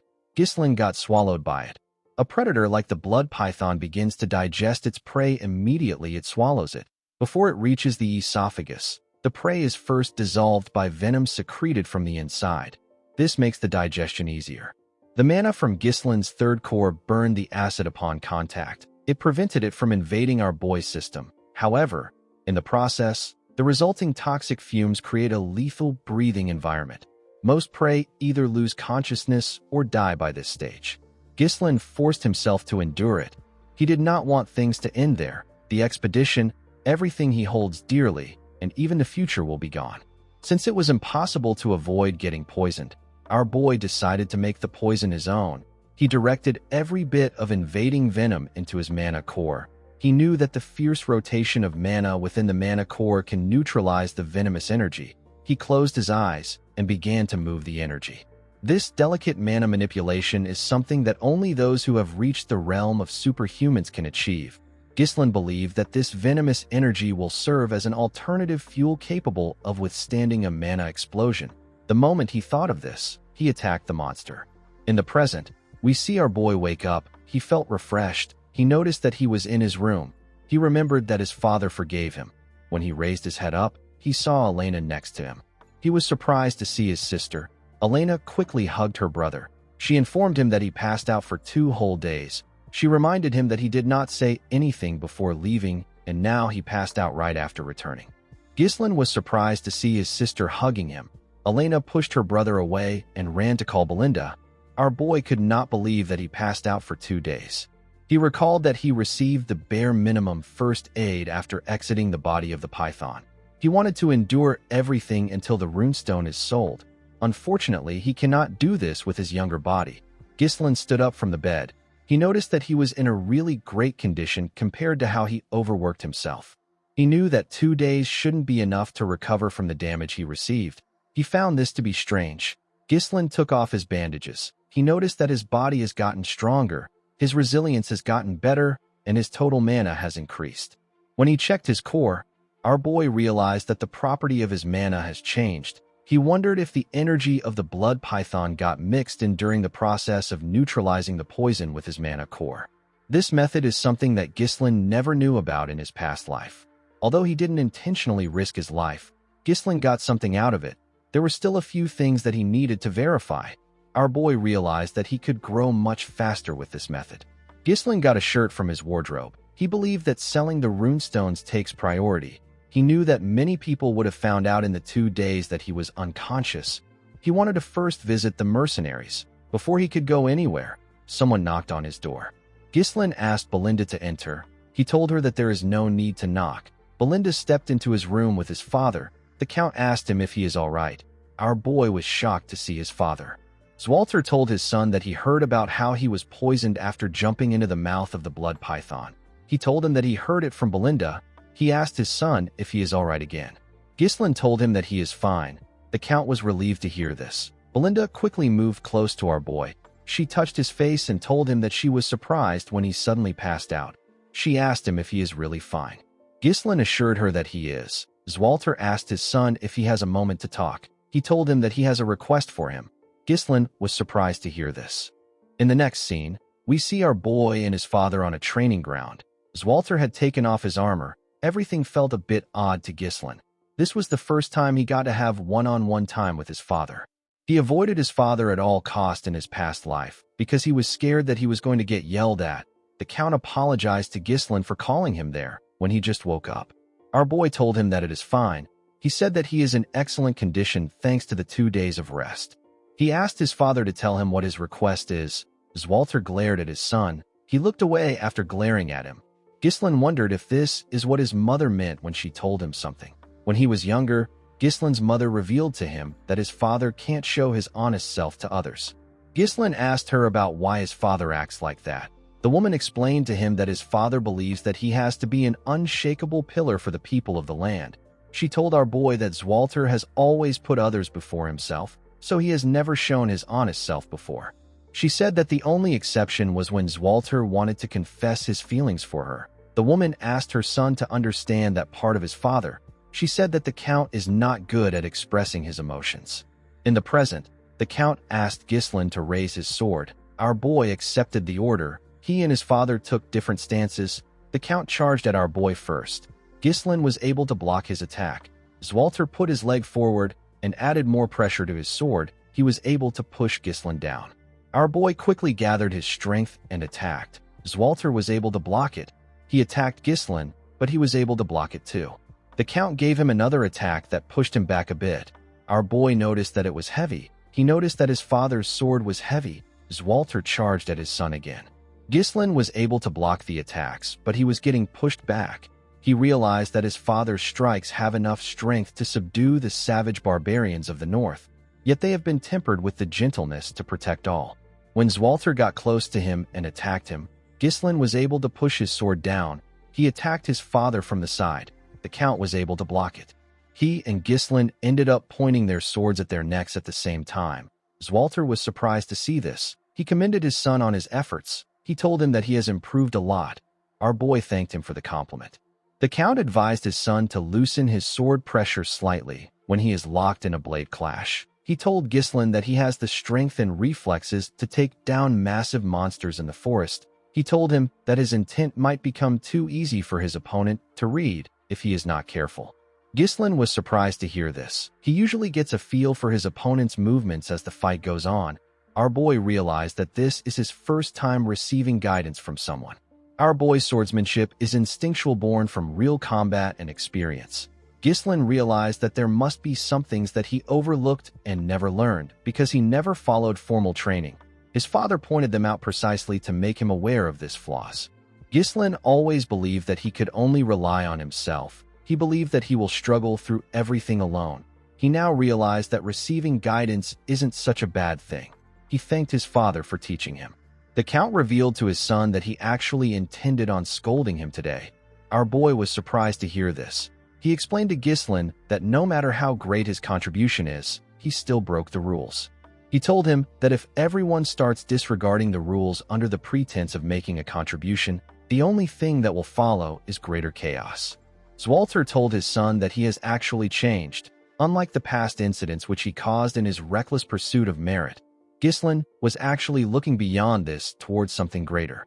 The Count advised his son to keep acting the same way. He asked him to think of Perdium and those around him. He asked him to fulfill his responsibilities as a successor. After saying this, Walter walked towards the exit. Ghislain thought about his responsibilities. While he was thinking, he remembered something. He reminded his father that he said that he has a request. He told the Count that he has not yet told him what it is. Walter stopped walking when he heard this. With a nervous look on his face, he asked his son if he has some extra funds. In the next scene, we see our boy arrive at the Forest of Beasts outpost. His men were waiting for him.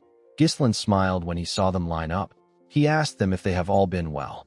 While screaming at the top of their voices, the men said that they are good. Gillian asked his master if he has gotten better. Kair told him that he is looking much healthier now. Ghislain apologized to them for making them wait so long. He asked Gillian about how Rachel is. The man bowed his head. He said that he never thought a day would come when he would see her walk again. He told Ghislain that it is all thanks to him. Ghislain was happy to hear this. He told Belinda, Kair, and Gillian that he has something to tell them. With a serious look on his face, our boy revealed to them that their land is in danger right now. The three of them were shocked to hear this. They all went into a tent. Ghislain told them everything about what happened on the day Elena was attacked. He told them about how he stopped them from killing her and using her death to start a war. He also told them about how he discovered the corpse of the Degard's young lord. He also mentioned the existence of those who are eyeing Perdium. He explained to them that this people are currently surveilling them right now. He said that they have probably been active for a long time. He said that they have neither the time nor the resources to prepare for an attack. Belinda finally understood why her master was in a hurry. She said that she thought that they could catch their breath after securing the runestones. First it was the forest of beasts, and now it is war. Kair said that this land never gives him a chance to be bored. Gillian told our boy that this is the perfect time to attack Perdium. In a territory known for its weak military and poverty, the discovery of a runestone mine, which is a highly valuable resource, can change everything. Ghislain told the man that he is correct. He said that their enemies won't let them be. Belinda told our boy that he should have mentioned this earlier. She told him that they need to tell his father and the vassals. Ghislain told her that it is not yet time to do this. He explained to her that Elena's bodyguards betrayed them. He said that they could be traitors among the vassals. There is no way to confirm who is on their side, so they need to keep it to themselves. Belinda knew that our boy was right. He told them that he bought some time with Elena's survival, but now that they have found the runestone, there is no reason for their enemies to sit still. With a serious look on his face, Ghislain told them that it will be a tough fight. Everyone became silent. Kair asked our boy to order them around. He told Ghislain that staying around him has been fun so far. Gillian reminded our boy that he already swore his life to him. He promised to fight with him until the very end. Belinda told him that no one is going to protect him if she is not around. Ghislain smiled when he heard this. The biggest enemy of Perdium is Duke Delphine, as well as Count Desmond and Amelia, who are taking orders from him. Ghislain promised to not let things go as they planned. He told the group that they will now head to the Flame Magic Tower. Kair was happy to hear that they were finally going to sell the runestones. He said that they will be rich. Belinda asked her master if he is certain. She told him that the Crimson Magic Tower is closer to them, and they will probably pay them a higher amount. Ghislain explained to her that the Flame Magic Tower will cause less friction. Gillian told him that he is right. He explained to them that when transporting high-value goods, unwanted guests are bound to appear. Since their payload is filled with runestones, staying one step ahead of the enemy is the only rational course of action. Belinda realized that they could be ambushed like last time. Ever since Delmuth of the Crimson Magic Tower ascended to a 7th Circle Archmage and made his name known, the Flame Magic Tower has been on a downward spiral. Ghislain knew that it will be more profitable for them to sell the runestones to the Crimson Magic Tower, which is the greatest in the north. The Flame Magic Tower is making its own efforts, but it won't be easy for them to return to their former glory.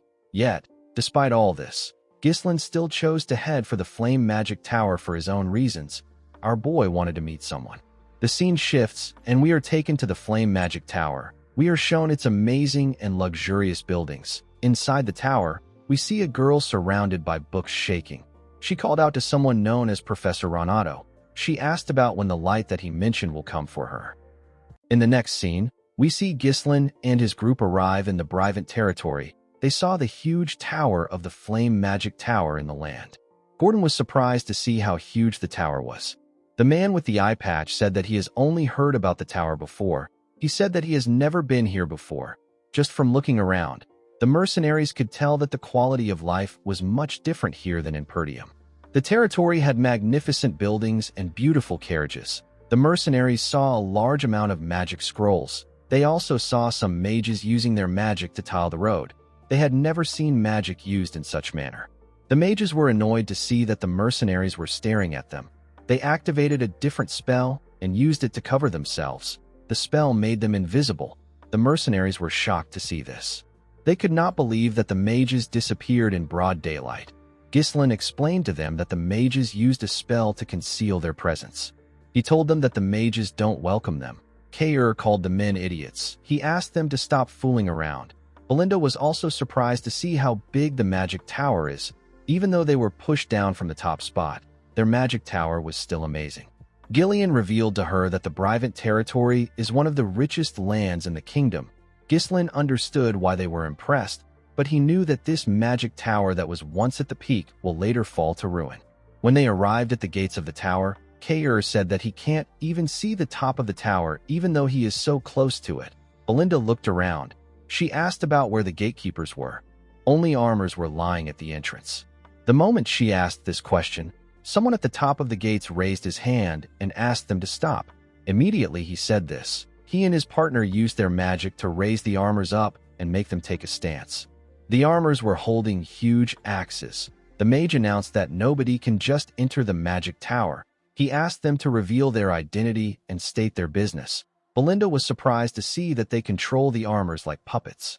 Kair could not believe that the mages couldn't come down to greet them. Gillian stepped down from his horse and introduced his master as the young Lord of Perdium. He asked them to bring their trade officer. He told them that they have some fine goods to sell. With an arrogant look on his face, the mage told Gillian that they are not buying anything. Belinda was annoyed to hear this. She told the man that he has not even looked at their product.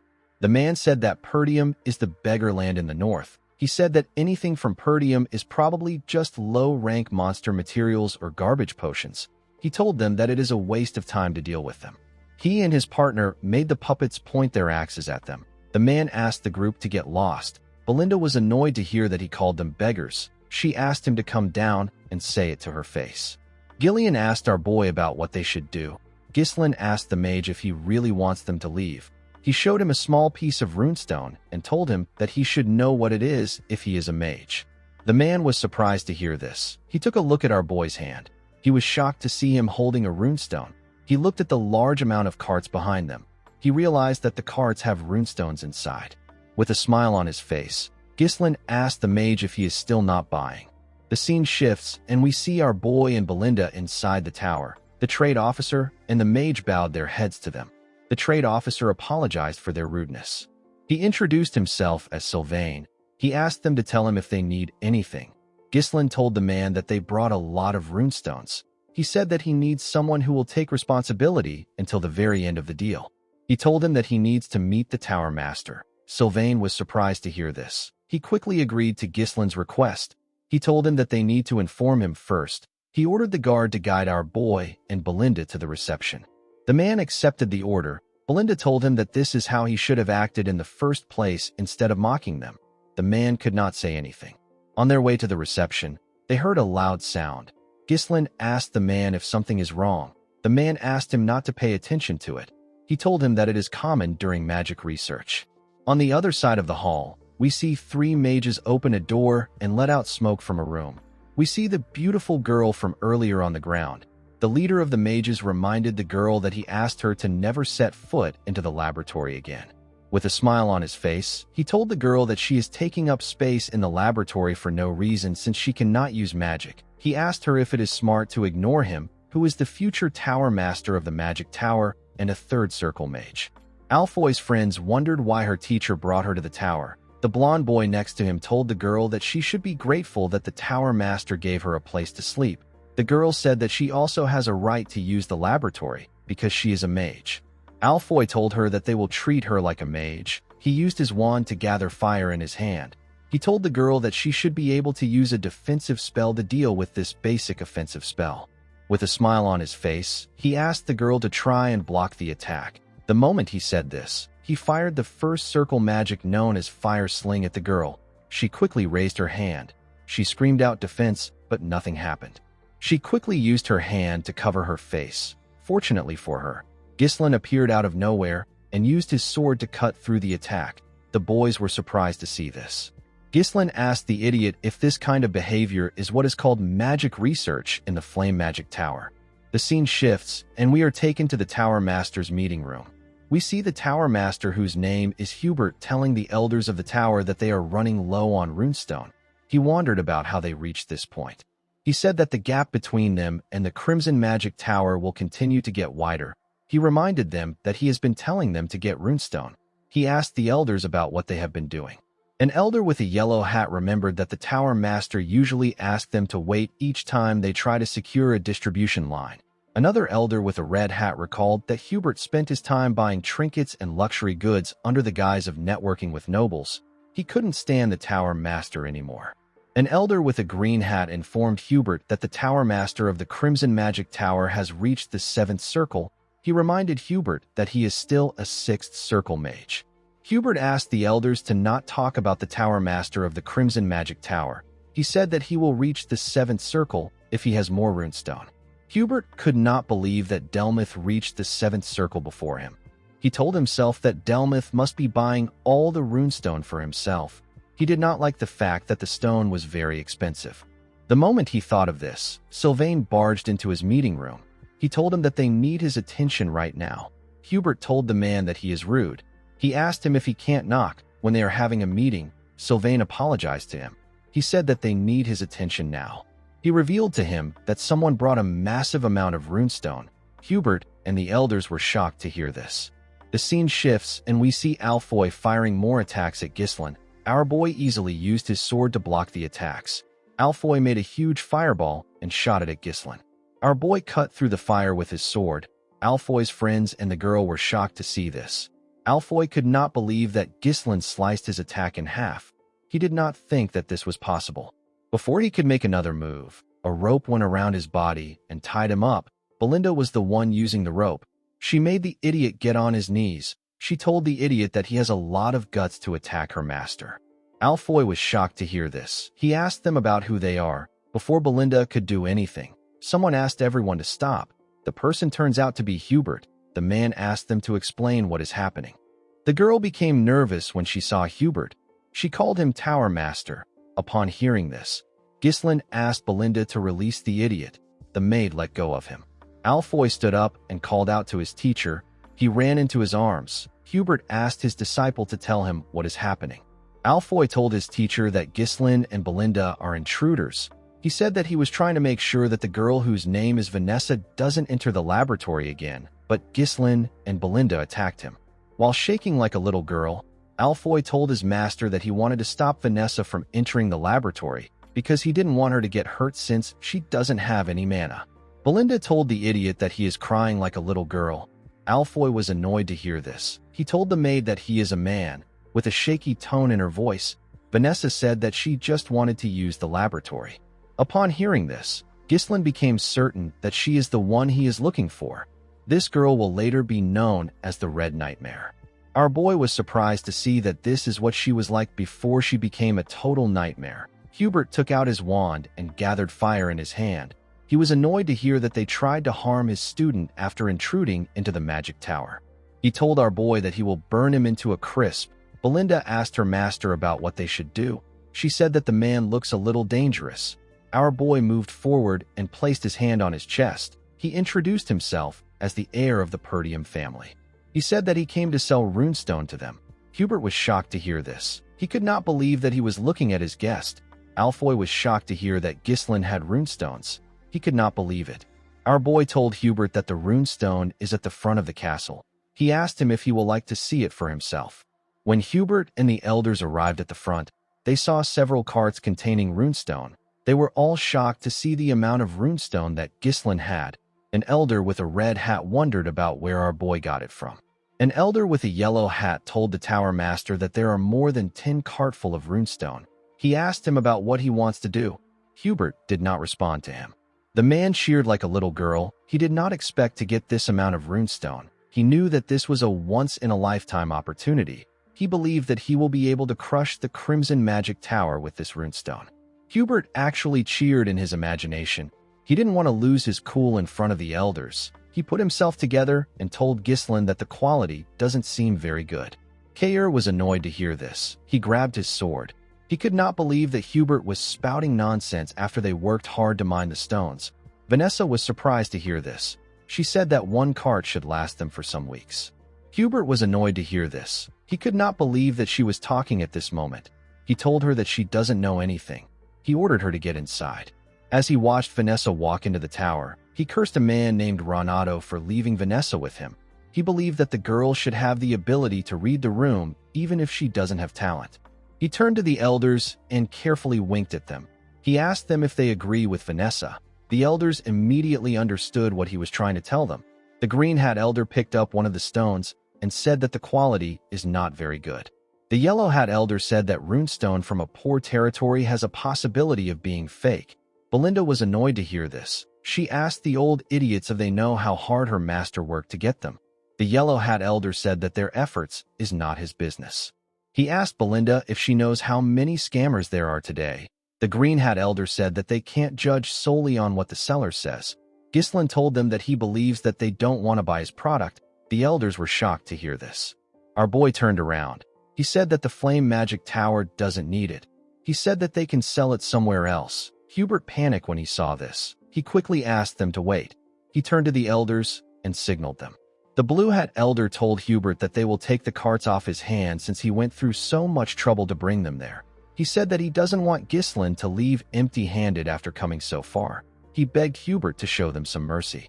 The Tower Master decided to play the role of Messiah. He told the Blue Hat Elder that he will do it since the elders agreed on it. With a smile on his face, he told Ghislain that he will buy all of them out of the generosity of his heart.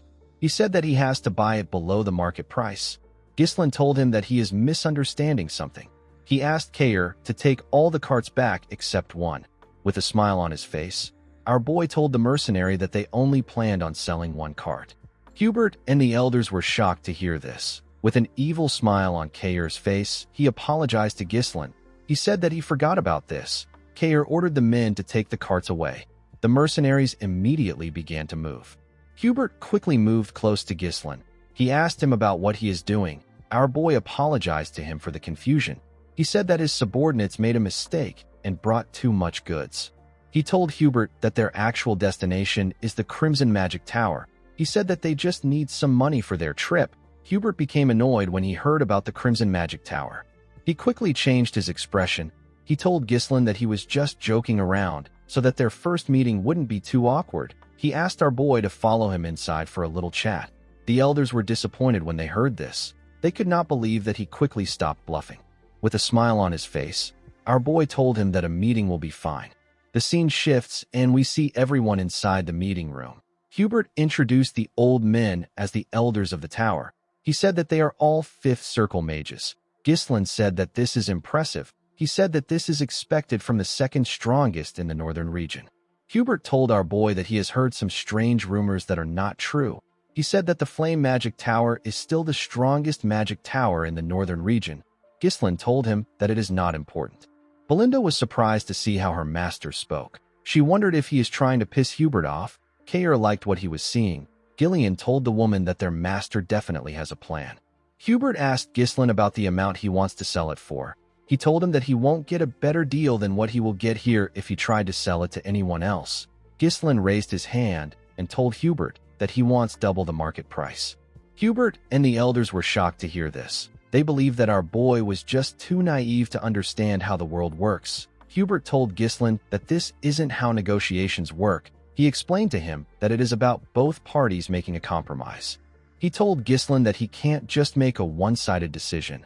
Our boy told him that he simply felt like he needed to get double the market price from the Flame Magic Tower. The elders were annoyed to hear this. They told Ghislain that he shouldn't joke in a place like this.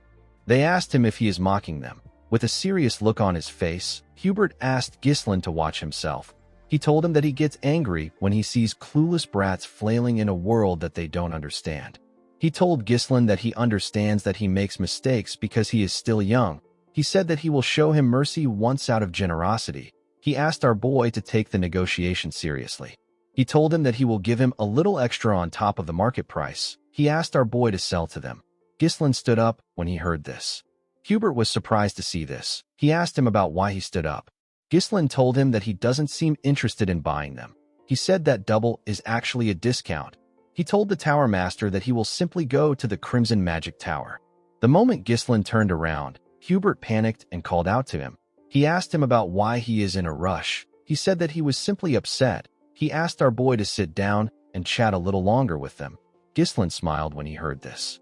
Hubert told our boy that he has guts. He said that they will take the runestone for double the market price because they are the first people he visited. Our boy smiled and agreed to Hubert's offer. The Tower Master became relieved. Ghislain revealed to him that the double price is just for one cart. The elders and Hubert were surprised to hear this. The Tower Master told our boy that he needs to sell everything he brought to them. Ghislain explained to him that he can sell the rest of the runestone for triple the market price if he tells the Crimson Magic Tower that he sold it to them for double the price. He asked Hubert to tell him why he would sell everything here. The Tower Master was annoyed to hear this. He told Ghislain that there is a limit to how much they can let him joke around. Ghislaine stood up and told Hubert goodbye. The moment he saw this, the Tower Master panicked. He quickly accepted our boy's offer to buy at triple the price. Ghislaine smiled and sat down. He said that this is what he expected from the greatest magic tower in the north. Hubert stood up and asked our boy to wait there. He said that he wants to get the money immediately. The elders were shocked to hear this. They did not expect their Tower Master to panic this much. The Tower Master couldn't believe that a sixth circle mage like him was getting played by a country bumpkin. He didn't understand why he was buying into this nonsense. He had no choice but to buy them since they were currently experiencing a shortage of runestone. He told himself that he will burn Ghislaine if he acts out again. Before Hubert could take a step forward, Ghislaine called out to him. He told him that he has not finished stating his conditions. The Tower Master turned around out of anger. He asked our boy to tell him what he wants. With a serious look on his face, Ghislaine told the Tower Master that he wants him to give Vanessa to him. Hubert was shocked to hear this. He asked him if he really wants the girl. Ghislaine revealed to him that he intends on making her his exclusive mage. The scene shifts, and we are taken to the past. We see an older Ghislaine roasting some meat on his sword. His comrade was next to him. The man had a hook in his right hand. Ghislaine told the man that the meat is burning. The man asked him to roast the meat by himself. He reminded him that he is missing an arm. Our boy clenched his fist and asked the man to repeat what he said. His comrade became scared. He told him that it is nothing. The man asked his captain if he has heard about Vanessa the Red Nightmare. Ghislaine had never heard of anyone like this. His comrade revealed to him that he has been going around to collect information. He said that he found something very interesting. He revealed to our boy that he heard about a mage who burned down the entire northern region of Lithuania. The mage was a woman who had reached the seventh circle. Ghislaine said that her name is pretty flashy. He asked his comrade about why he brought her up. The man revealed to our boy that he believes that Vanessa has gone completely mad. He explained to Ghislaine that the woman actually learned a mana cultivation technique, even though she is a mage. Ghislaine was surprised to hear this. He asked his friend to tell him why Vanessa learned a mana cultivation technique instead of circles. The man said that it is because she is crazy. He told Ghislaine that Vanessa is a walking disaster who burns down everything in her path. Thanks to her, the nobles are having a lot of trouble. The man told our boy that the subjugation request they received a while back is for her. Ghislaine still found it odd that a mage reached the seventh circle through a mana cultivation technique. With a smile on his face, he told his comrade that he is curious. He told the man known as Claude that they should recruit her. Claude was shocked to hear this. He did not expect to hear this after all he said. Unfortunately, Ghislaine was not able to recruit her. By the time he found Vanessa, she was as good as dead. She was not able to control her magic. Vanessa had the talent to reach the seventh circle, even though she never properly learned magic. Ghislaine believes that her talent will flourish with a little guidance. He told himself that he will definitely recruit her in this life. Gillian did not expect his master to mention Vanessa. The girl did not seem special to him. Kayer told Ghislaine that she didn't seem strong. Belinda told her master that he should inform her in advance if he wants to bring someone along with them. The elder with the red hat told the tower master that this is a great opportunity to get rid of the useless girl. He asked him to do as Ghislaine said. The elder with the yellow hat said that they have honored their loyalty to Renato by caring for her all this time. Hubert told our boy that Vanessa is an outstanding mage that their tower values. He told him that the girl will be delighted to accept the tower's request. Ghislaine revealed to him that he also wants him to dispatch battle mages who have reached the third circle to Perdium. Hubert was shocked to hear this. Our boy revealed to him that he needs mages for the upcoming territorial war. The elders were shocked to hear this. Ghislaine asked Hubert to pay 3 times the market price, dispatch battle mages of third circle or higher to Perdium, and to make Vanessa his exclusive mage. He told Hubert that these are the 3 conditions for selling the runestone to him. Upon hearing this, Renato released his mana. He shattered the glass windows with it. With a scary look on his face, he asked Ghislaine if he takes him for a fool. He told him that mages affiliated with the Magic Tower cannot intervene in territorial wars. He asked our boy if he is unaware of the basic rules set by the kingdom. The Tower Master could not believe that Ghislaine wanted mages of the third circle or higher who are the very foundation of the Magic Tower to go to the front lines. With a serious look on his face, Hubert told Ghislaine that this is an insult to the Flame Magic Tower. He told him that even his ashes won't be left behind. Gillian quickly grabbed his sword. He could not believe that Hubert was able to exert such pressure just with his mana. Kair reminded him that the man is a sixth circle mage. Belinda called out to her master. Hubert took a step forward to move closer to our boy. When Ghislain saw this, he told the man that he will regret it. Hubert did not expect to hear this. Our boy revealed to him that they discovered a massive runestone vein in their territory. He told him that what they saw earlier is just a small portion of the runestone. The elders were shocked to hear this. Ghislain revealed to Hubert that this information is already spreading across the north. He asked the Tower Master if he knows what this means. Hubert told him that many will come for the runestone vein. Our boy stood up and explained to him that they are not trying to start a war. He said that Perdium simply needs the magic tower's help to gain strength. He promised Hubert that he will exclusively supply runestone to the Flame Magic Tower if they help them get through the crisis. The Tower Master did not expect to hear that they would have a monopoly over the runestone. Ghislain stretched out his hand to him.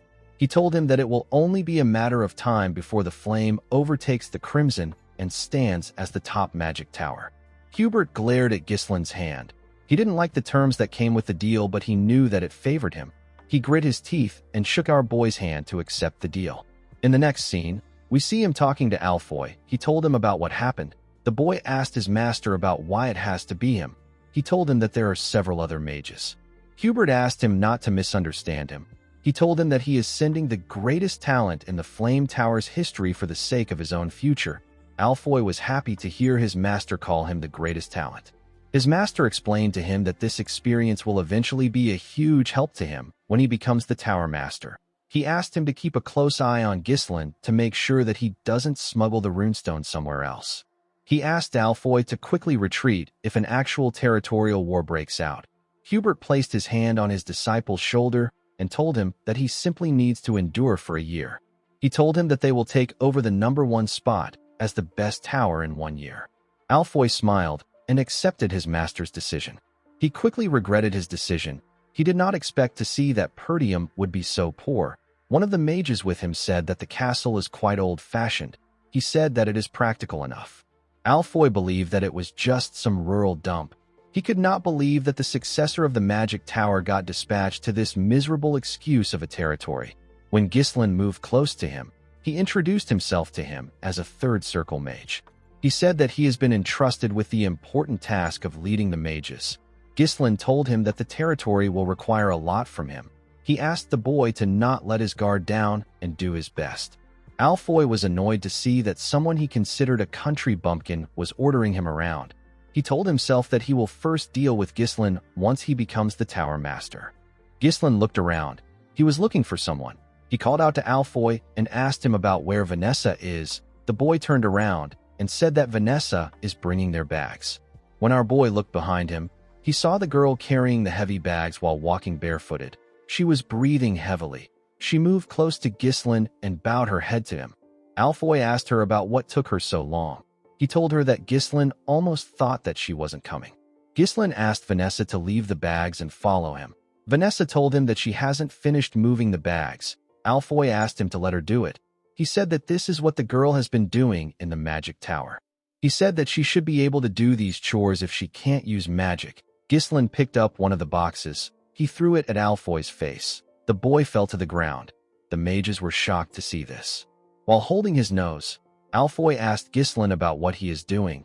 Ghislain explained to him that Vanessa is no longer affiliated with the magic tower. He told him that the girl is now his personnel. He asked him to not order her around. Our boy told Alfoy that he will let it slide this time. He told him that he will be risking his life if this happens again. Vanessa did not expect this. Alfoy stood up in anger. He could not believe that Ghislain would treat the heir to the Flame Magic Tower and a third circle mage like this. He told Ghislain that he has crossed the line that even nobles can't cross. He told him that him and his teammates can burn down the territory in seconds if they wanted to. He asked his comrades to stand up. He said that they need to show Ghislain the pride of mages. The moment he said this, Ghislain snapped his fingers. His mercenaries surrounded the mages. They pointed their swords at them. Alfoy said that this is barbaric. He told them that they are barbarians who draw their weapons against mages. He demanded that they treat them as mages. He said that they deserve the best treatment. Ghislain asked him to shut up. He reminded him that he is there due to a contract. He explained to him that he has been granted full authority to command him freely for a year through a legitimate deal with the Tower Master. He told him that he has to exclusively supply runestone to the Flame Magic Tower in return. He asked Alfoy to tell him whose side the Tower Master will take if the contract is voided because of his reckless action. The boy became nervous when he heard this. Ghislain explained to him that his role is nothing more than that of a reserved bundle of living mana. He asked the boy to obediently fulfill his role if he wants to be treated well. Alfoy became angrier when he heard our boy call him a reserved bundle of living mana. Ghislain turned around and asked Gillian and Kaer to take good care of the mages. With a creepy smile on his face, Kaer asked the boy if he liked it better when he was at the Magic Tower. He told him that he will guide him so that he can adapt to their land. Alfoy began to tremble. He called them miserable human beings. While they were screaming, our boy walked up to Vanessa. He asked her to not take orders from anyone other than him. He told her that she is his exclusive mage. Vanessa was shocked to hear this. She put her head down. She informed Ghislain that she can't use magic like Alfoy. With a smile on his face, our boy asked her to follow him. He told her that he will help her use magic. In the next scene, we see Ghislain take Vanessa to his training room. He called out to her when they stepped inside. The girl quickly answered him. He turned around and asked her about how far she got in her magic studies. The girl said that she got up to the 5th circle in theory. Ghislain told her that this is excellent. Vanessa did not expect to hear this. She said that it is all useless because she can't use magic. Our boy asked her if there is a particular reason why she can't use magic. Vanessa explained to him that she was never able to feel mana since she was a child. Even though she couldn't feel it, she believed that she would be able to use magic someday if she worked hard enough. The more she studied magic, the more she realized that this day will never come. Vanessa held her staff close to her chest. She said that she must have been kicked out of the tower because her teacher who guided her has passed away. Ghislain realized that a 5th circle mage possesses the strength that is on par with the average elder of the Flame Magic Tower. Magic isn't something that can be mastered just by memorizing it. It requires insight, an understanding of the principles behind activation, and the ability to infuse it with your interpretation and will. Vanessa may understand it in her head, but her body can't keep up. Ghislain knew that she must have endured grueling efforts and countless trials and errors to overcome this problem. He believed that the girl's efforts were not in vain. He just wanted to lead her down a different path. He remembered Claude telling him that Vanessa reached the 7th circle in his past life. The man told him that she learned a mana cultivation technique. He said that she did this because she is crazy. Our boy smiled when he remembered this. He revealed to Vanessa that he will teach her a mana cultivation technique from now on. The girl was surprised to hear this. She asked Ghislain to tell her why she will learn a mana cultivation technique. When she is a mage, our boy explained to her that both circles and mana cultivation techniques are used for controlling mana. He asked Vanessa if she has ever tried it before. Vanessa was shocked to hear this. She said that it is crazy. She asked Ghislain to tell her how she can use magic with a mana cultivation technique. She said that she can become magically crippled for the rest of her life if things go wrong. Ghislain stretched out his hand and told Vanessa that she should try it with him. When Vanessa saw the look in Ghislain's eyes, she knew that he was being serious. She never thought of herself actually using magic. She clenched her fist and told herself that she will do it if this is what it takes. The scene shifts and we see her and Ghislain sitting on the floor. She loosened her dress to show Ghislain her back. Our boy recalled that the girl had the same eyes as him in his past life. It was filled with regret, rage, and hatred. The place she fell to after endlessly yearning for magic was an endless abyss. She mastered a mana cultivation technique of unknown origins only to become a disaster driven by instinct. She burned everything to ashes. However, it is different this time because Ghislain is there to prevent her from falling into that abyss again. Our boy told himself that he will reach out his hand to her. He activated his mana and placed his hand on her back. He pushed his mana into her body. Vanessa grit her teeth to endure the pain. Her body became hot. Ghislain immediately asked her to close her mouth. He told her that she is twisting her mana road. He told her that his mana just entered her body. He asked her not to let go of this sensation. He asked her to feel the flow of mana as much as possible. Vanessa quickly closed her eyes to focus on the mana. She felt the flow of mana stretching through every corner of her body. It was circulating along the edges and converging at the center. Vanessa's eyes shined brightly. Her body released a large amount of mana. Vanessa fell into a trance. We see a younger Vanessa watching her master talk to Hubert. Her master found out that the tower was going to cut off his support. He asked Hubert if he knows what he is saying. He told Hubert that Vanessa has talent.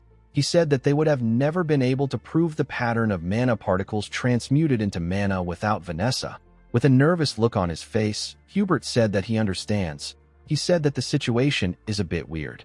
He told Renato that it doesn't matter if Vanessa is very smart. It doesn't mean anything if she can't use magic. He told Renato that they can't really call her a mage. Renato asked him about what he is saying. Hubert asked him to tell him if they will get anything out of Vanessa if they invest in her. The older Vanessa saw herself crying after hearing what Hubert said. She saw herself apologizing to her master with tears in her eyes.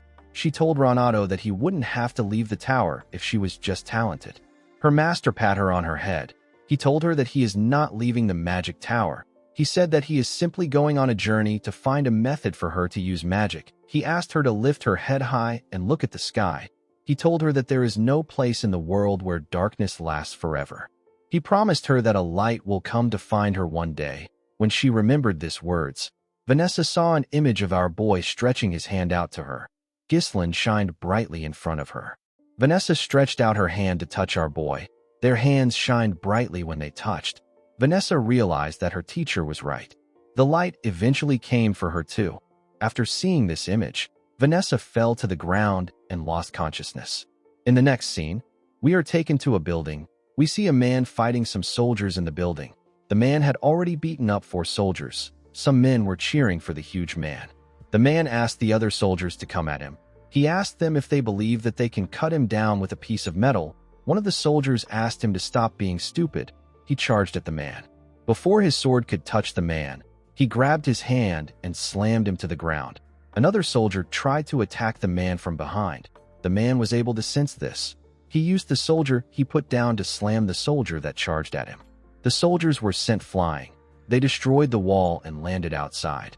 The man told them that he is not even warmed up yet, and they are already on the ground.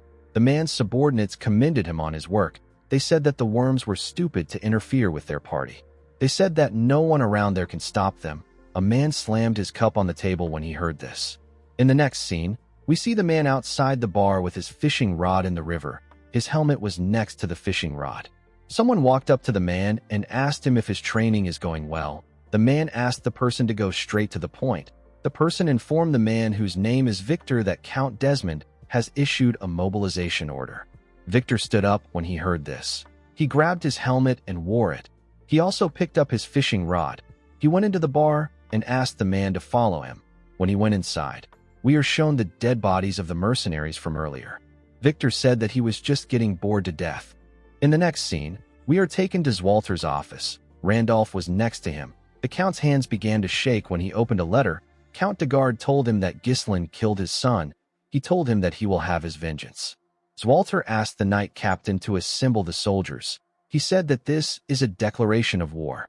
The scene shifts, and we see the officials in the Count's office. Randolph told his master that the de Gardes must have lost their minds. He could not believe that they were claiming that Ghislaine killed Gilmore. Another official said that they have to teach them a lesson for declaring war with a false pretext. The officials did not expect the de Gardes to turn on them because they treated them like family for a long time. The officials wondered about what the de Gardes will gain from fighting them. Zwalter watched his officials as they screamed at each other. Ghislaine informed them that it is because of the runestone. Zwalter was surprised to hear this. Ghislaine reminded them that 2 vassals were sent to the de Gardes' territory when he was at the magic tower. He said that the vassals must have spread the information about their territory. The officials were shocked to hear this. They could not believe that the vassals betrayed them. They told our boy that he is making a bold accusation. Zwalter knew that it was not uncommon for a good thing that can save one's land to bring crisis instead. He realized that his son already knew that this would happen all along. Randolph told them that they don't need to think too much about it. He reminded them that they outnumber the de Gardes' army with far more experienced soldiers. He said that the de Gardes will pay for opposing them. The moment he said this, Scovin barged into the room.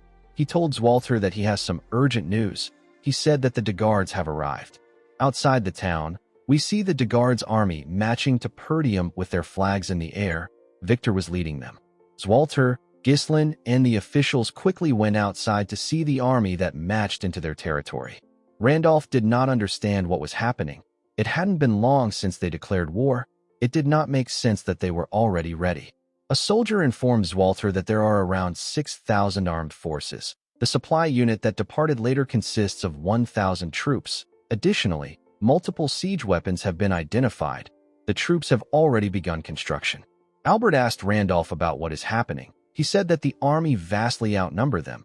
He said that the Degards are as poor as Perdium. He asked him about where they got this amount of troops.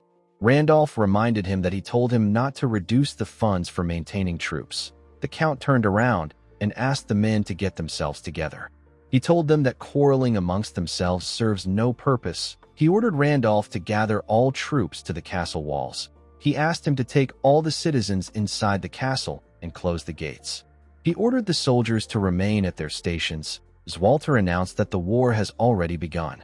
Count Degard moved his horse close to the castle. He said that his son was a useless young lad. He said that he managed to prove his worth after death. With a greedy look in his eyes, Count Thomas Degard said that this is an incredible castle. He asked Victor to follow him. He said that he needs to speak to Zwalter. When he got closer to the castle, Zwalter asked him to explain the meaning of his treachery. Thomas said that his beloved son died on their land. With a look of anger on his face, he said that his son died at the hands of the successor of Perdium. He told Zwalter that there is no parent that wouldn't be furious at the death of his child. He told the Count that things will end peacefully if he surrenders now. Randolph was annoyed to hear this. He told his master that Thomas is lying to the very end. Albert told his lord that there is no reason to continue this conversation. Even though he managed to save Elena, Ghislain knew that things would still end up like this because Gilmore died. Ghislain could tell that they came to trample on them because they brought siege weapons. Everything was going as our boy expected. Zwalter told Thomas that Ghislain did not kill his son. He released his mana and told Count Degard that this is the only answer he will give him. He asked him to return to his land if he values his life. Thomas became scared. Even Victor had to acknowledge that Zwalter Perdium truly has a commanding presence worthy of the renowned general who has protected the North for so many years. Thomas put himself together. He told Zwalter that he can't even fathom the amount of blood that will be spilled because of his foolish choice. He turned around and told him that he will regret it. Randolph turned to his master. He asked him to leave the troops to him. He said that these troops are nothing but unorganized dogs. He assured Zwalter that he will wipe them out and bring victory to their land. Homer asked him if he has lost his mind. He told him that it doesn't matter if he is very strong. He said that the difference is too vast.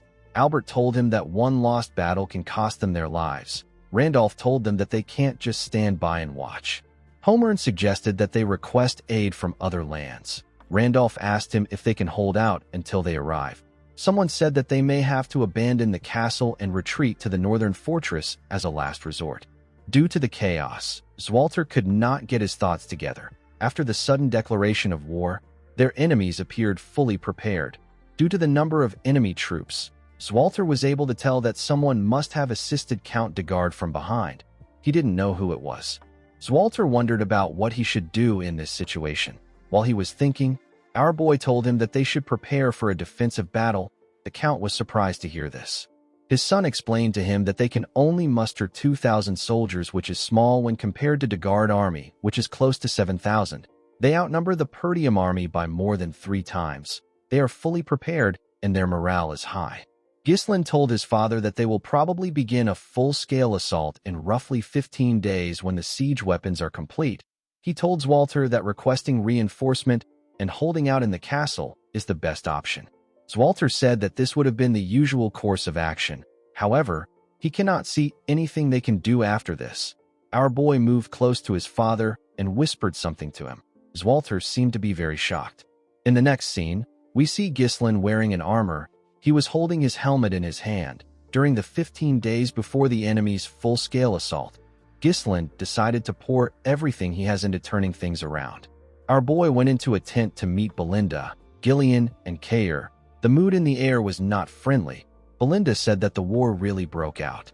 Ghislain said that it did. He told them that he will tell them what they must do from now on. He informed them that they are going to ambush their enemies. Ghislain explained to them that they will ambush their supply units before they begin their assault.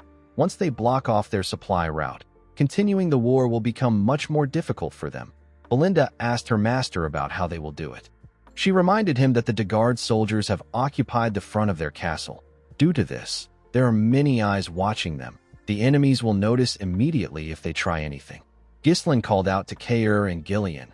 Kair informed him that he has already stationed the troops in the forest of Beast Outpost. If things go south, they can retreat into the woods, so there is no need for worry about being discovered. Gillian informed his master that they have finished distributing the ponchos made from the Darusant's skin as he ordered.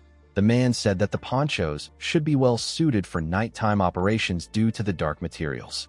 Ghislain told him that a large army moving would be easily detected, but if it is an elite unit in camouflage, spotting an ambush won't be so easy.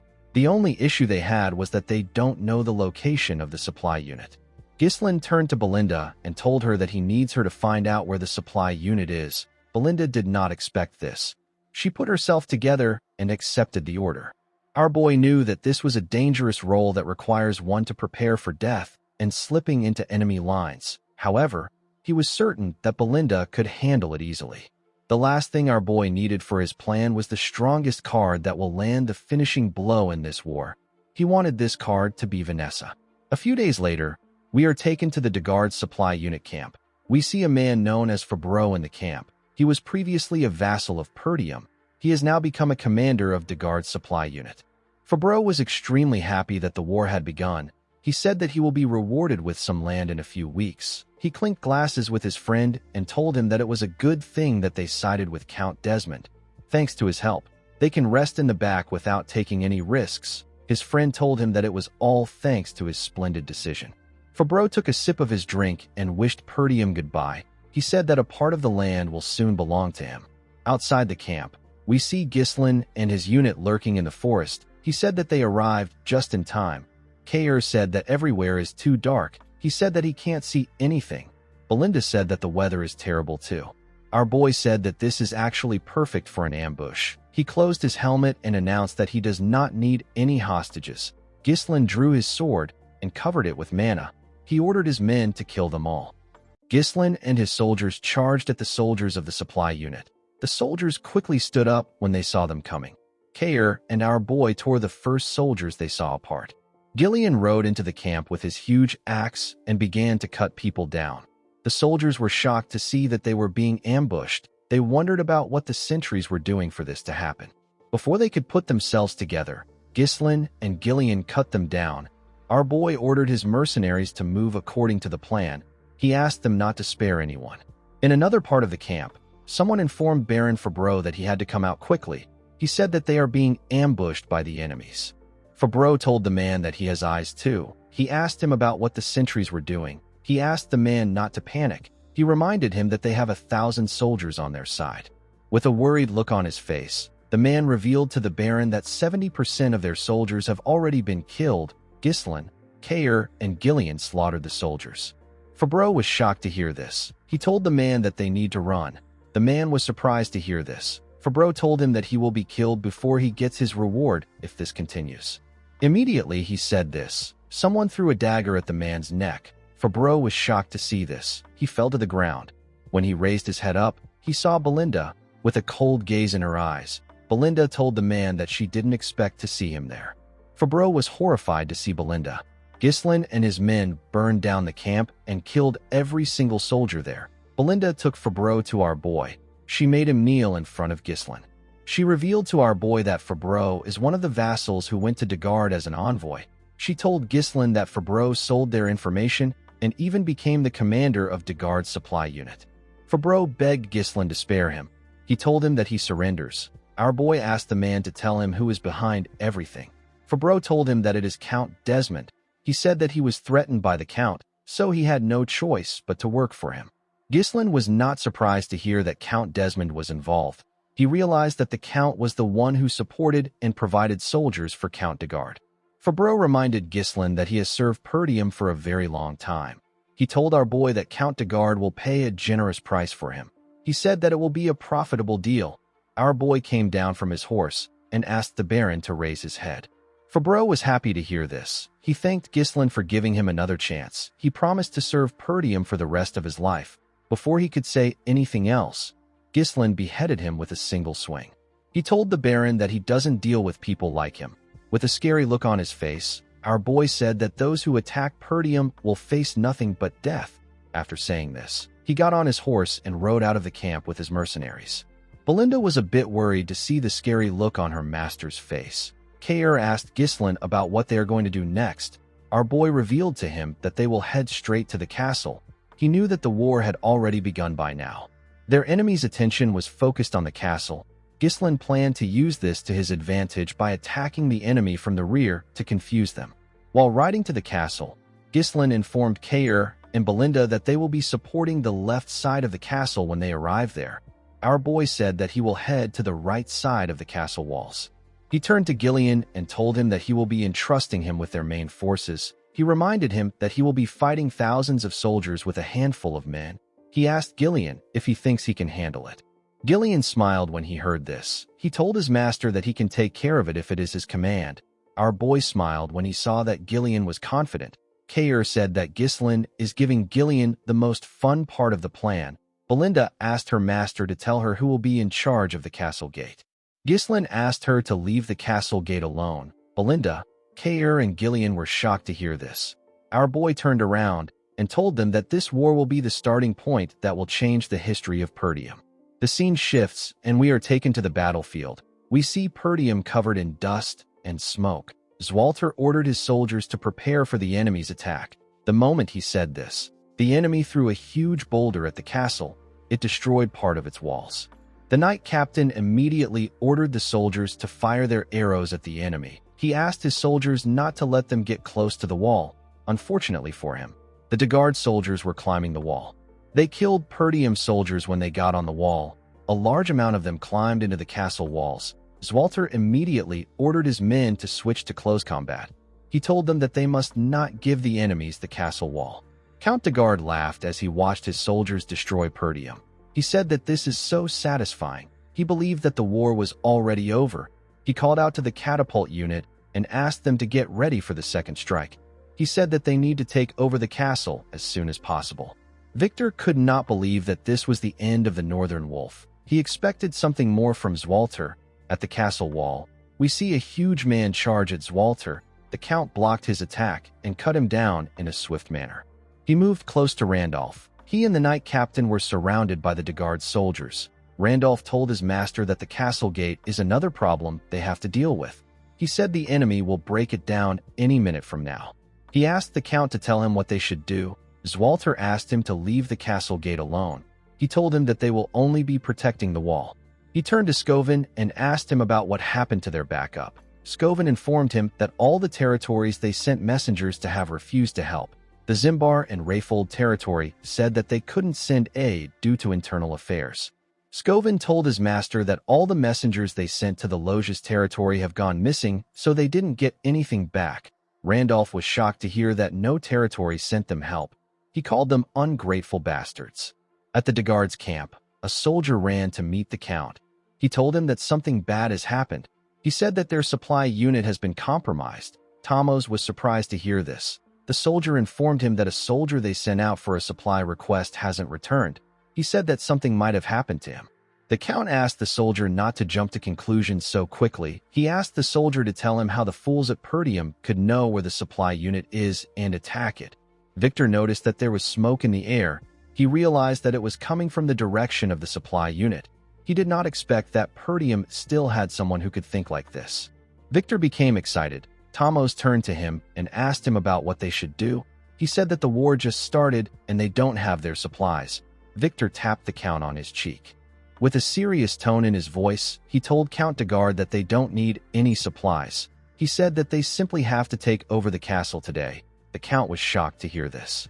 Victor took a look at the castle walls. He noticed that the assault on the left and right walls, which began some time ago, still hasn't broken through. He realized that it was because Perdium's elite unit and the Northern Wolf were holding down the line. While looking around, Victor noticed that the castle gate was free. He raised his sword and pointed it at the gate. He ordered the soldiers to advance. He told them that they shall break down the castle wall today. He got on his horse and called out to a man known as Adon, a soldier who was wearing a weird armor and holding a huge sword and shield stepped out on a horse. Victor informed Adon that he is going to personally head out to break through the castle gate. He ordered Adon to stay there and protect the base. As Victor rode his horse forward with his soldiers, Adon turned around and moved to the base. At the castle wall, we see the enemies climbing into the walls. Zwalter and his knights cut them down immediately they arrived on the wall. While fighting, Skovin saw something. He quickly asked his master to look forward.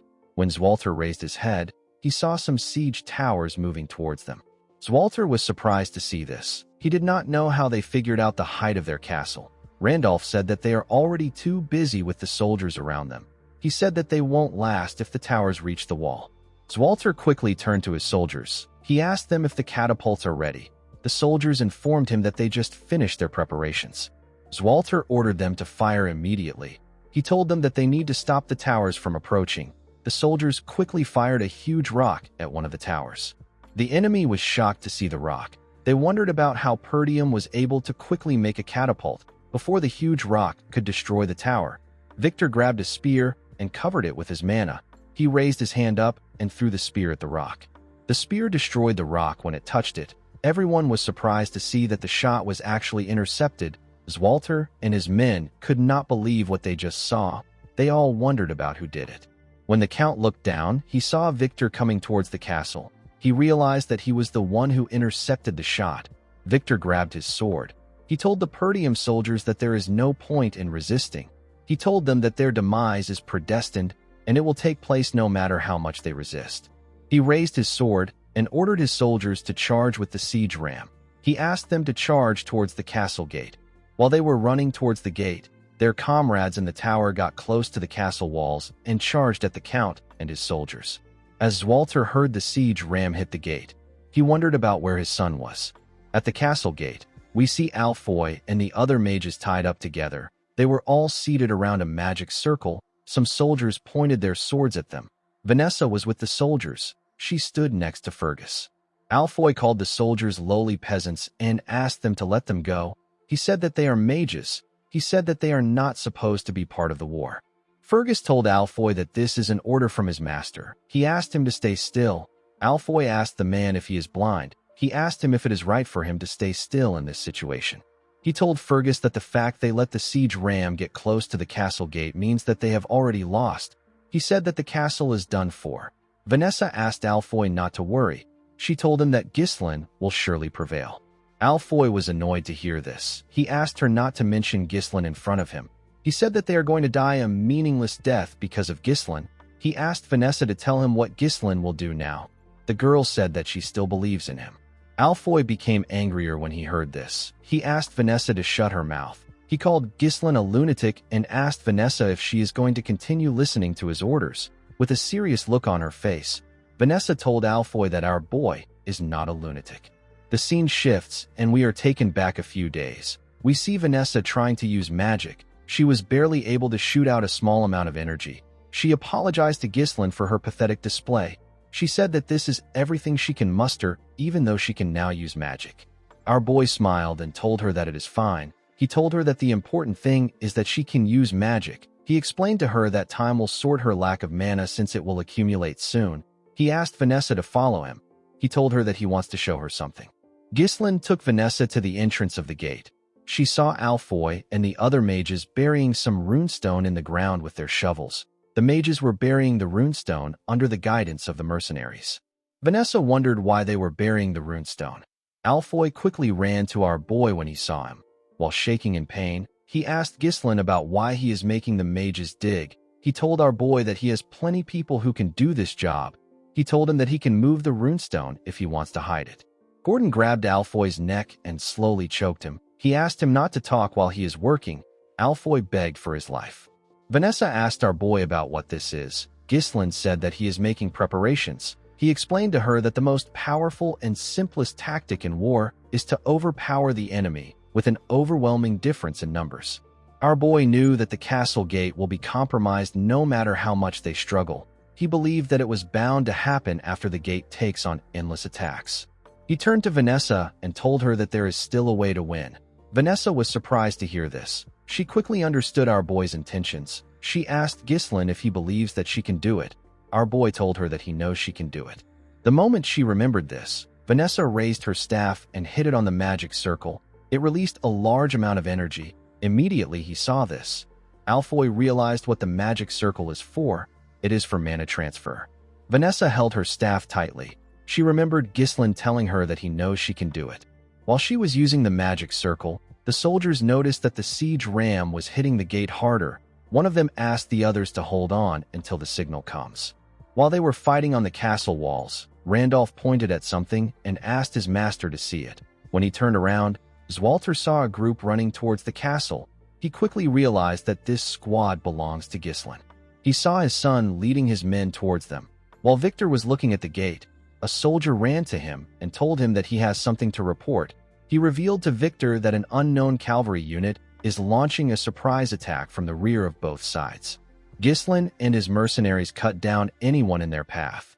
Our boy tore the soldiers who attacked him apart with a single swing of his sword. The enemy was shocked to see that they were being ambushed. They heard that no support would come to Perdium. They didn't understand what was happening. The archers quickly fired their arrows at Ghislain. They wanted to kill him before he got close to them. Ghislain didn't fear the arrows. He charged at them bravely. When he got close to them, his horse jumped. The soldiers were shocked to see him flying. The moment he landed in their midst, our boy tore them apart with a single strike. He did not give anyone a chance to fight back. The other soldiers became scared. They could not believe that he killed this amount of soldiers in one strike. They wondered if they were looking at a monster. Ghislain raised his sword and opened his helmet. He ordered the soldiers of Perdium to rise. He told them that their counterattack begins now. Ghislain and his soldiers charged at the enemy. Belinda and Kair charged at them from the left, and Ghislain charged at them from the right side. Victor was in the middle. At the Degard main camp, Gillian tore the soldiers apart with his group. He called out to Gordon and the eye-patch man whose name is Torrent. He told them that he will draw the enemy's attention. He asked them to spread out wide and disable their key facilities. The two men accepted his order. Torrent smiled when he saw how the enemies were panicking. Gordon told them that their base will be in ashes by the time they return. Count Degard did not understand what was happening. He did not know why they were the ones being ambushed. A soldier pushed him back and told him that he needs to leave right now. Before the Count could run, Gillian charged at him. He told Tomos that he will take him as a hostage. The Count became scared when he saw the man coming towards him with his huge axe. Before Gillian could reach the Count, someone swung his weapon at him from the side. Gillian was able to sense the attack. He used his axe to block it. He was attacked by Adon. The attack pushed him back. Tomos fell to the ground when he saw this. Gillian could tell that this man was strong. Adon told our man that he has a lot of guts to attack the main base with a small force. He introduced himself as Adon Prasso. He asked Gillian to state his name. Like a badass, Gillian raised his axe and told the man that he has no name. He said that he is merely a weapon for his master. At the left fortress wall, we see Belinda use a rope to tie some soldiers up and throw them at Kair. With a smile on his face, Kair tore the soldiers apart. Belinda was annoyed to see this. She asked him to stop splattering blood on her. Kair called her an old lady and asked her to handle it herself. He said that he can't worry about this. Belinda became angrier when she heard him call her an old lady. At the right side of the castle walls, Ghislain was cutting down the enemies without any issues. They began to run out of fear. They knew that they were going to die if Ghislain got close to them. Our boy ordered his soldiers to make a full charge while their enemies are confused. He told them that this is their chance to overwhelm them. He said that he will bring down the siege towers by himself. The mercenaries' morale got boosted when they saw how their master took care of the enemies. They all wanted to completely crush the enemies. One of the superiors called the soldiers who ran a disorganized bunch of amateurs. He told them that they were foolish for turning their backs on the battlefield. He ordered the spearmen to block the front. They all quickly raised their spears. Ghislain asked his horse to dodge the attacks on its own. When the horse got close to them, the soldiers thrust their spears at it. The horse was able to bend its head and dodge the attack. The spearmen were shocked to see that Ghislain was no longer on the horse. They quickly looked around. Unfortunately for them, Ghislain was above them. He landed on a soldier's neck and used his leg to lock the soldier down. He used the soldier's neck to turn around and tear everyone around him apart. He then moved away from the man's neck and beheaded him with a clean cut. Our boy looked in front of him. He saw a large amount of soldiers on the ground and a large amount of them around the tower. Ghislain noticed that the castle wall was in a worse condition than he expected. He believed that it was because of the siege tower. He realized that the castle wall might fall before the enemies break through the gate. Although his cavalry was keeping the enemies at bay, the difference in their numbers is still way too big. Our boy realized that they will get surrounded by the enemies if they let things drag on. While he was looking around, a captain ordered his soldiers to attack.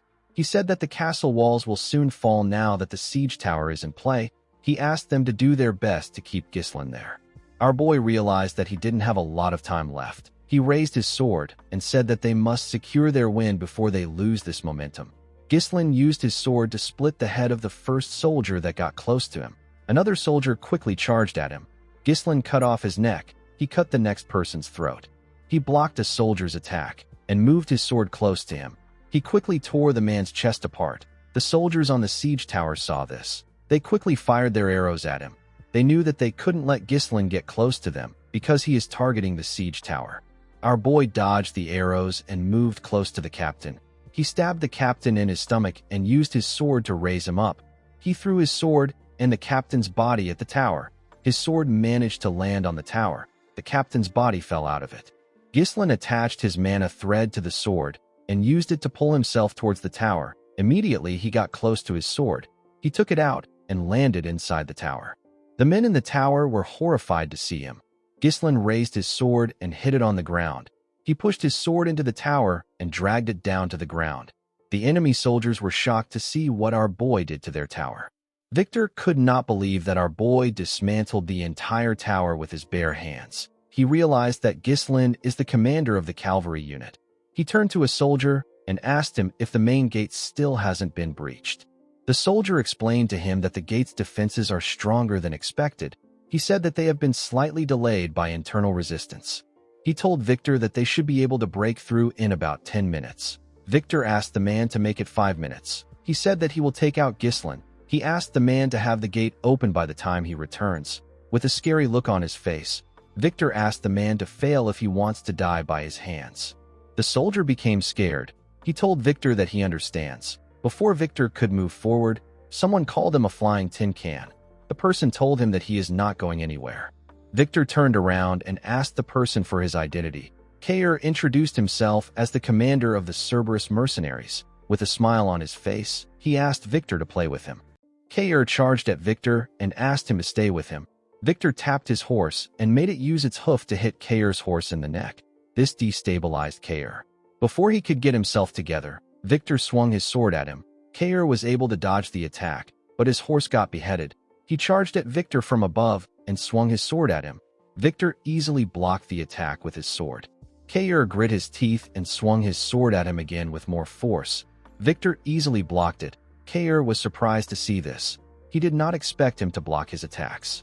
Victor moved his sword and made Kair lose his balance. He told Kair that he has seen tons of people like him. He referred to the man as a mediocre mercenary who simply uses brute force. Immediately he said this. He swung his sword at Kair. The man quickly used his sword to block Victor's heavy attack, but he got pushed back. He could barely stand his ground. Victor used his sword to break Kair's sword and landed a cut on his shoulder. Victor glared at him and said that there is nothing easier to deal with than beasts who just swing their front paws instinctually. Kair quickly moved back. He placed his hand on his shoulder to slow his bleeding. He realized that Victor is as strong as Ghislain said. The scene shifts and we are taken to the past. We see Ghislain reveal to Kair that Victor is the hidden Joker card of Count Desmond. Kair asked our boy if Victor is stronger than him. Our boy told him that Victor is stronger than everyone he has ever fought except for himself. Ghislain explained to Kair that Victor will use his overwhelming advantage in numbers to force them to focus all their attention on defending the walls. While they are focused on the walls, Victor plans to break through the weakened gate and launch an all-out attack. Ghislain told Kair that this is actually what he wants Victor to do. He told him that the plan might fail if Victor makes it out of the castle gate. Our boy asked Kair to hold Victor down. Upon remembering what his master said, Kair smiled and stood up. He said that our boy is asking for too much. On the other side of the battlefield, we see Gillian clashing with Adon. Adon used his shield to block Gillian's attacks. Count de Guard called out to the knight. A soldier held him back and asked him to be careful. Torin, Gordon, and the other mercenaries fought the soldiers behind Gillian. They were doing their best to reduce the number of enemies so that they don't get in Gillian's way. Gillian was annoyed to see that Adon was blocking his attacks. He didn't want to waste time with the knight. He noticed that Adon's shield can take attacks from all angles. Unfortunately, Gillian couldn't pierce through it. He wondered about the last time he met someone this sturdy. The moment he thought of this, he swung his axe at Adon with a large amount of force. He told the knight that he can no longer waste time with him. The knight was able to block the attack with his shield. Adon asked him not to waste his time. He told Gillian that he can't break his shield. He pushed Gillian's axe aside and thrust his huge sword at him. Gillian was able to push his sword aside with the handle of his axe. Adon turned his sword and used it to behead Gillian's horse. Gillian did not expect this. As his horse fell to the ground, Adon raised his shield and asked him to fall. He covered it with his energy and used it to push Gillian back. Gillian used his axe to block the attack. While he was fighting the knight, the enemy was hitting the gate with their siege ram. They eventually destroyed it. Zwalter and his soldiers were horrified to see this. However, our boy did not panic. Alfoy called out to Vanessa. He asked her to do something since she took their mana. While draining their mana, Vanessa said that it is not yet time. Victor raised his sword and ordered his soldiers to attack and take over the castle. The soldiers quickly ran into the castle. Victor turned to the soldier next to him and ordered him to bring Count de Guard there. He said that he is going to eliminate the enemy commanders. The soldier accepted his order. Kair stood up with his body covered in injuries. He raised his sword and told Victor that he is not going anywhere. Victor asked Kair if he does not know when to run away as a mercenary commander. He asked the man to tell him why he wants to fight him again. On the other side of the battlefield, Adon told Gillian that their gate has been torn down. He told Gillian that he is lost. He said that it was unexpected that they boldly launched a surprise attack. He told Gillian that the result didn't change in the end. He told him that the biggest mistake he made was filling the strike team that would decide his fate with mere mercenaries. He told Gillian that no matter how skilled a mercenary is, they can't defeat a highly trained knight. At the same time, Victor asked Kair to act like a mercenary if he is one. He advised him to know when to run if it is not worth it. Victor and Adon told both Kair and Gillian that there is nothing in this war worth throwing their lives away for. Kair laughed when he heard what Victor said. He asked Victor if this is important. He smiled and told him that mercenaries and knights are not important in the battlefield. Gillian also said the same thing to Adon. He told him that what matters the most is winning or losing. The moment he said this, Gillian stood up and charged at the man. Kair also charged at Victor. Adon raised his sword and told Gillian that he doesn't want to hear the loser's excuse. Gillian blocked his attack and pushed his axe into his sword. He used his axe to pull Adon down from his horse. Adon did not expect Gillian to pull him down with the inside of his axe. Gillian quickly took his axe out and swung it at the knight. Adon was able to block the attack with his shield, but Gillian's axe struck his horse's neck. Adon got slammed to the ground. He raised his head up and called Gillian a wretched mercenary. Gillian jumped and swung his axe at him. Adon quickly used his shield to block the attack. While standing on top of the knight, Gillian told him that even the sturdiest defense has a gap. He took out a sword and revealed to the knight that he has already offered his life to Ghislain to serve him as a weapon. He raised his sword and told the knight that he must bring only victory to his master. The moment he said this, he stabbed Adon in the head. On the other side of the battlefield, we see Kair running towards Victor. Kair knew that Victor was much stronger than him. He knew that he could die fighting the man, but he still charged at him because Ghislain asked him to hold Victor down. Kair believed that he can slow Victor down if he can land one strike on him. He remembered asking Ghislain about how he is going to do something. Our boy asked him about what he means. Kair asked him to show him how he used the moves he used when they had their duel. With a look of embarrassment on his face, he asked Ghislain if he can teach him how to use his moves. Our boy smiled when he saw the look on his face. He revealed to the man that it is not about the movement. He explained to him that anyone who runs into him would probably look down on him. Kair raised his sword and ran towards Victor. The man told him that he is just an animal that charges forward. He blocked Kair's attack and swung his sword at him. Kair dodged it by moving to the side. He threw his broken sword at Victor with a large amount of force. The knight used his sword to send the sword flying. He told the mercenary that fools like him always make hasty decisions in desperation. They are oblivious to the fact that this might be their last decision. Victor raised his sword and thrust it at Kair. He asked him to die. As the sword got closer to him, the man remembered that our boy told him that he will be able to land a proper strike if he can hide his true intention when his opponent is close to him. Immediately, he remembered this. Kair dodged Victor's blade. Victor was still able to leave a cut on his shoulder. Kair grabbed Victor's arm and used it to push himself up. He grabbed his broken sword that was in the air. Victor was surprised to see this. Kair charged at him with his broken sword. Victor was barely able to dodge the attack. Fortunately for Kair, he was able to stab Victor's horse. The horse screamed out in pain. It fell to the ground. Kair also fell to the ground. Victor was able to get off the horse before it fell down. He did not expect Kair to make an irregular movement to catch the blade that he deflected. He realized that Kair threw his sword at him in order to shift the extremely disadvantageous situation to his favor. Victor knew that only those prepared to face death could reach this caliber of skill. He told Kair that he is not as thoughtless as he believed. He walked up to him and said that it is not uncommon for one to surpass their limits at the crossroads of life and death. He told Kair that he missed his chance because he met the wrong opponent. He raised his sword and asked the mercenary if he has any last words. Kair raised his head and smiled at Victor. He told him that he landed a hit. The knight was surprised to hear this. Before he could question Kair, someone threw some daggers at him. Victor was forced to move back to dodge the dagger. The person who threw it was Belinda. Our favorite maid jumped and took out a rope with a hook. She threw the hook at Kair and used it to hold his jacket. She landed on a horse and used the rope to drag Kair with her. Victor didn't chase after them.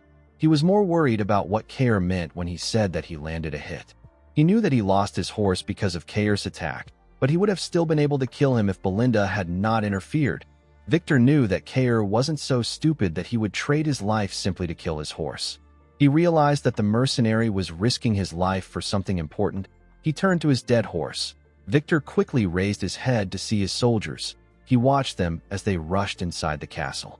He looked past them to see Vanessa gathering mana. He quickly realized that Kair's goal was to hold him down there.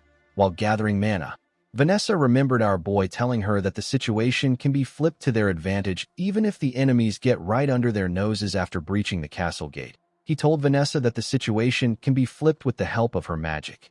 Vanessa asked Ghislain if he really thinks that she can do it. Ghislain smiled and told her that he is certain that she can do it. The moment she remembered this, Vanessa released her magic. A bright blue light shined in the eyes of the soldiers. Vanessa activated a spell known as Flame Strike. A ridiculous amount of fire got released. The fire destroyed the castle wall and broke outside. It burnt everything in its path. Zwalter and his allies were shocked to see the scale of the attack. Ghislain and everyone on the battlefield could see this ridiculously powerful flame. The soldiers burnt to death. They screamed out in pain. The soldiers outside began to retreat. Before they could get far, Ghislain attacked and cut them down. He ordered his mercenaries to surround the castle gate and not allow a single enemy escape. Victor was able to survive the fire thanks to his armor. A soldier carrying a shield ran to meet Victor. He informed him that most of the soldiers have been burned to death. He told him that they need to retreat. Victor said that this is irritating. This was a war that was meticulously planned with long preparations. The army had effectively blocked every path Perdium could take to survive. With all their efforts, Victor and his masters couldn't predict the special forces, the Mad Dog, and an elder-class mage capable of incinerating thousands of soldiers in an instant. Victor knew that these factors were far too convenient to see them as a mere coincidence. It was all perfectly aligned to thwart his victory. Victor used his sword to push himself up. He accepted the fact that he has fallen into Ghislain's trap. He ordered the soldier to assemble the rest of the soldiers. He told him that they will be making a temporary retreat. He explained to him that the area is not forested. He told the soldier that they can regroup back at the main camp if they are able to get out of the blaze. Victor said that it will take longer to capture Perdium than they expected. He ordered the soldier to call Adon immediately. The moment he said this, he saw something shocking. He saw Gillian walking towards him with Adon's helmet in his hand. With a serious look on his face, Gillian asked the knight if he is the commander of the Dagard army. Victor could not reply. He was in shock from seeing Adon's helmet in Gillian's hand. Gillian threw Adon's helmet on the ground and told Victor that his main force and army are done for. He pointed his axe at him and asked him to surrender. Victor released his mana and asked Gillian not to make him laugh. He raised his sword and asked Gillian if he really believes that his war will end this way. He told him that he will simply cut off everyone's head by himself. He covered his sword with his mana and said that the war has just begun. While the enemy soldiers were rushing to retreat, Zwalter ordered his men to fire at the enemies. He told them that the enemy is trapped. Ghislain ordered his mercenaries from the ground. He asked them not to allow any of their enemies escape from the fire. He told them that this is their golden opportunity to turn the tides of the war. Ghislain asked his soldiers not to spare anyone. While the mercenaries were tearing the enemies apart, Belinda called out to her master. She moved close to him and asked him if he is hurt. Our boy said that he is fine. He asked her about how she and Kair are. Belinda turned to Kair to see if he was conscious. The man raised his hand and gave our boy a thumbs up to show that he is fine. Our boy smiled when he saw this. Belinda told her master that things would have gone wrong if the fire had happened a little later. She revealed to him that she actually thought that his plan was ridiculous. Ghislain told her that it ended up working out. Belinda asked him not to ask them to do this again. She could not believe that they spent all their mind runestones in that one strike. Ghislain looked around. He asked Belinda about where Gillian is. The girl was surprised to hear this. Our boy quickly rode his horse past her. Belinda called out to him. Ghislain didn't respond to her. On the other side of the battlefield, we see Gillian block Victor's attack with his axe. Victor attacked him again. Gillian was able to block it, but he got pushed back. He was surprised to see how heavy Victor's strikes were. Victor didn't give him the chance to think. He attacked Gillian with more strikes and pushed him back with each swing of his sword. Gillian was impressed with Victor's momentum. He quickly swung his axe at the knight when he got close to him.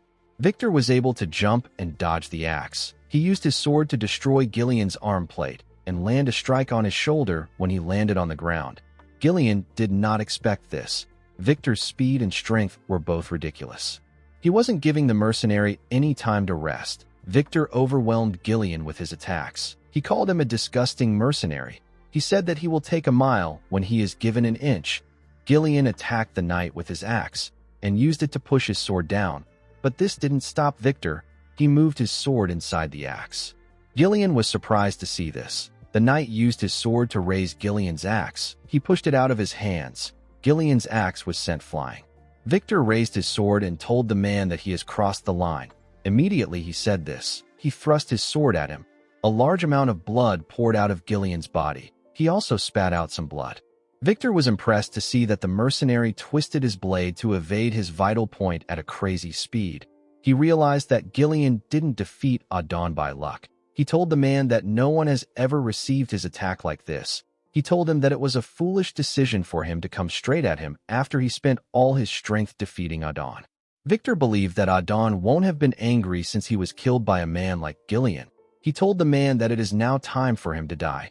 The moment he said this, someone threw a sword at him from behind. Victor was able to sense the sword coming at him. He quickly drew out his sword and separated himself from Gillian. He turned around and asked the person to show himself. Ghislain walked up to him. Victor was shocked to see him. Our boy picked up Gillian's axe with a single hand and placed it on his shoulder. Victor knew that he was looking at the leader of the mercenaries. He recognized his black armor. Ghislain released his core energy and charged at Victor. He quickly closed the distance between himself and the knight. He swung the axe at him from above. Victor was able to block the attack, but he could feel the weight of our boy's power. He quickly pushed him back. He swung his sword at him. Ghislain used the axe to block the attack. Victor swung his sword at him again. Our boy blocked it and swung the axe at the knight's leg. Victor was able to dodge it by jumping. He attacked Ghislain from above. Our boy used the handle of the axe to block the attack. He used the handle to push himself up at a crazy speed. He grabbed Victor's neck with his legs and locked him down. He used his leg to slam him to the ground. Victor quickly stood up and moved away from Ghislain. While breathing heavily, he realized that he couldn't predict our boy's movements at all. He knew that he will die if he makes the wrong move. Victor could not believe that such a powerful individual was hidden within Perdium. Ghislain told the knight that he knows him. He revealed to him that he knows about his war power, strategy, and the faction that supports him from the shadows. With a scary look on his face, Ghislain told Victor that he knows everything. The knight wondered if this war was a trap. He stood up and charged at our boy. He told him that he is spouting nonsense.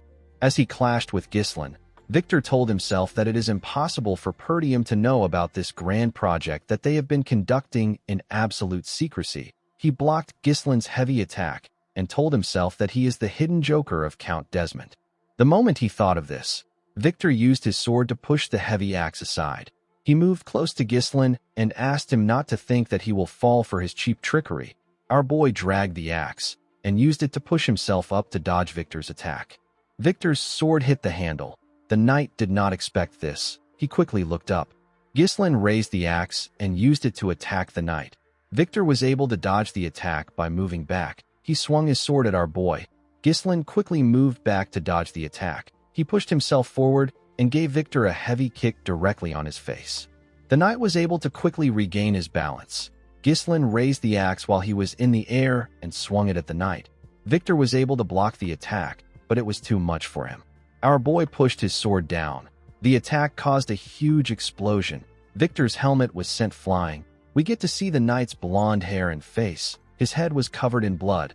While breathing heavily, Victor raised his head up to see Ghislain. Our boy moved close to him. He took out his sword, which was in the ground. He told Victor that he likes using axes, but a sword suits him better. The knight asked Ghislain to tell him who he is. Our boy grabbed his helmet and told the man that he is the young Lord of Perdium. He took off his helmet and introduced himself as Ghislain Perdium. Victor couldn't believe his eyes. He began to laugh like a crazy person. He couldn't believe that the strongest knight in the north lost to a mere scoundrel. Ghislain told him that he wants to show him the real strongest knight in the north. Victor smiled and told Ghislain that he is arrogant. The knight wasn't interested in knowing how our boy set up a trap like this. He understood that it is fundamental to use every means possible to gain a decisive victory. The process of war is not important. The important thing is that the winner is the last person standing. Victor took a stance and released his mana. He seemed to be excited for the fight. Ghislain raised his sword and took a stance. He agreed with what the man said. He asked Victor to come at him. Everyone on the battlefield was dealing with the enemy. Ghislain and Victor stared at each other as the fire burnt the things around them. The two men quickly charged at each other. They blocked their attacks with their weapons. Victor tried to stab our boy in the head, but he managed to push his sword back. Victor made some huge swings. Our boy was able to dodge them. The knight swung his sword at him again from the side. Ghislain pushed his sword away with his sword. Victor quickly thrust it at his head. Our boy moved his sword behind him and used it to block the attack. He pushed Victor's sword back and tried to press him down. The knight gathered his strength and pushed our boy's sword away. He moved close to Ghislain to strike him down. Before he could swing his sword, our boy raised his leg and used it to stop Victor's hand. He stepped on his sword and used it to push himself up. He gave the knight a heavy kick to the face. Victor spat out a large amount of blood and lost his balance. Our boy quickly attacked him with this opportunity. However, Victor was able to block his attack. He gathered his strength and pushed Ghislain's sword down. He pushed our boy back. Our boy was able to safely land and regain his balance. He noticed that Victor's attack left a scratch on his armor. The knight smiled when he saw what he did. He raised his sword again and charged at Ghislain. Our boy blocked his attack and swung his sword at him. Victor blocked the attack with his sword. He quickly turned around and used his cape to block Ghislain's vision. He swung his sword at our boy from his blind spot. Our boy was able to dodge the attack by jumping above the knight and his sword. Before he could land on the ground, Victor swung his sword at him. Ghislain was able to turn and use his sword to block the attack while in the air. He landed on the ground and charged at the knight. Victor was able to block his attack. He pushed our boy back and swung his sword at him. Our boy was able to easily block the attacks. He and Victor swung their swords at each other at the same time and locked their swords together. They pressed their swords against each other. They were trying to suppress themselves. They both grit their teeth as they glared at each other. Victor managed to take control and push Ghislain's sword down. He quickly dragged his sword up and swung it at Ghislain's head.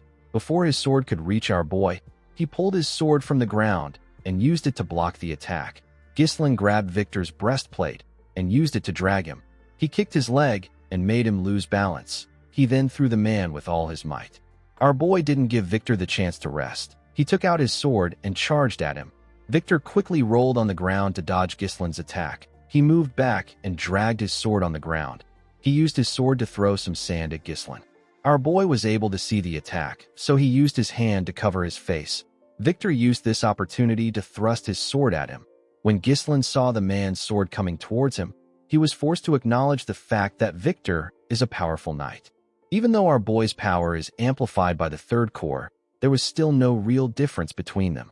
In his past life, Gislin started a war and attacked Count Desmond. Victor was also the one who stood in his way at that time.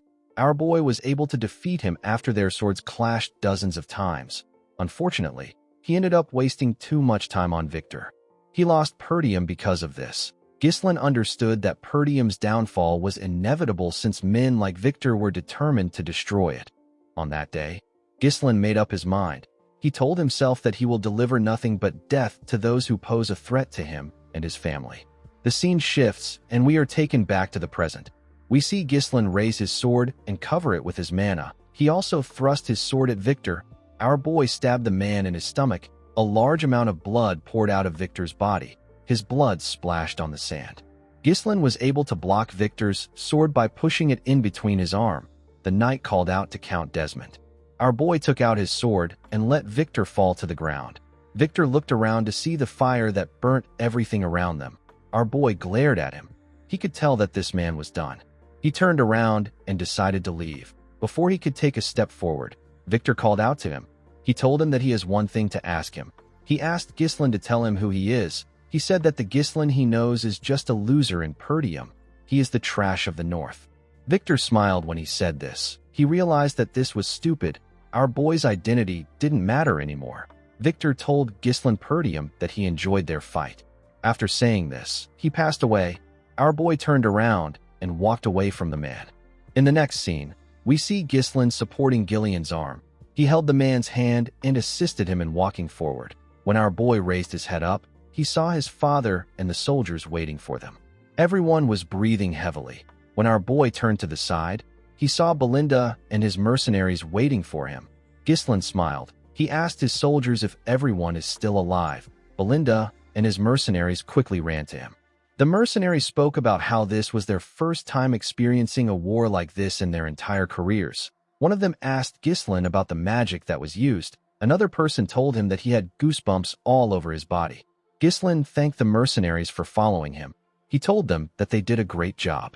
While holding his shoulder, Kair referred to Gillian as Gramps and asked him if he really needs someone to carry him just because he got stabbed. Gillian said that it is nothing.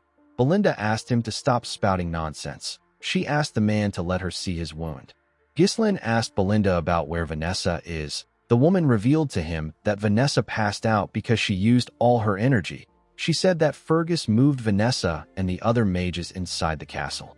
While Belinda was talking, someone called out to our boy. When Gislin turned around, Randolph hugged him tightly. He told him that he is proud of him. He told our boy that he is truly the successor of Perdium. Gislin told the knight captain that he also did a wonderful job. He turned to the side and told his father that he also did well. Zwalter could only look at his son. He looked worried. He moved close to Gislin and gave him a hug. He told his son that he did an amazing job. Gislin was shocked to hear this. Zwalter told his son that he thought his plan was impossible when he first heard it. He never expected that Gislin would actually be successful. Gislin told his father that he was only able to carry out his plan because he fended off the enemies from the castle wall. The count smiled and told our boy that he is wrong. He said that he did everything by himself. He raised his son's hand and screamed that they were victorious. He announced that Perdium had won the war. The men joined the count in screaming. They were all excited. The mercenaries also joined them in screaming. Gislin was shaken by the sound of their voices. He smiled and told himself that this is what he came back for. Our boy suddenly clenched his fist. He remembered Duke Delphine. He told himself that the war isn't over yet. Randolph told his master that he is going to check on the state of their soldiers. He asked the count about what he will do. Zwalter advised his son to check on his soldiers too. He asked Gislin to rest for now because there will be much to do later. Our boy declined his father's request. Zwalter did not expect this. Ghislain told his father that they don't have time to waste. He explained to him that they need to secure a formal surrender from Count de Garde as quickly as possible. Zwalter asked him not to worry about it. He said that he will head out tomorrow. Ghislain told him that it will be too late by that time. He said that he is going to head to the de Garde territory with his mercenaries immediately. He told his father that he needs him to grant him the authority of a lord's deputy. Randolph was surprised to hear this. Zwalter asked his son if there is a need to be so hasty when he and his mercenaries are exhausted. With a serious look on his face, Ghislain told his father that the war isn't over yet. The Count was surprised to hear this. Our boy explained to him that Count de Garde broke their alliance and declared war on them to seize their territory. He told Zwalter that they can't afford to give the Count time to think. If they let this slide, he will strike them again. Our boy told his father that they must strike immediately, use their advantage and demand reparations on their own terms so that he will never challenge them again. Zwalter could not believe what he was hearing. It was natural for a person to be basking in victory, even if it is for a moment, and yet his son was already planning their next move. Zwalter told his son that they must push forward to take the chance to end things decisively. He granted Ghislain his permission.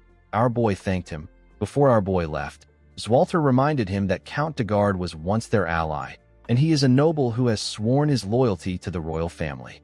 He asked Ghislain to do his best to treat the Count with as much courtesy as the situation allows. Our boy smiled and asked his father not to worry about this. Ghislain turned to Kair and Belinda. He asked them if they can still move. Kair said that he is fine. Ghislain got on his horse. He asked his men to follow him. He told them that they are heading to the de Garde territory at full speed. The scene shifts, and we are taken to Castle de Garde. We see Thamos throwing things around. The Count could not believe that they failed. He only accepted this secret treaty because everyone knows how powerful Desmond is. Thamos couldn't believe that the powerful Desmond lost to the scrubby Perdium territory. The man in front of the Count asked him to calm down. Thamos asked the man known as Lowell to shut up. He asked him if this looks like a situation where he can be calm. He asked the man to stop standing around and prepare for surrender negotiations. He asked Lowell to tell the bureaucrats to prepare for reparations. Lowell asked the Count if he is serious. Thamos said that Zwalter is an idiot known for respecting customs and honor. He was certain that Zwalter would accept the negotiation. The Count knew that Perdium is desperate for money at the moment. He believed that he could overcome this if he offers them reparations. He planned to make Count Desmond take responsibility for what happened after he is done with the negotiation. Lowell reminded his master that they poured all their finances into the war. He asked the Count about where they can get money for reparations. Thamos grabbed his neck and began to choke him. He called him an idiot. He asked him about how he was able to work in his castle with his brain. He asked Lowell to squeeze the money out of the citizens. With a scary look on his face, Thamos asked the man if he feels guilty about doing this because he is also a peasant. He asked him if the animals are more important than him. While struggling to speak, Lowell told the Count that the peasants are not more important than him. Thamos threw him to the ground and asked him to know his master. He ordered the man to get moving. Lowell spat out some blood. He glared at the Count. He was tired of his tyranny. He was forced into administering this territory. Lowell was well aware that the people couldn't take more of the Count's tyranny. He knew that they might revolt soon. Before he could get up, a soldier ran into the room. He told the Count that there is trouble. He revealed to him that the soldiers from Perdium have already arrived. In the next scene, we see the mercenaries lined up in the Count's office. Thamos sat on his chair waiting for Zwalter. Lowell was behind him. Thamos couldn't believe that the soldiers got here so quickly. He told himself that he won't let anything go as Zwalter wants. The moment he said this, someone stepped into the room. It was Ghislain. Belinda and Kair were with him. Our boy asked Thamos if he is prepared for the surrender negotiation. Thamos was shocked to see Ghislain. He asked our boy about where his brother is. Ghislain told him that his father is quite busy focusing on the recovery of their territory. He told him that he is the Lord's deputy and he has been put in charge of this negotiation. With a serious look on his face, Ghislain asked his men to bring Thamos to his knees. A few hours earlier, we see Ghislain and his mercenaries riding their horses towards the de Garde territory. Kair said that Count de Garde is quite fast when it comes to running away. He couldn't believe that the Count abandoned his soldiers and ran back to his territory so quickly. Gordon apologized to Kair for letting the Count slip away. Kair smiled. and told the man that Gillian is the one at fault. He told him that he and the other men did their jobs well. Upon hearing how Kair spoke about Gillian, Ghislain wondered if he should grant Kair the chance to fight against Gillian one day. Kair moved close to our boy and asked him if he plans on sparing Count de Garde by asking for a surrender negotiation. He asked Ghislain to tell him why he will do this. Our boy explained to him that everyone knows that Count de Garde is a shameless bastard who tried to take over Perdium. His external pretext is the vengeance of his successor. If Perdium demands excessive compensation, they will be put in an uncomfortable spot. Ghislain told Kair that they need to end their negotiation with reparations. This sounded complicated to the mercenary. He told our boy that they are making things more complicated than it needs to be. He asked Ghislain to tell him why he doesn't just march into the territory and wipe everything out. Belinda felt like Kair made a stupid suggestion. She asked the man if he thinks that a dispute between nobles can be resolved the same way as a fight between mercenaries. Kair was offended by this. He told Belinda that mercenaries and nobles are both humans. He asked her to tell him what makes the nobles better than them. He said that the de Gardes were the ones who attacked them first. It didn't make sense to him that they still had to think about the position of their enemy. Ghislain asked the man not to think about it. He told him that what he said is what his father would have done. Belinda became worried when she heard this. She asked her master about what he means. Ghislain smiled and told her that he is different. He said that he will make the de Garde territory his own. The scene shifts and we see Kair and Gazelle raise the Count up by carrying his arms. They kicked the Count's table down. Thamos could not comprehend what was happening. He asked the men to let go of him.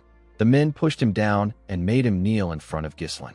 Belinda moved close to her master and gently asked him if he is certain about what he is doing. Our boy told her that he is sure.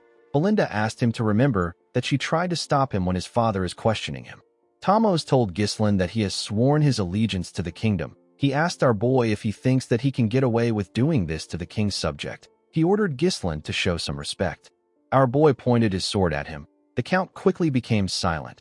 Ghislain explained to Thamos that he is a traitor who was deceived by the enemy's sweet temptations. He broke their alliance and tried to seize Perdium for himself. Our boy told him that only death awaits those who dares to harm Perdium. The Count became scared. He asked Ghislain to stop playing around. He couldn't believe that our boy was really going to kill him. Ghislain explained to him that he must also risk his life if he pushes countless lives into the battlefield. He told him that he must pay the price that such actions deserve. Thamos began to laugh. He realized that Ghislain was an insane bastard. He was really going to kill him. Our boy raised his sword. Before he could swing it, Thamos asked him to wait. He said that he has a price to pay. He told Ghislain that he will give him the territory. Belinda and Lowell were shocked to hear this. Ghislain simply smiled. He knew that Thamos would do this. He reminded the Count that one must be from the same bloodline or a rightful successor to inherit a territory. Otherwise, they would be against the inheritance law. A domain isn't something that a person can just trade like battering goods.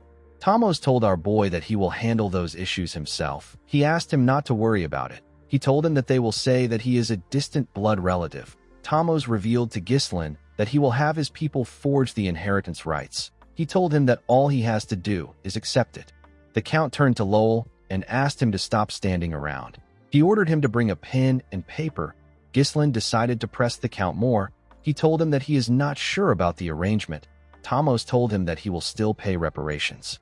He said that he doesn't have money right now, but he can get some by taxing the citizens. He begged Ghislain to give him some time. Thamos begged our boy to spare him. Ghislain asked the man if he really values his life this much. He told him that he will give him a chance. Thamos was happy to hear this.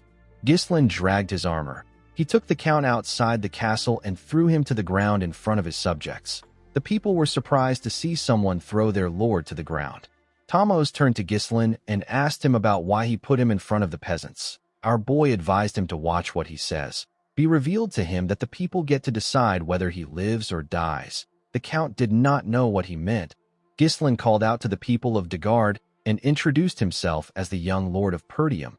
He announced that their lord declared war against Perdium to avenge his successor and was defeated. He told them that the Count wants to collect reparation from the people. He asked if there is anyone that would like to volunteer. The people were shocked to hear this. The Count took a lot from them in order to start the war, and now he wanted to take more. The people said that the nobles should handle their issues among themselves. Ghislain announced that he will offer them mercy as the deputy lord of Perdium. He told them that he will also give them a choice. Ghislain asked the people if they will save their lord and pay him massive reparation or let him die and have their land absorbed by Perdium. He revealed to them that they won't have to bear the weight of defeat if they do this. Thamos could not believe what he was hearing. He did not expect that Ghislain would insult him in this way. The moment he thought of this, someone threw a rock at his head.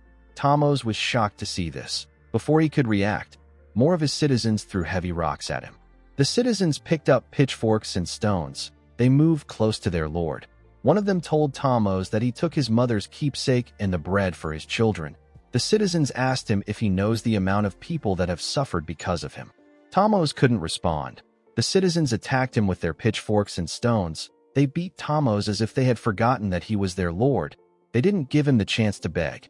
The man could only cover his head and scream out in pain. Ghislain walked up to his men and told them that they can go back now. He said that the war is over. He turned to Belinda. He said that he has something to say to his father. Belinda believed that our boy must have a plan to deal with his father. She told him that she is not worried. The scene shifts, and we are taken to Perdium. We see Zwalter and his council looking shocked after finding out that Count de Garde is dead. Zwalter asked his son to repeat himself. Ghislain told his father that the Count is dead again. Zwalter asked his son if he remembers that he asked him to treat the Count with as much respect as the situation allows. Ghislain assured him that he did not forget his words. He explained to his father that he judged that this was the best course of action after seeing the Count for himself. He told him that the Count would have attacked them again if they spared him. Albert and Holmern were shocked to hear this.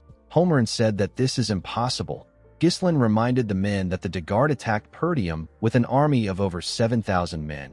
He told them that this isn't something that the de Gardes could do by themselves. Our boy revealed to them that Desmond provided the troops, and Rayfold worked behind the scenes. The men couldn't believe what they were hearing. They could not believe that two dominant powers were targeting them. They knew that the Desmond territory is known for maintaining neutrality. They wondered why they supported the de Gardes.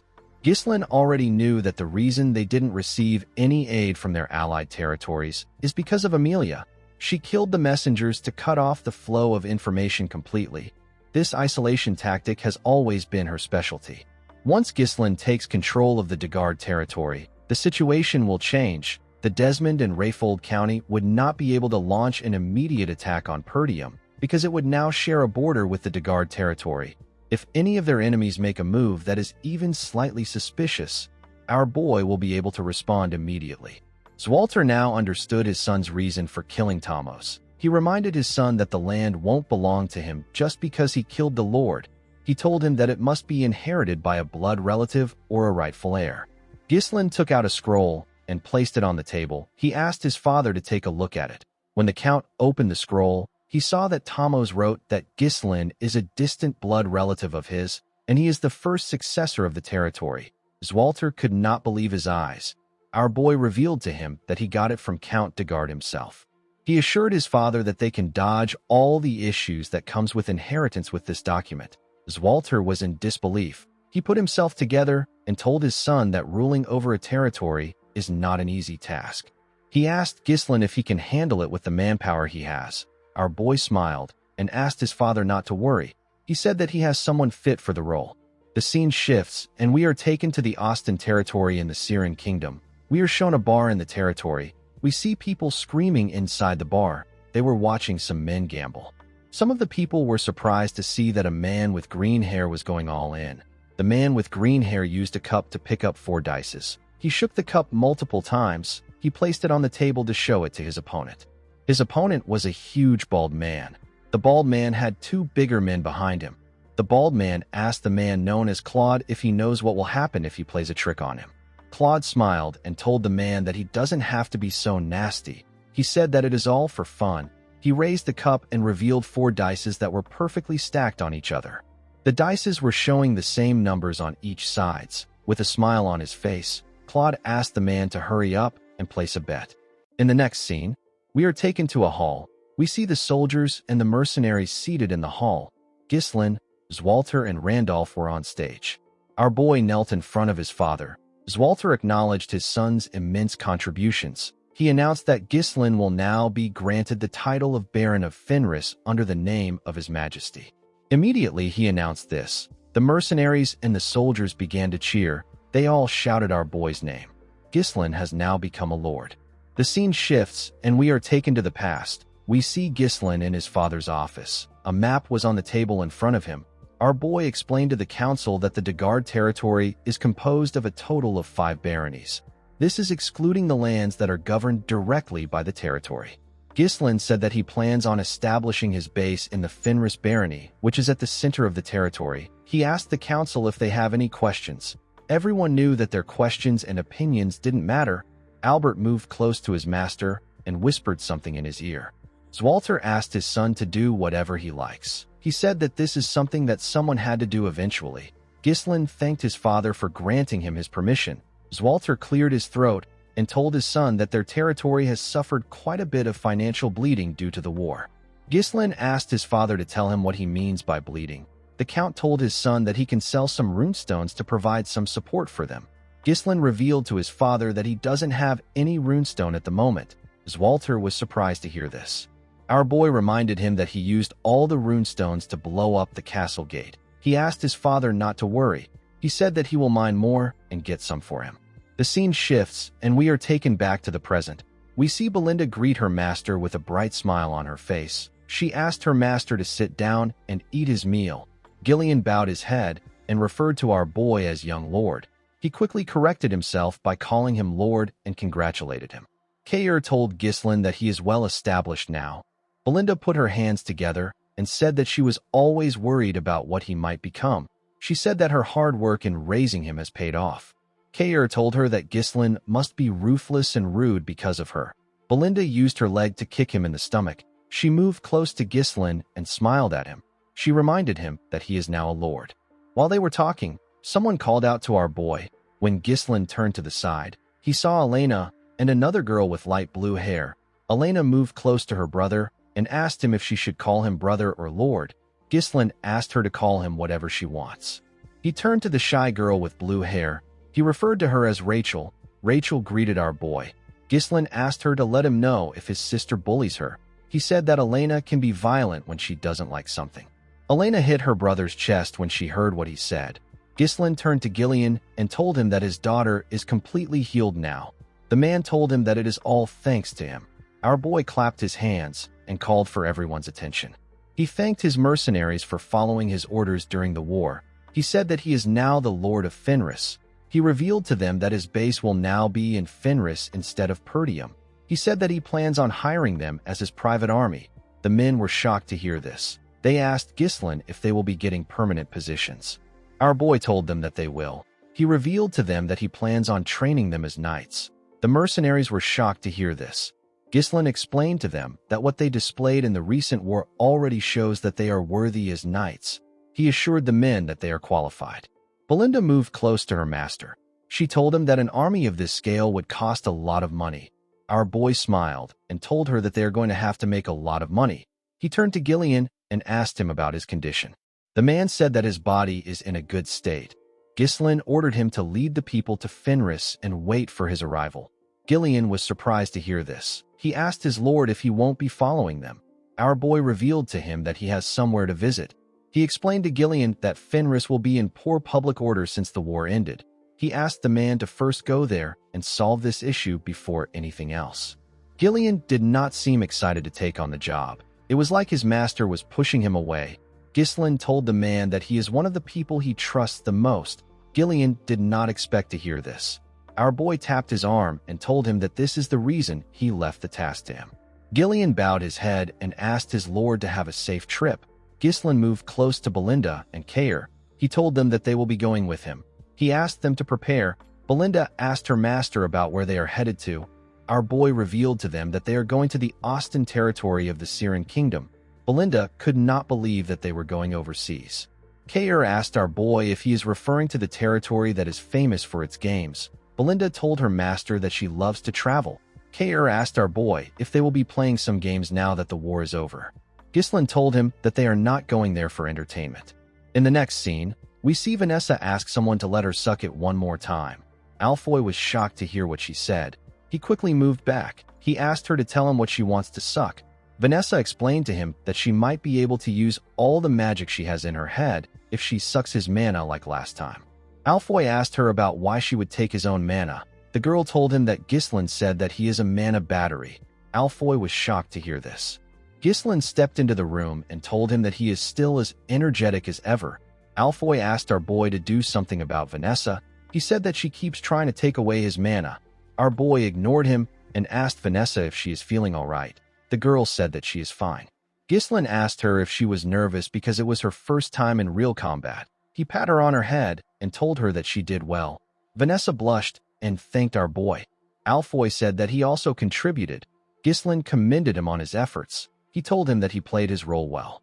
Alfoy grit his teeth when he heard this. He told our boy that things will be different when he returns to the Magic Tower. Ghislain revealed to the boy that he is traveling with them. The scene shifts, and we are taken to the Austin territory of the Siren Kingdom. We see Ghislain enter the Kraken gambling house with Belinda, Kair, and Alfoy. Kair was happy to be in the gambling house. He said that he missed the atmosphere and smell of this place. Alfoy could not believe that Ghislain brought him to a gambling house. He told our boy that he thought they were going to the Magic Tower. Ghislain threw a pouch full of cash at Kair and asked him to have fun with Alfoy. He told him that he will call him when he needs him. Kair was happy to get some gambling money. Alfoy asked Kair about how they will have fun with the cash. Kair smiled when he heard this. He placed his hand on Alfoy's shoulder and told him that he knows how to use magic, but he doesn't know how the world works. Alfoy asked him about what he means. Kair smiled and asked him to watch and learn. He told him that he will show him how to make money with money. Belinda and Ghislain walked forward. The maid told her master that he can be honest with her. She asked him if he is also there to have some fun. She promised not to nag him if he gambles a little. She told him that he has done a lot. Ghislain assured her that he is not there to gamble. He revealed to her that he came to find the man that he wants to make the steward of the territory. He said that the man lives in this gambling house due to his circumstances. He said that he wants to take the man away before he loses his hand. Belinda was shocked to hear this. She couldn't believe that her master wanted to make a gambler the steward of the territory. Ghislain told her that the man is under special circumstances. He asked her not to worry about it. He assured her that the man is good at handling resources. Before he could tell her the man's name, someone called Claude a crazy bastard and told him that he caught him. Ghislain and Belinda quickly turned around. In another part of the gambling house, we see a large amount of people gathered around a particular table. The people spoke about how it was odd that Claude had been winning. They said that he deserves what he is about to get for boasting about his education. On Claude's table, we see one of the huge men that works for the bald man holding him down. He held out his hand. The other guard took out a sword. People asked the bald man, whose name is Captain Crank, to cut off Claude's hand. Crank reminded Claude that he asked him not to play any tricks. He accused Claude of swapping and using a die that has weight in it. He told him that he can't use tricks with a fake die. The man crushed the die in his hand and asked Claude if he has been scheming this entire time. Claude said that he has never prepared or swapped a die like that. He told Crank that he is the one playing tricks on him, even though he asked him not to play a trick. Crank asked Claude not to feel mistreated. With a smile on his face, he told the man that they can never fully understand each other. Claude grit his teeth out of anger when he heard this. Crank ordered his subordinate to cut his hand off. When the man raised his hand, Claude closed his eyes. He began to sweat. While he was panicking, he heard someone say that it is a fun game. The person asked Crank to let him join them. Claude quickly opened his eyes. He saw that Ghislain was blocking the man's sword. With a look of anger on his face, Crank asked our boy for his identity. Our boy introduced himself as Baron Ghislain Fenris of the Lithania Kingdom. Crank did not expect to meet a noble from a foreign land. His men quickly raised their swords. They wanted to attack Ghislain. Crank ordered them to stop. He welcomed our boy to the Kraken gambling house. He asked him not to start a fuss in this place. He asked Ghislain and his men to put their swords away. His men quickly followed his order. Our boy put his sword away and called out to Belinda. The maid put her dagger away. Crank referred to our boy as a distinguished guest and asked him about why he came to a place like this. Ghislain said that he was looking for someone. He said that he has found the person. He asked Claude to stand up. He told him that he came to get him. In another part of the gambling house, we see someone roll 3 dice. The 3 dice all landed on 1. This roll made Alfoy win the game. He was given a large amount of gold. The boy was shocked to see what he won. The other gamblers could not believe that they lost to a newbie. They wondered about how he was so lucky. Kair placed his hand on Alfoy's shoulder and asked about the amount of money he won. He did not think that Alfoy would be so lucky. Alfoy did not say anything. He realized that he just earned more money than he has ever gotten from selling magic scrolls all day. The boy felt his heart beating fast. He wondered about the last time he felt his heart beat this fast. I think Kair might have created a gambling addict. Kair noticed that people were shouting upstairs. He wondered why they were doing this. Alfoy did not care about the noise. He was more focused on his newfound passion. Belinda asked her master if this is the gambler he is looking for. Our boy told her that it is. Crank told Ghislain that things can't go as he wants. He explained to him that Claude did not honorably participate in the sacred game and resorted to trickery. He said that Claude must pay. Ghislain asked him if he is serious. Claude smiled and bowed his head to Ghislain. He referred to him as Baron Fenris and apologized to him. He told our boy that he lost the money he gave him to support himself to a swindler. He said that this gambling house manages all the dice used here, and they thoroughly screen for the smuggling of cheating tools through inspections of personal belongings. Claude said that it is quite suspicious that a rigged die appeared precisely at the moment he played a big bet. Belinda wondered why Claude was speaking to her master like he knew him. She told him that he has never seen her master. She said that he is lying. Ghislain stopped her before she could raise her voice. He asked Crank if what his subordinate said is true. Crank wondered where Claude got such a huge amount of money. He believed that Ghislain gave him. He told our boy that he doesn't know how he and Claude are acquainted. He asked him not to trust Claude's words. He said that swindlers always have excuses. He revealed to Ghislain that this gambling house belongs to Baron Austin.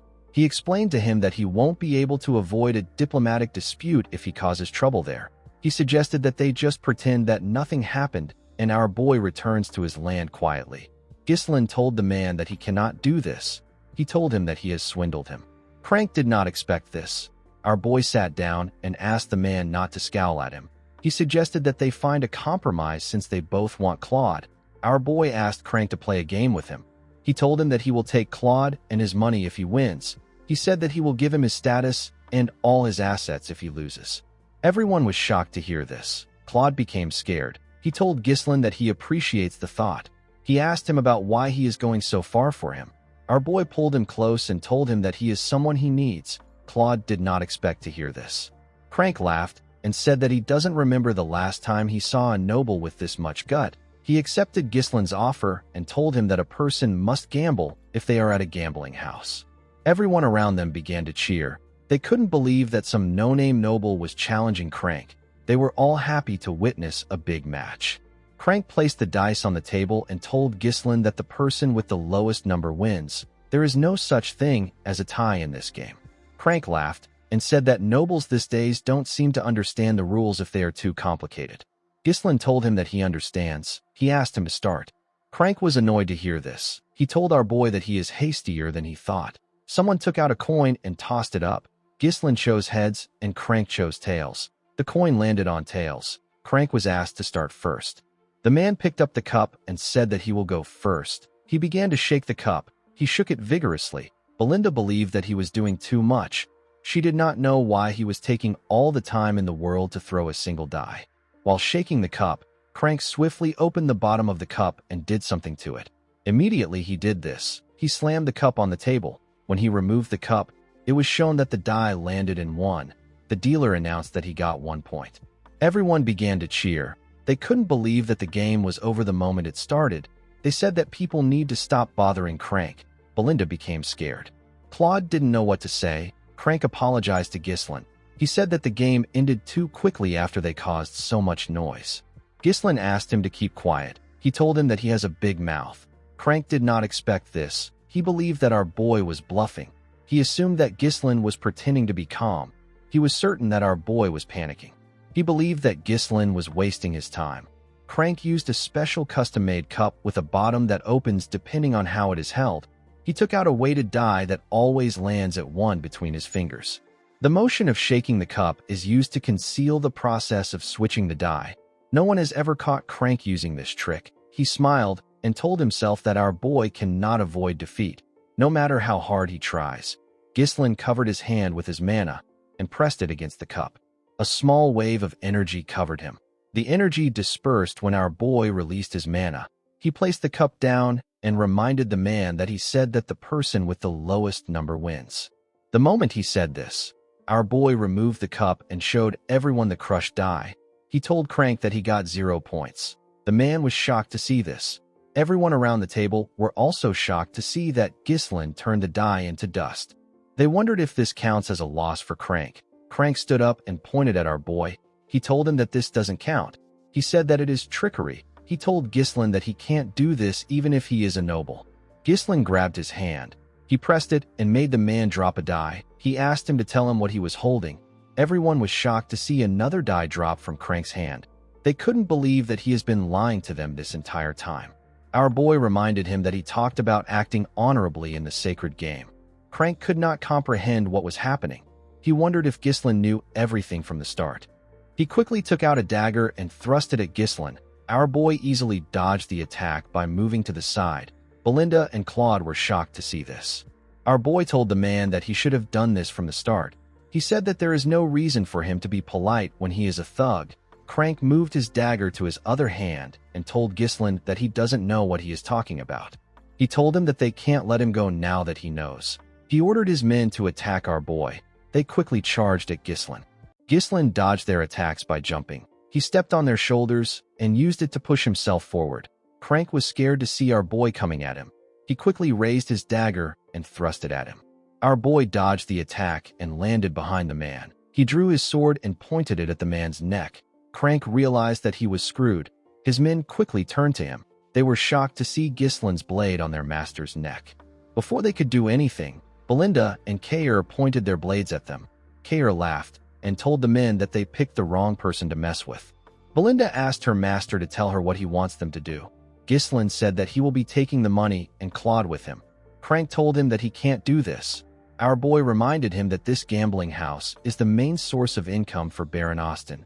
Yet, the manager and overseer of the establishment was caught attempting to rig a game against a foreign noble. Ghislain asked the man if he knows what will happen to a gambling house that has lost its credibility. He moved his blade closer to Crank's neck and asked him if he knows what will happen if he tries to bring up this issue again. Crank could tell that Ghislain was going to kill him. He put his dagger down and said that he understands. After subduing the man, Ghislain turned to Claude. He asked him to follow him.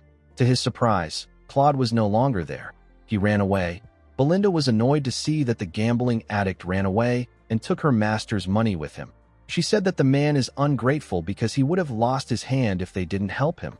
Kair said that Claude might have just ran away to a different gambling house. Belinda suggested that they search for him. Ghislain asked her not to bother. He said that he already knows where Claude is headed. In the next scene, we see Claude riding a horse somewhere. He carried a bag full of coins with him. He wondered about who Ghislain was. He didn't know why he helped him. He knew that he was only able to get the money thanks to Ghislain. He felt bad for what he did. He convinced himself that he really needs the money.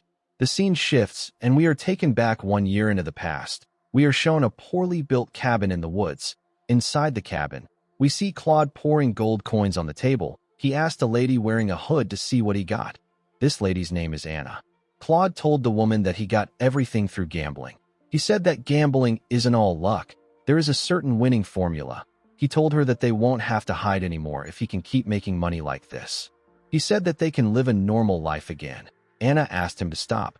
She begged Claude to stop. With her trembling hands, Anna told him that she is aware that her father, who is his teacher, didn't pass away because of him. The woman couldn't even look at Claude. His body was covered in bruises and his face was swollen. Claude told her that it is his fault. He said that he made his teacher a traitor because he was stupid and immature. The scene shifts and we see Anna tied up. She was being held by Crank and his subordinate. A fat man said that Anna Arceus, the daughter of Boethius Arceus, a scholar of the Syrian Royal Academy, and a traitor, will be imprisoned. Immediately he said this, he asked Crank and his subordinate to take her away. Claude struggled to get up from the ground. He called out to Anna. The fat man turned to him and asked him to bring him 2,000 gold within a year. He told Claude that Anna is supposed to die, but he will set her free if she can get the ransom. Claude held on to the bag of gold tightly. He said that he will free Anna soon. At the Austin castle, We see the fat man from before writing something. The fat man turned out to be the Baron. Baron Austin found out that the prison camp is full. He didn't like what he heard. He saw the prisoners as lowly bastards who waste food. He said that there is no reason to keep them alive if they can't collect their ransoms. He asked a knight named Rogier to execute anyone who doesn't pay their ransoms within a week. The knight accepted the order. He reminded his master that it has almost been a full year. The Baron quickly realized that the knight was talking about the trader's daughter. He asked him if he has heard anything about Claude. Rogier said that Claude is only wasting his time at the gambling house. The Baron said that Crank is doing his job well. He had planned to make Anna a maid, but he didn't think it was wise to hire a trader's daughter. He asked Rogier to execute the woman along with the others, and to make sure that Claude never finds out. Rogier asked his master about what they should do if Claude pays the ransom one day. The Baron asked the man to take the money and eliminate him later. He knew that no one would care about a dead gambler. He smiled and said that this can only happen if Claude is able to pay the ransom. Immediately he said this, a soldier stepped into his office. The Baron asked him about why he came to see him at this late hour. The man revealed to him that someone known as Claude is making a fuss and shouting about how he wants to pay a ransom. Baron Austin and his knight were shocked to hear this. A while later, we see Claude place the money on the Baron's table. He told him that the bag contains 2,000 coins. There were 4 soldiers in the Baron's office. Claude asked him to release Anna. Baron Austin carefully looked at the coins. He was surprised to see that the coins aren't fake. He asked Claude about where he got the money from. The man told him that he won it in a bet. The Baron ordered his men to lock Claude up. The man was shocked to hear this. Before he could do anything, the soldiers grabbed him from behind. Claude asked the Baron to tell him what is happening. He told him that he brought the money he asked for. The Baron said that the source of the money is too fishy. He told Claude that he has to confirm things from Crank. He asked him to stay in prison if he doesn't want to be executed. With an evil smile on his face, Baron Austin said that he can't believe a gambler really got the money for the ransom. Claude screamed at the Baron as he got dragged away. Before they could drag him out of the office, the soldiers got hit in the neck. They both passed out. The Baron and his knight were surprised to see this. Our boy tapped Claude on his shoulder and told him that he did a good job.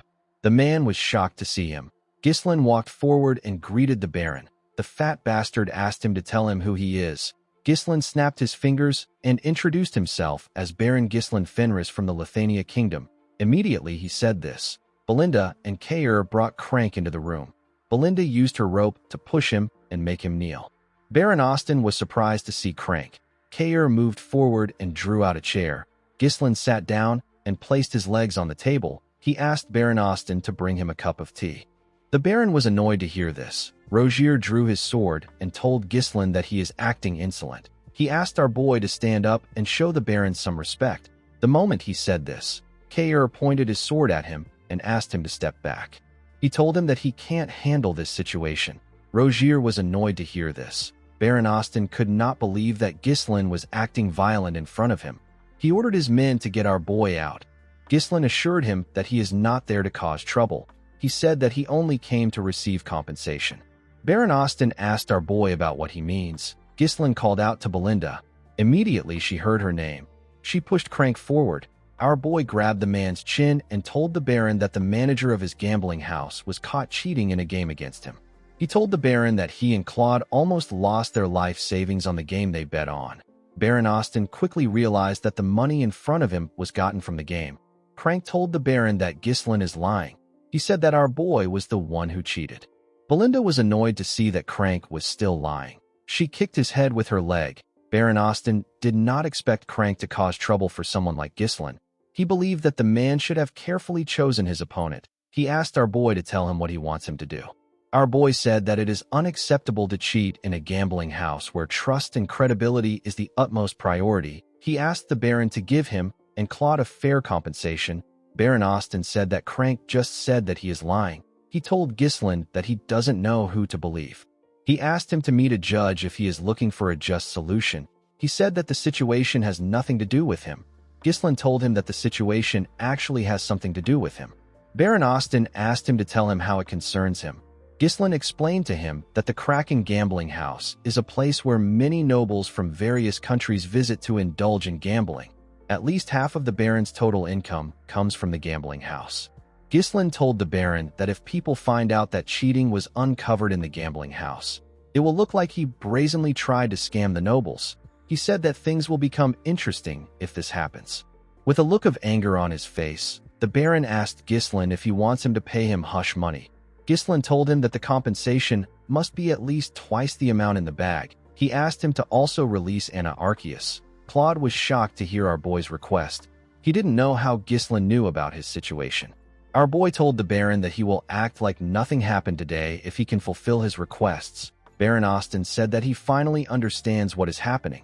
While screaming at the top of his voice, he called Claude an ungrateful prick.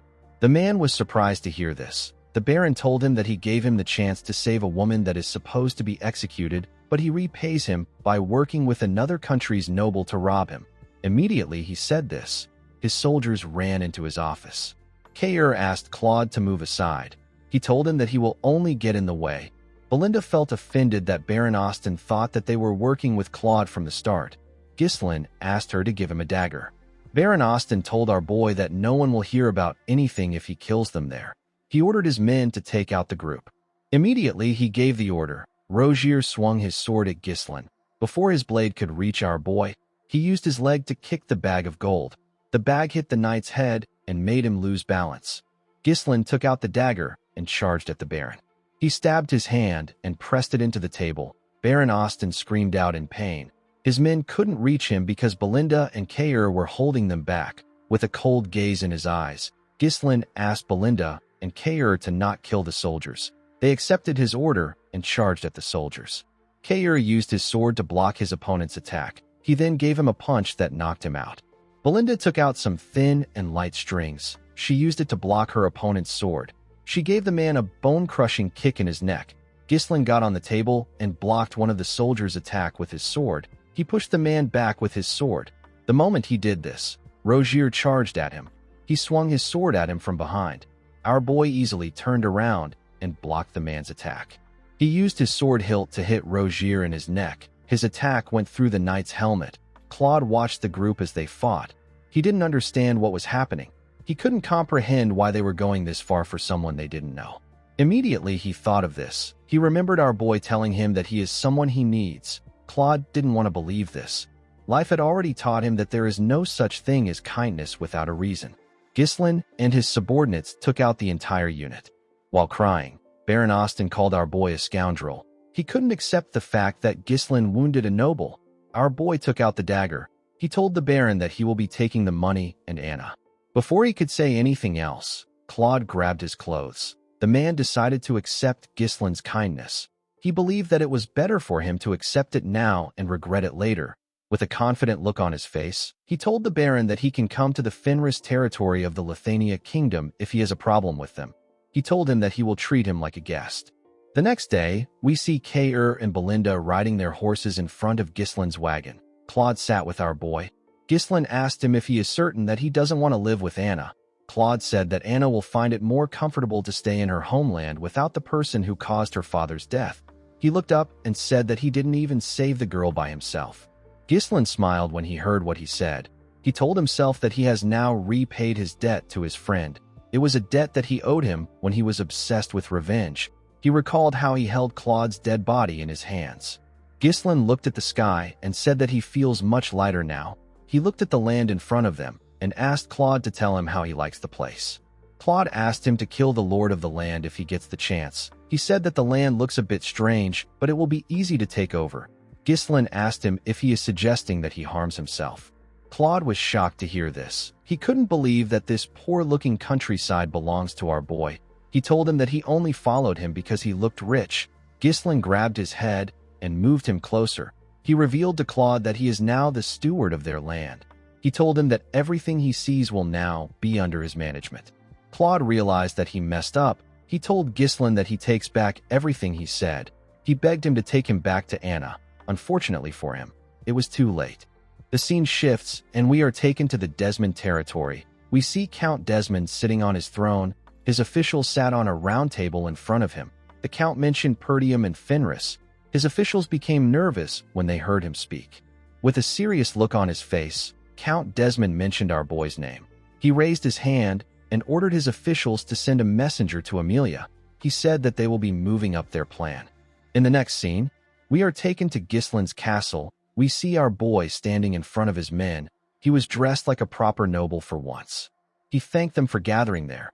He told them that they need to get to work. Everyone accepted his order. The state of the territory that was just freed from Count Degard's tyranny was abysmal. Gislin appointed Claude to various administrative roles and began to restore order in the territory. As they walked around the town, Gislin asked Claude to do a census and track down every last person. He asked him to purchase at least 6 months of food supplies in bulk. He told him that solving the food crisis is the top priority. Claude accepted his order and wrote it down. Since they will soon start farming, Gislin asked Claude to assign oxen with plows to the farming households in order to get the land tilled. He asked him to also check if they can clear parts of the nearby forests to secure more arable land. Claude was surprised to hear this. He asked our boy if they are really going to farm on the dried-up, withered land. Gislin told him that they are. He explained to him that they will grind the bones of the blood python and use it as fertilizer. He asked Claude to replace all the outdated structures because they are useless. He asked him to construct a warehouse and a sewer. As he heard Gislin's orders, Claude realized that he was dead. He is the general administrator, inspector, clerk, treasurer, auditor, tribune, requisition officer, customs officer, tax collector, food officer, liquor control officer, and he still held many more positions. The poor bastard shouldn't have accepted Gislin's kindness. He should have left Anna and ran away. Later in the day, Claude went to meet Gislin. He told our boy that the work is too much for one person to handle. Gislin asked him if he has even tried. He asked him to use this opportunity to test his limits. He told him that he can hire more people if needed. Claude realized that he wasn't getting through to Gislin. He quickly turned around and began to run. Our boy didn't even bother to look at him. He called out to someone known as Wendy. A woman came out of nowhere and charged at Claude. She easily caught up to him and tied him up with her strings. The beautiful woman with platinum blonde hair introduced herself as Wendy. She told Claude that she has received an order from head maid Belinda and has been assigned as his bodyguard. She told him that she looks forward to working with him. Claude screamed out for help. Since they were still in the early stages of development, Gislin needed Claude to hold out. Our boy remembered that this kinds of things were quite easy for Claude in the past.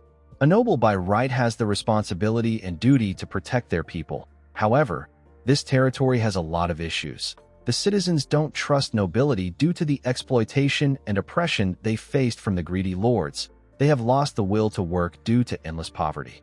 There is also the issue of starvation. The more these problems are ignored, the more the nobles end up isolating themselves. Gislin knew that he needed to resolve the basic issues quickly if he wanted to restore the foundation of this territory.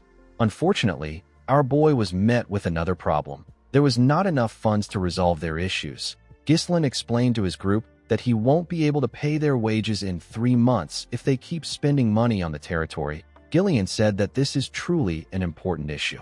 Kayer didn't understand why our boy was bothered about money. He reminded Gislin that he can just mine some runestone. Our boy explained to him that the runestone has more uses for it other than just selling it. He said that they need to fund the mage's research. Apart from this, the runestone vein isn't limitless, so they can't rely on it forever. Our boy said that they need a stable source of income. The moment he said this, Claude barged into his office. Gislin told him that he arrived at the perfect time. He told him that he has something he wants him to do. Claude told him that there is no need for him to do anything.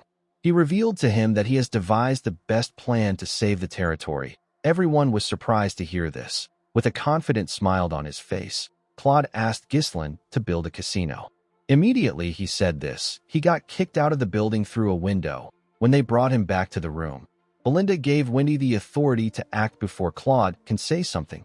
Claude asked her to tell him what she wants him to do. Since they can't farm or use the runestone as they please, Claude believed that the best thing to do would be to turn this worthless piece of land into an entertainment district. He told Belinda that he is just trying to be realistic. Alfoy the gambling addict appeared behind Claude and said that he supports the idea.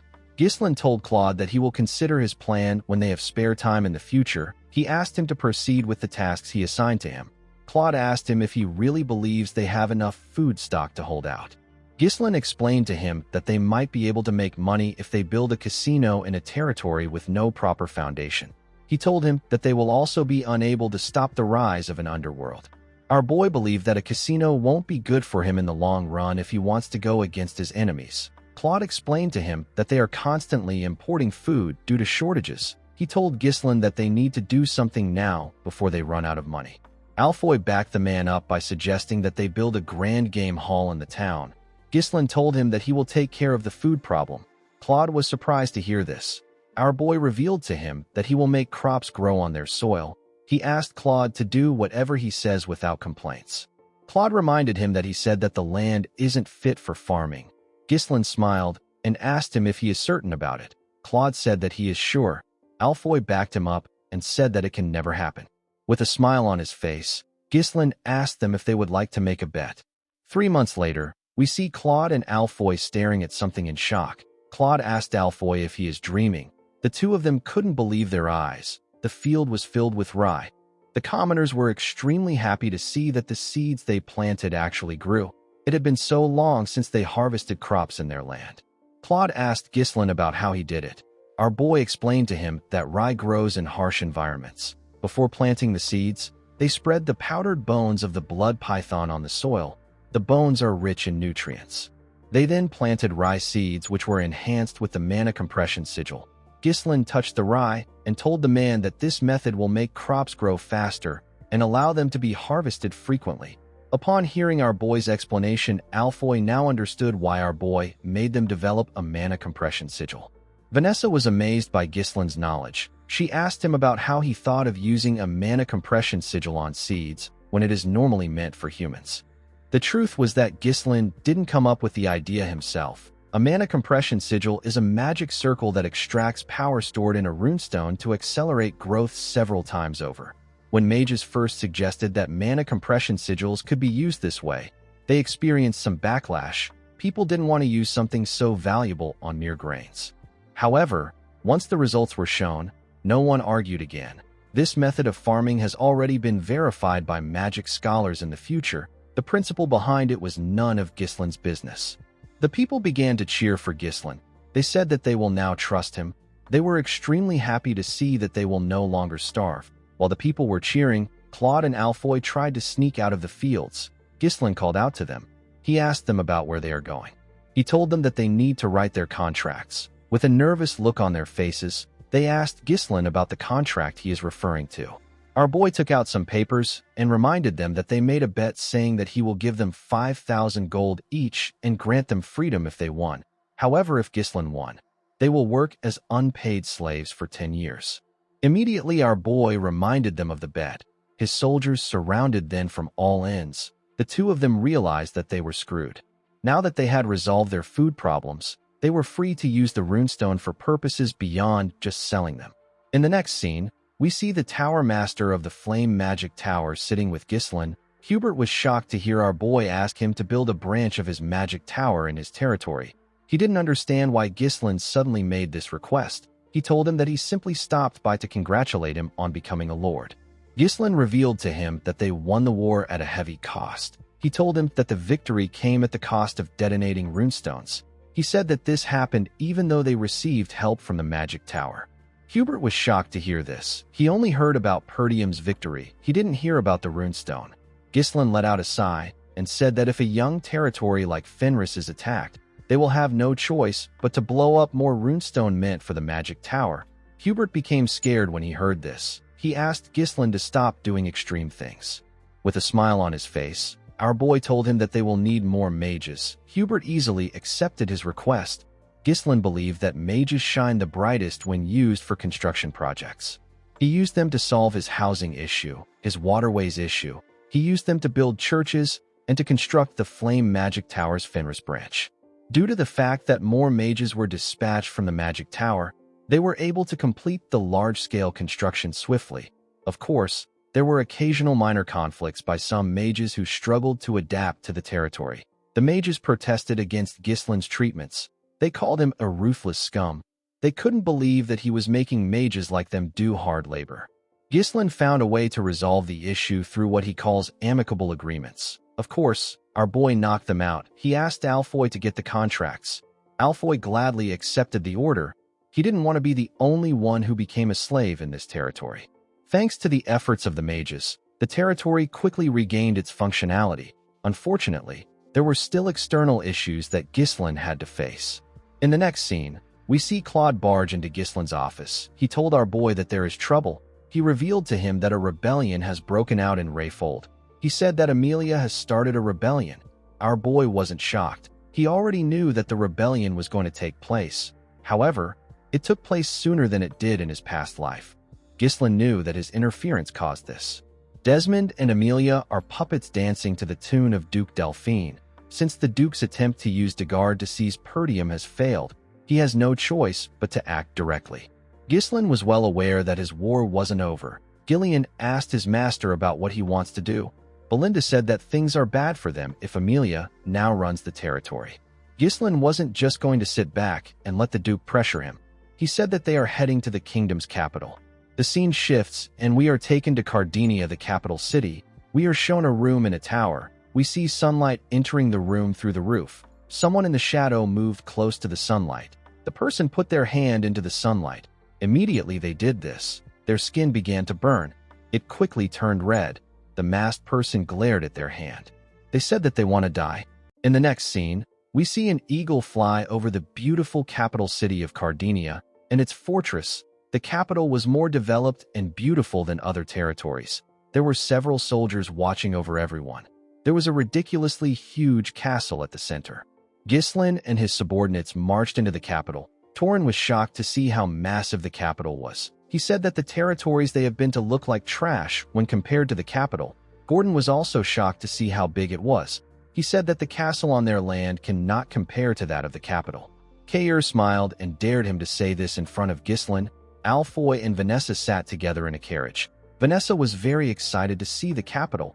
She told the boy that they are selling materials that she has never seen even in their magic tower. Alfoy didn't really care. He said that they must have worked harder than their tower. Outside the carriage, we see Ghislain moving with Claude. He said that he doesn't like it. Claude was surprised to hear this. He didn't know what Ghislain meant. Our boy said that he wants to tear the capital down because it feels like it is boasting. Claude didn't know what to say. He moved close to Wendy and asked her about what is wrong with their master. Wendy simply said that anything their master says is correct. Claude wondered if Ghislain also had a twisted side to him. He felt like our boy was holding a grudge from his past life. Ghislain stared at the city's fortress. He referred to it as the impregnable fortress. People used to say that Cardinia was blessed by the goddess. Our boy once brought down this blessed city. He died in this place. He attacked the capital city to kill Duke Delphine, who had seized the throne at that time. Unfortunately for Ghislain, the Duke wasn't there. Due to the fact that he was blinded by revenge, Ghislain made a mistake of turning everyone into his enemies. He knew that he couldn't do everything on his own in this life. The scene shifts, and we are taken to the past. We see Walter looking shocked when our boy informed him that he is going to the capital. Ghislain told him that he needs to go there. The Count asked him about what will happen to his territory. Our boy revealed to him that he will provide 1 year's worth of food for Perdium. He said that he wants Homer and Randolph to be sent to his territory during his absence. The administrator and the knight captain were surprised to hear this. They were very happy to hear that Ghislain was going to provide Perdium with a year's worth of food. Walter told his son that this is not important right now. He reminded him that he said that the Rayfolds are planning to harm them. He asked his son if he knows what it means for him to leave his post now that a rebellion has broken out. Ghislain told his father that he understands that they won't stand a chance if Rayfold and Desmond join hands to attack them during his absence. He raised his longbow and fired an arrow at a bird that was hovering above them. His arrow easily went through the bird. He explained to the Count that Amelia still needs some time to stabilize her territory since she just took control of the internal affairs. He said that they need to gather enough power to resist during this time. Walter was shocked to hear this. He asked his son to tell him what he means. Ghislain told his father that they need to get the kingdom on their side. In the next scene, we see a man present a gloomy and dirty mansion with poor infrastructures to Ghislain. He told him that this is the cheap, huge, and marvelous castle he requested for. Our boy asked Belinda about how it looks. With a nervous look on her face, the woman said that it is quite spacious. Alfoy and Claude moved close to the man and asked him to tell them what is wrong with the mansion. The man was also aware of the state of the mansion. He told the men that the place has been unsupervised for a long time. The moment he said this, Gordon screamed when he heard something move in the trees. He moved close to the others. One of the soldiers asked him to act like his size. He didn't know how someone like Gordon went into the forest of beasts. While shivering, Gordon asked the man if he doesn't think that the place is cold. Vanessa wondered why Gordon doesn't just wear some clothes. The agent told Ghislaine that things about ghosts and phantoms of the dead appearing in the mansion are just baseless rumors. He swore on his name that the mansion has no problems. Ghislaine told the man that he will take it. He asked him for the price. Claude was shocked to hear this. He quickly asked the agent to stop. He grabbed his head and showed Ghislaine the smile on his face. He told our boy that this man is obviously happy to get rid of this mansion after not being able to sell it for a long time. The agent actually couldn't even hide his happiness. Claude told his master that they need to perform geomancy on this place. Ghislaine assured him that he doesn't need to worry. He told the man that a ghost can't kill him. He told him that he can just beat up the ghost if it shows up. He asked him not to be scared. The agent quickly grabbed our boy's hand and told him that he made a smart decision. He explained to him that the mansion and the land that comes with it originally cost 1,000 gold. He told him that he will sell it to him for 500 gold due to their poor management of the place. Ghislaine said that he will pay 200 gold. The man was shocked to hear this. Our boy reminded him that he said that there are ghosts in the mansion. He said that he is very scared of ghosts. He told him that he can go somewhere else if he doesn't want to sell it for 200 gold. The agent explained to him that this is the only mansion in the capital going for this price. Our boy told him that the maintenance costs of a cursed property like this will end up higher than the property value. He reminded him that he will still have to continue paying the annual land taxes if he is unable to sell it. The agent became nervous. With a smile on his face, Ghislaine asked the man if he knows anyone else who would buy this mansion other than him. While our boy was talking, we see the masked woman who was in the tower watching him from the roof. Immediately, she got a look at Ghislaine. She disappeared. After our boy bought the mansion, Belinda and the others went inside. Belinda told the men that they need to remove all the gloominess in this mansion. The men quickly began to clean the building. While they were cleaning, Claude called out to Ghislaine. He reminded him that he said that he will get one of the factions in the capital to support them. He asked him about how he plans to do this. He asked him if he believes that the factions would want to meet a countryside noble. Ghislaine told him that the nobles don't have a reason to meet with him. He said that he will give them a reason to meet with him. In the next scene, we see a large amount of ingredients on a table. There were numerous cauldrons next to this ingredients. Claude asked his master about why he prepared these things. Alfoy asked him if he is going to perform some sort of alchemy. Ghislaine told him that he is kind of correct. He revealed to the group that they will be making cosmetics from now on. Alfoy and the others were shocked to hear this. Our boy explained to them that he is going to make some samples and send it to every noble house in the capital. Claude asked him if he plans on using this to establish connections across the capital. Belinda wondered if this would really work. Ghislaine smiled and told them that they will understand what he means once they use one of the products. He assured them that the nobles won't be able to resist his product. Nobles see exceptional looks as a symbol of power and dignity. They were the kind of people who would stop at nothing to look beautiful or handsome. In the future, it will be revealed that the cosmetics which are made from mercury and cinnabar powder are incredibly harmful to the skin. Duke Delphine created an improved line of cosmetics to address this issue. He made a massive profit from this. Ghislaine stole the recipe for this cosmetic when he plundered the Duke's house. This dream cosmetics that resolved all the flaws of the old products is known as Deneb. Our boy asked Vanessa to use her magic to oxidize the zinc and turn it into powder. He placed beeswax into a preheated steamer and let it melt. He then added evening primrose seed oil and shea fruit extract. Once removed from the heat, the zinc oxide powder is added. After this, our boy blended an oil extracted from the blessing of the fairy. The moment he did this, the product released a scent into the air. Vanessa and Alfoy were shocked to smell the amazing scent the product released. Claude wondered why a mere baron would even know how to make something like this. Ghislaine gently shook the cream. He told his subordinates that it is not yet finished. He explained to them that they need to leave it for a day in order for the cream to solidify. Ghislaine knew that once anyone uses Deneb, they will not be able to get themselves to use other products. This products will become essential to the nobles. Our boy smiled and said that he will make good use of this product. He turned to Claude. and asked him to wrap the product up. He ordered him to send it to the nobles as a gift. Claude was surprised to hear this. He asked our boy if he won't even test it. Ghislain assured him that it is fine.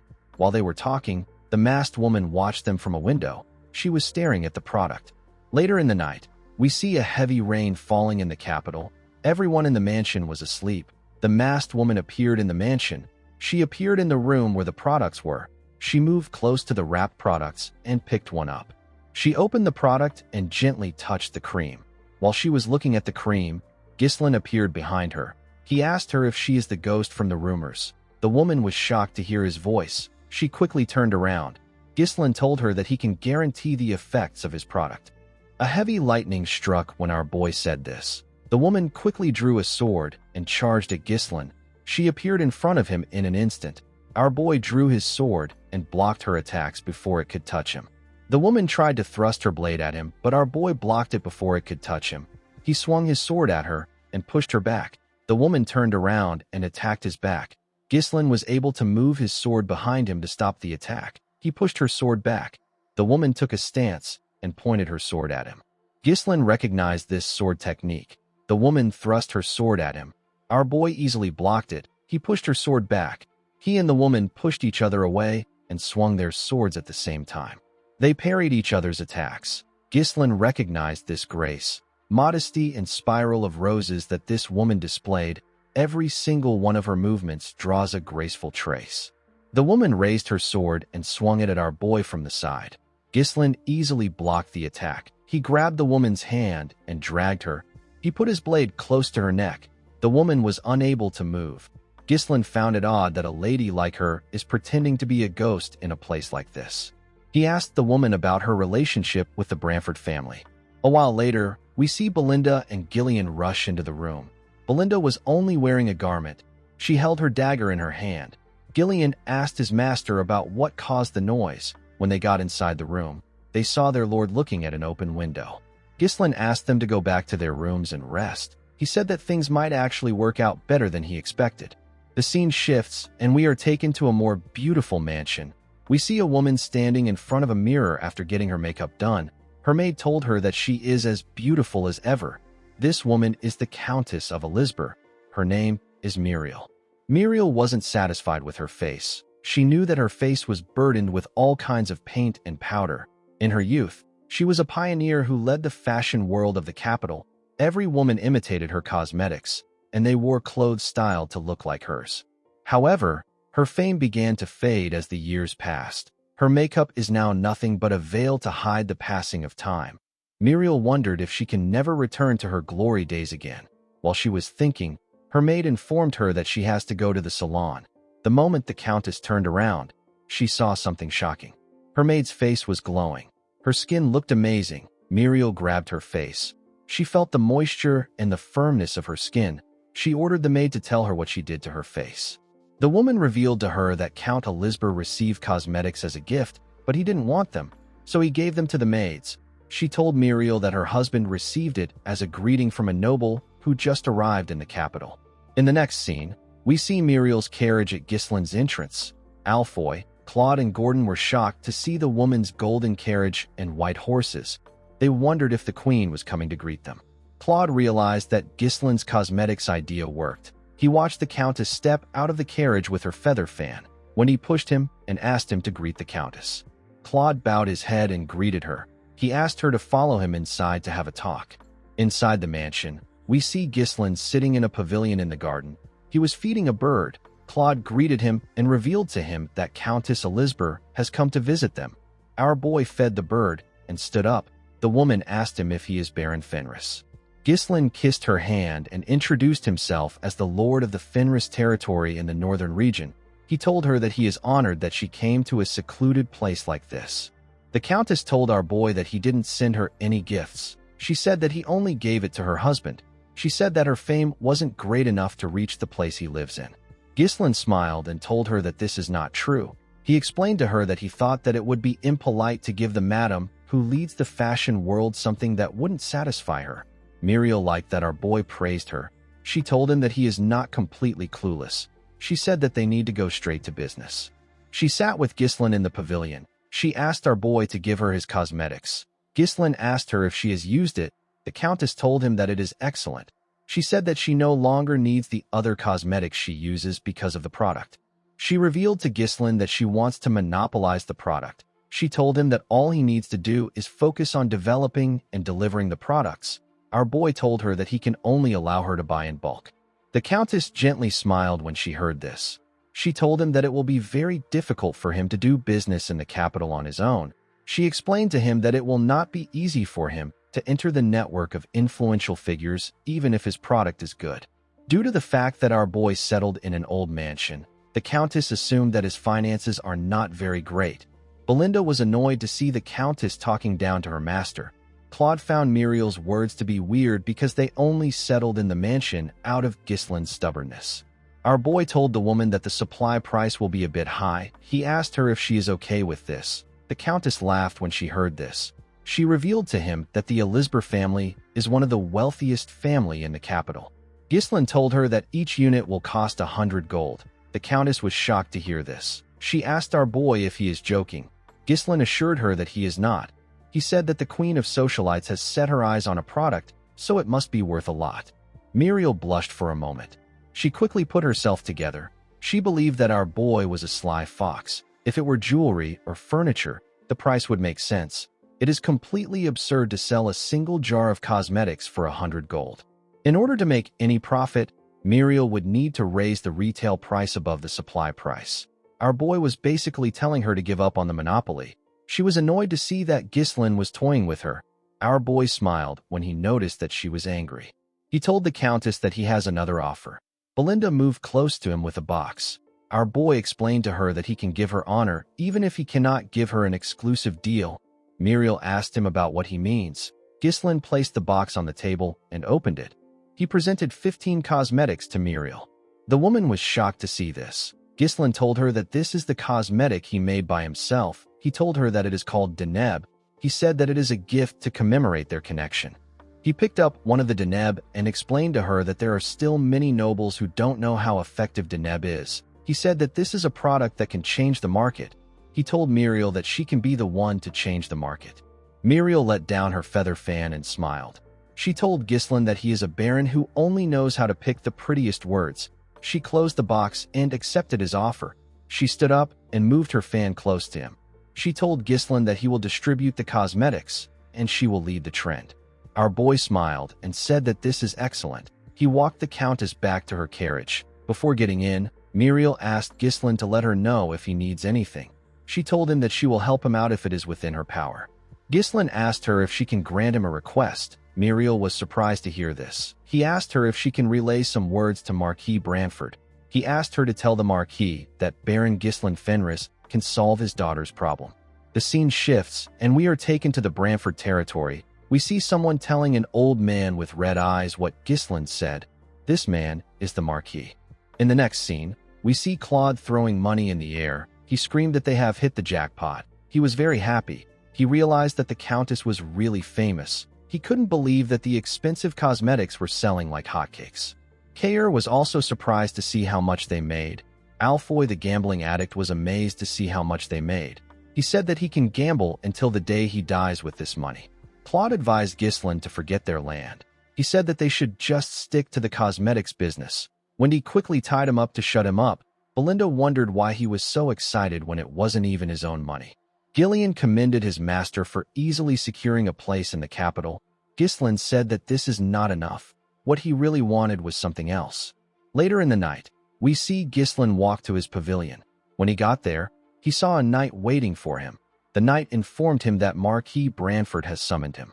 The scene shifts, and we see Ghislaine and his subordinates walking to the Marquis's huge mansion. When they got to the entrance of the Marquis's office, 2 guards opened the door for them. When our boy stepped inside, he saw the Marquis and the knight that came to summon him. There was also another man next to the Marquis. Marquis Branford didn't pay attention to Ghislaine. He was looking at a book. Our boy bowed his head and greeted him. He introduced himself to the Marquis. Marquis Branford raised his head when Ghislaine greeted him. He called our boy the son of Count Zwalter Perdium and the heir of Perdium. He called him an arrogant brat who won the war against Degard, killed the count, and seized the lord's seat. The Marquis told Ghislaine that he is completely different from his father. Our boy was not surprised to hear this. He knew that the Marquis had been watching the situation unfolding in the Northern Territories. Marquis Branford is a minister and the greatest authority in the kingdom. He is the leader of the royalist faction that opposes Duke Delphine. All the kingdom's affairs pass through the Marquis's hands. If it weren't for Countess Muriel, who is a fellow royalist, Ghislaine wouldn't have been able to meet him this quickly. The man next to the Marquis drew a chair out for our boy. The Marquis asked him to sit. Ghislaine noticed that the Marquis had a deneb on his table. He sat in front of him. The Marquis told our boy that he heard that he claimed that he can solve his daughter's problem. Ghislaine told the man that he can cure her illness. The Marquis let out a sigh and closed his book. He told Ghislaine that he has never even met his daughter, whose name is Rosalind. He asked our boy about how he plans to cure an illness that they have been unable to cure for years without even knowing her symptoms. Ghislaine informed the man that he heard some rumors while staying in the capital, and he gathered information on his own. He told him that he has cured an illness before. The Marquis told Ghislaine that he likes his confidence. Before our boy could reply to him, the Marquis asked him to leave. Ghislaine did not expect to hear this. The man told him that he is not the first person to claim that he can cure his daughter's illness. He said that all the others have failed. Each one of them had to pay the price with their lives for not taking responsibility for their words. The Marquis picked up the deneb. He said that he doesn't want a talented young man to waste his life. Ghislaine understood the Marquis's cold consideration. He knew that the man would have already tried everything possible to cure Rosalind's illness. He asked him if he doesn't plan on curing his daughter. The man said that it is not a big deal. He said that having bad skin cannot kill her. Ghislaine told the man that his daughter won't agree with him. The Marquis knew that our boy was right. He told him that he brought him there because he wanted to confirm it by himself. He asked Ghislaine if he is confident. Our boy placed his hand on his chest and told the man that he is different.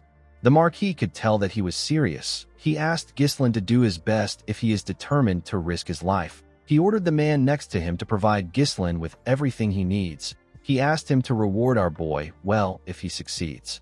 Ghislaine told the Marquis that a reward is not enough. He asked him to give him something that he desires. The Marquis did not expect to hear this. He asked our boy to repeat what he said. Ghislaine told the man that he is the pillar supporting the kingdom. He asked him if granting him one small wish would be difficult. The Marquis asked our boy if he is really asking for compensation just for treating his daughter. Our boy told him that he is. He asked the Marquis to tell him the value of being the pillar of the kingdom and the greatest authority if he cannot even protect his own family. He asked the man to tell him the use of his authority. Belinda was surprised to hear what her master said. Claude was scared. He didn't know why Ghislaine was speaking so boldly. The Marquis told our boy that the price of demanding something from him is not cheap. He told him that he has to put everything he has on the line if he wants to get what he wants. The moment he heard this, Ghislaine remembered his county, his sister, his father and his officials, his comrades and soldiers. This were the most important people to him. With a serious look on his face, the Marquis stretched out his hand and asked Ghislaine if he can do it. Our boy looked into the man's eyes. He put himself together and shook his hand.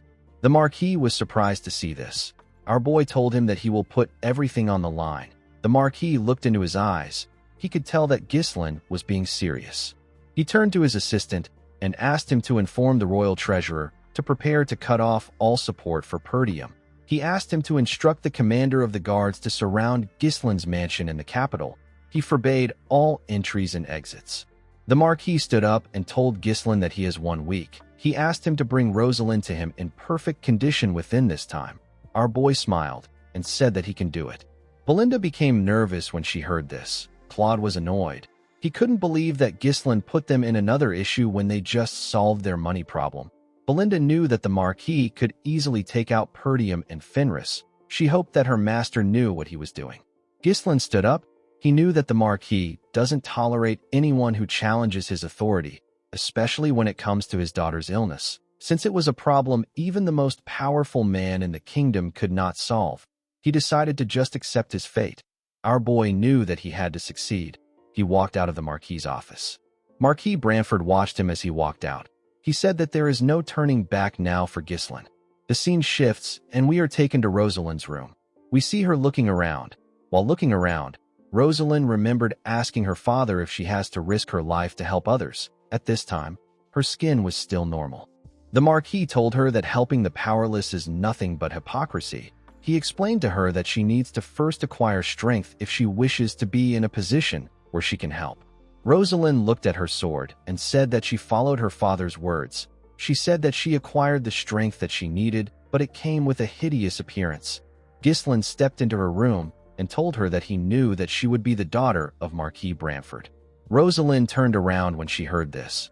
Our boy stretched out his hand and introduced himself as Ghislaine Fenris, the Lord of the Fenris territory. Guys, we have come to the end of our video. If you guys want more of this recap, let me know in the comments section. Don't forget to like and smash that subscribe button for more recaps. See you guys later.